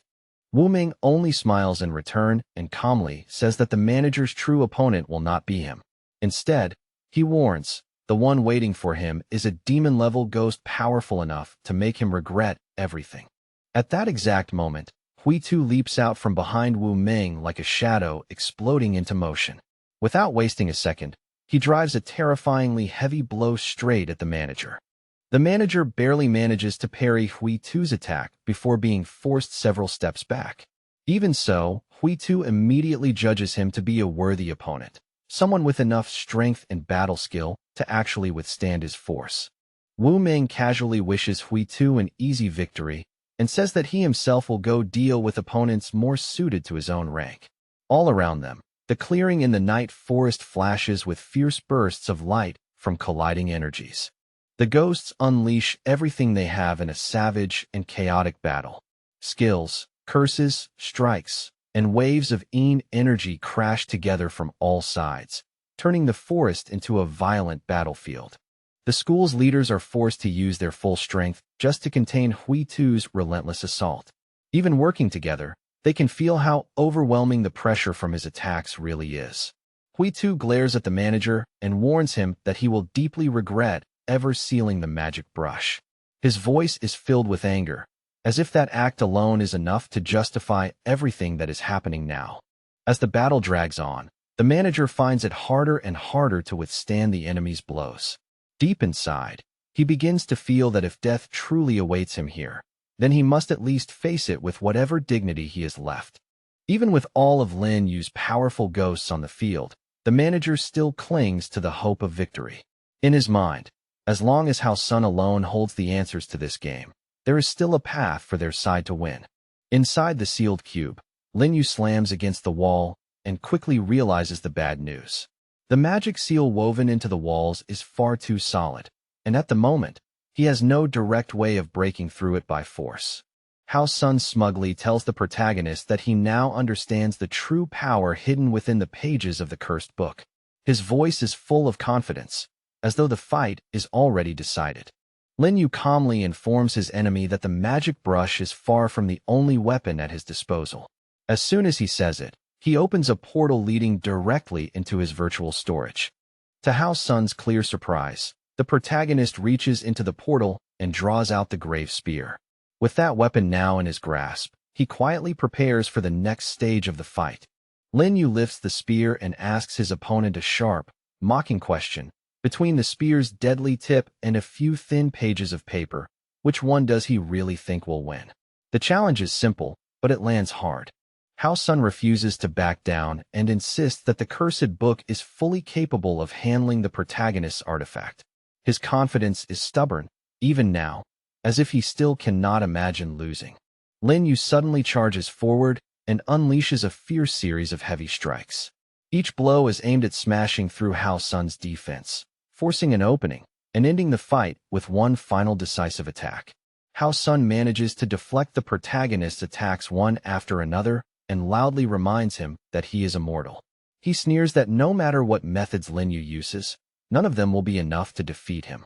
The two opponents dart apart, leap high into the air, and crash back toward each other in a furious exchange. Their movements are fast and violent, turning the sealed space into a storm of force and momentum. Lin Yu quickly realizes that Hao Sun is more than capable of parrying his strikes head-on. Because of that, he begins carefully searching for a weak point, knowing he has to find one if he wants to turn the battle around. The protagonist soon understands that Hao Sun is using the pages of the book to actively interfere with and redirect his attacks. That realization leads Lin Yu to a much more important thought. The real weak point may not be Hao Sun's body at all, but the book itself. To test that theory, Lin Yu suddenly changes his aim and hurls the spear directly toward the wall made of cursed book pages. It is a deliberate move, meant to force Hao Sun to reveal what he truly values most. Hao Sun instantly reacts in panic and rushes to shield the pages with his own body. He knows better than anyone that his fate is inseparably tied to them, and he cannot allow the protagonist to damage the book. The spear flying from Lin Yu's hand races straight toward Hao Sun, and the ghost feels the terrible impact of its force through his entire body. With every passing second, the pain and torment spread deeper, making it impossible for him to stay calm.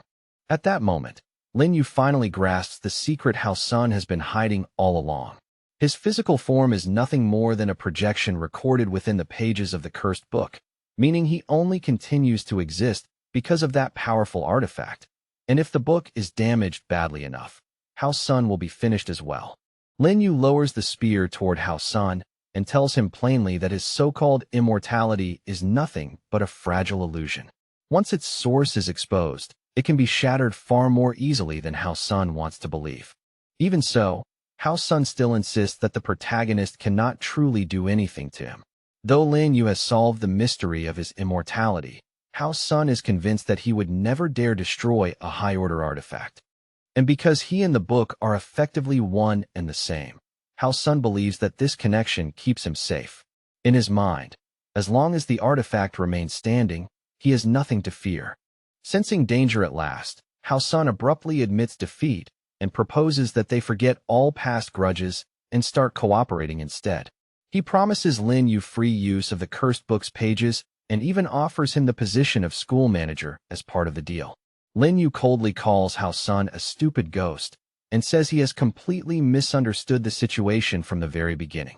He goes on to tell him that a second-class artifact like the cursed book is not nearly as rare or untouchable as Hao Sun imagines. Hao Sun can hardly believe what he is hearing. To him, it is unthinkable that Lin Yu would actually choose to destroy the cursed book, an artifact that countless ghosts and hunters would desperately fight to obtain. But Lin Yu already possesses a high-class weapon that requires constant improvement and refinement. In his eyes, the pages of the cursed book are nothing more than material to sharpen the grave spear against. With that, the protagonist delivers a devastating blow to the wall of the cube. The structure instantly starts losing energy and collapsing, while Hao Sun lets out a horrifying scream of pain and terror as both he and the book begin to break apart together. The cube created by the cursed book starts shaking violently from top to bottom.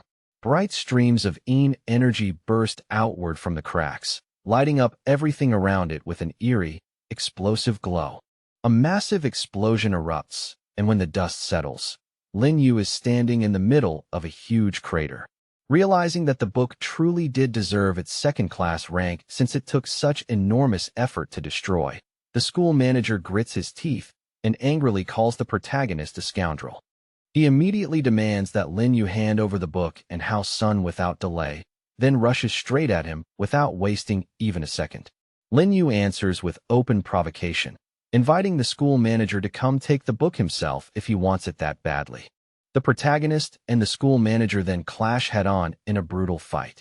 Violent waves and sparks of energy spread through the entire surrounding space, making the battlefield feel as though it could tear apart at any moment.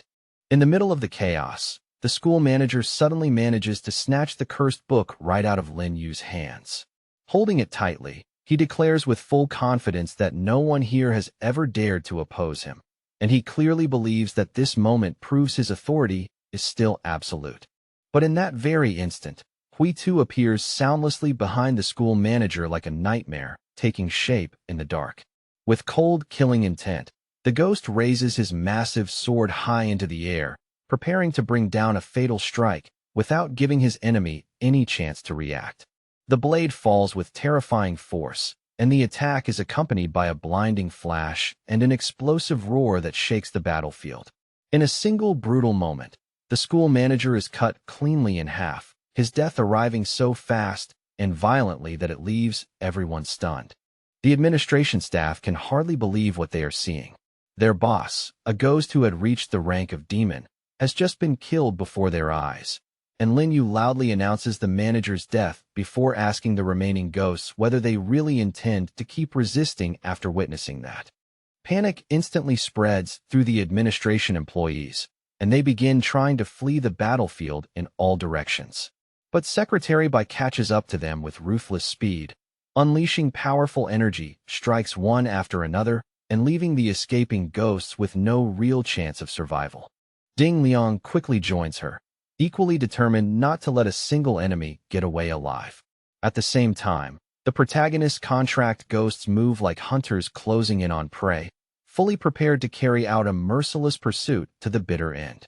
Wu Meng, who has spent a very long time burying resentment and anger toward the head of the teacher's council, finally sees the perfect chance to settle that score. While he moves without hesitation, Lin Yu calmly walks the battlefield and collects the soul cores left behind by the ghosts defeated in the fighting. Realizing that every one of those soul cores could become a valuable source of future power, one of the surviving ghosts suddenly changes course and charges straight toward Golden Crocodile. It is a desperate move, driven by greed, fear, and the hope of seizing an advantage in the middle of the confusion. The man rapidly gathers energy around both fists, building dense fields of force as he prepares to unleash a crushing attack. His posture and movement make it obvious that he wants to end the clash in a single explosive blow. Then, just as suddenly, the ghost drops to his knees and starts begging for mercy. With a trembling voice, he claims that he possesses valuable information for Lin Yu. Information important enough to change the outcome of everything that is happening. The ghost hurriedly explains that he is the deputy manager of the school. Desperate to survive, he begs for his life and swears that if Lin Yu spares him, he will become an obedient and faithful servant from this day forward. Lin Yu lowers the tip of the grave spear toward the ghost and coldly tells him that he has no intention of wasting a contract on someone like him. His tone is calm, but the contempt in it is impossible to miss. Wu Ming then steps forward and asks the protagonist to hand over the captured ghost if the young man has no use for him. The request is calm and polite on the surface, but there is clearly something darker behind it. The captive ghost reacts as if that suggestion is worse than death itself. In terror, he begs Wu Ming to remember that they worked together for more than 10 years and not to do something so cruel to him now. Wu Ming replies that for those same 10 years, the deputy has done nothing but humiliate him and use him for his own benefit. Now, at last, he wants that ghost to stand in the same place and feel the same helpless pain he once endured. The forced contract activates almost immediately, and the captive ghost lets out a shrill scream as unbearable pain tears through him. The sound is so raw and desperate that it makes the violence of the contract impossible to ignore. Lin Yu quickly realizes what kind of bond has just been imposed. The ghost is now trapped under a slave contract capable of crushing his will completely and turning him into little more than a controlled puppet. From that moment on, the captive ghost effectively becomes Wu Ming's puppet. Wu Ming clearly intends to keep him alive, not out of mercy, but so he can use the ghost's labor and position to help run the school from the shadows. To show the protagonist exactly what this slave contract can do, the director issues a command on the spot. The captive ghost is forced to bow deeply and politely wish the victors a good day, his body obeying even while his dignity is being crushed. Watching all of this, Lin Yu decides that a determined and cunning ally like Wu Ming can indeed be trusted with control of Afterlife Moon School. In a place like this, someone with ambition, patience, and a ruthless edge may be exactly what the school now needs. The protagonist then expresses his gratitude to Golden Crocodile for the help he provided in this battle. As a sign of trust and real recognition, Lin Yu even gives him his rightful share of the school's stock, treating the gesture as both reward and alliance. Golden Crocodile, however, is deeply impressed by Lin Yu's ability and influence. In his heart, he feels that it would be unfair to simply sit under the glow of someone else's achievements and enjoy benefits he did not earn himself. Even so, Lin Yu keeps insisting that he accept the shares. He tells the ghost that he genuinely hopes the school will grow even stronger, more influential, and more successful in the future, and that this partnership is part of making that happen. After everything is settled, the protagonist team leaves the forest clearing behind them. The battlefield grows quiet again, with only the corpses of the defeated enemies left scattered across the ground as proof of the brutal struggle that took place there. As they move on, Golden Crocodile becomes curious about what Lin Yu plans to do next. He turns to the young man and directly asks what his next step will be now that the battle is over and the balance of power has changed. Lin Yu answers that there are still several important things that must be done. He needs to find Xin Yu's body, improve the dead girl's art brush, and properly deal with the remains of the enemies who were just defeated. At that moment, the monetary system reminds the young man that his task is still not complete. If he wants his name to truly go down in history, then he still needs to spend 100 million. Lin Yu says firmly that the time has come to make a real move and leave a clear mark. He invites Golden Crocodile to meet again tomorrow at the board of directors so they can discuss the next steps and further strengthen their position. The next day arrives, and the ghost shareholders walk confidently into the conference room one after another. Their expressions are serious, and each of them seems to expect an important meeting, though not the surprise waiting inside. One of the shareholders immediately begins voicing dissatisfaction with the school manager. He bluntly says that the man has become useless, unable to properly manage school affairs or handle the growing number of problems involving students. More dissatisfied shareholders follow into the room with the same intention. They have clearly come prepared to demand answers and, if necessary, push for a decision to remove the manager from his position. But the moment they step inside, they all stop abruptly. Their eyes sweep across the conference room in confusion and surprise, as if the scene in front of them is nothing like what they expected to find. The ghosts then see that Lin Yu is calmly sitting in the manager's seat, with Golden Crocodile and Wu Ming standing beside him. That single sight is enough to make the entire room tense up instantly. Lin Yu greets the council members as though everything is perfectly natural. In an even, composed voice, he invites them all to sit down at the negotiating table and begin talking. Still looking around in shock, the shareholders ask the young man what exactly is going on here.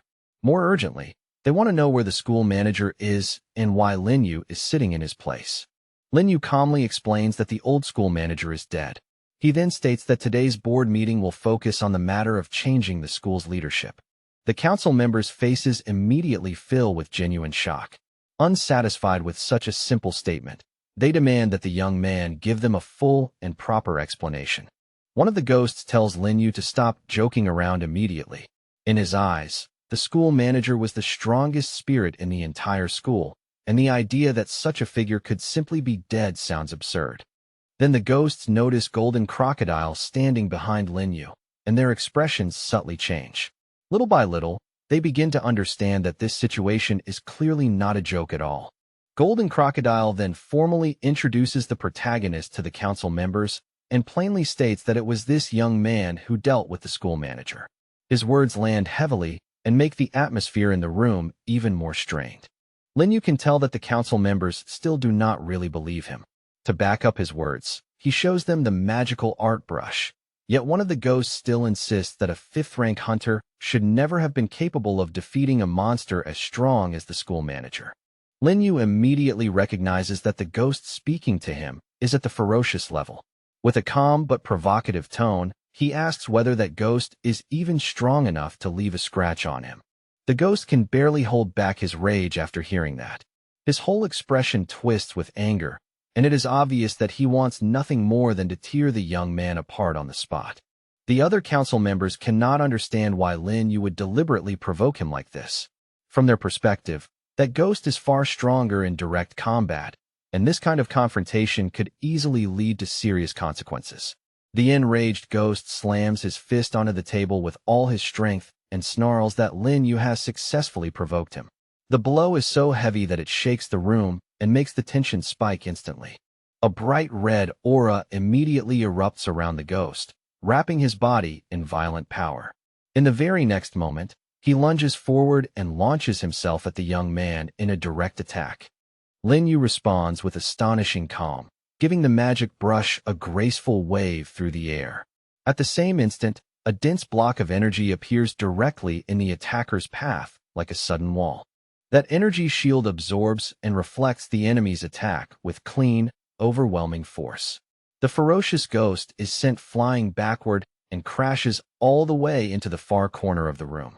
The council members stare in disbelief as they finally realize what Lin Yu is carrying. Despite his seemingly low level, he possesses top-class artifacts powerful enough to completely overturn the normal logic of strength.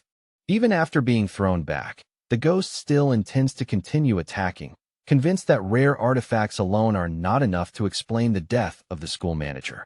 Seeing that stubborn hostility, Lin Yu calmly swings the magic brush once again, ready to show them even more. A fierce beam of energy coils tightly around the ghost's body like a living chain, squeezing harder with every second. The pressure keeps building until his bones begin to crack and buckle, and the brutal sight sends a wave of shock and fear through every council member watching the confrontation unfold. Unable to withstand the crushing force of Lin Yu's power, the ghost collapses helplessly onto the table in front of everyone. Looking down at him with calm authority, Lin Yu coolly asks whether he still has any questions left to raise. The ghost's attitude changes almost instantly, his earlier arrogance completely gone. Speaking on behalf of the council, he sincerely thanks Lin Yu for getting rid of the former manager and for finally standing up for the students' rights after so much silence and neglect. Lin Yu releases the ghost from the energy restraint and lets him breathe again. At the same time, he gives him a firm warning, telling him to be more reasonable in the future and making it clear that reckless behavior like this will bring serious consequences next time. Soon after, the meeting of the school's shareholders officially begins in a much tenser atmosphere. Lin Yu reports to everyone that the old manager is now dead, which means the school can no longer remain leaderless and a new manager must be chosen as soon as possible. Lin Yu then informs everyone present that he currently holds 30% of the school's shares. Because of that position, he makes it clear that he is no longer just an outsider looking in, but someone who now carries real responsibility for the school's future. One of the ghosts speaks up and admits that he respects Lin Yu's strength, but he also points out that fighting and running a business are two completely different matters. He stresses that managing the school involves major responsibility, so any new candidate must be considered with extreme caution and seriousness. As Lin Yu listens, he quickly understands what the school council truly exists for. Beneath all the formal talk, its real purpose is quite simple. Control the flow of money, protect the interests of the shareholders, and squeeze out as much profit as possible.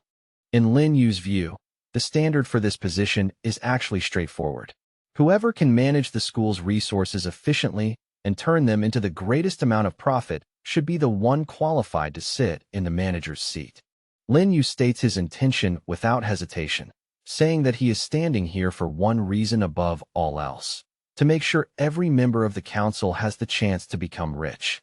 His words are blunt, direct, and impossible for the shareholders to ignore. The ghosts then begin talking among themselves about how difficult it really is to make money from a private school. They explain that under the previous management, the school's main policy was not proper education at all, but seizing rare artifacts from students and distributing those valuables among the shareholders for profit. Lin Yu can see through the entire situation very clearly.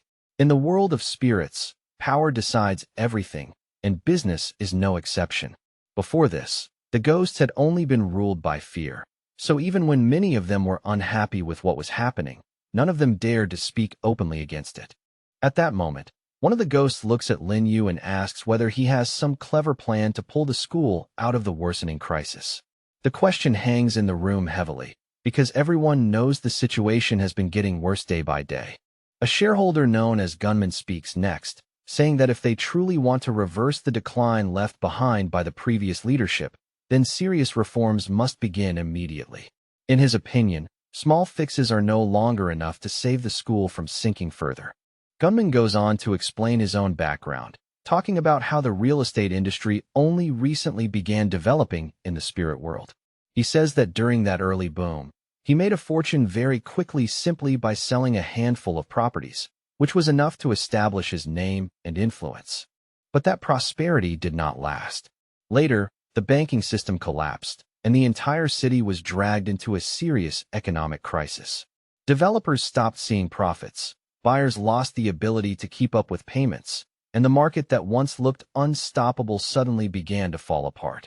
In response, Gunman says he threw nearly all of his energy, capital, and resources into a major project called Soulfall. He had hoped that by using what he described as revolutionary offset methods, the project could revive the economy and breathe life back into the city's failing market. Lin Yu tells the ghost bluntly that those plans were doomed to fail sooner or later anyway. In his view, the idea itself was already outdated, and it completely failed to account for the many complicated realities and shifting demands of the modern market. The other ghosts immediately react with outrage when they hear that criticism. After all, Gunman is recognized as the richest man in the city, and his economic knowledge has helped countless people before. So to them, Lin Yu's words sound shockingly bold and almost disrespectful.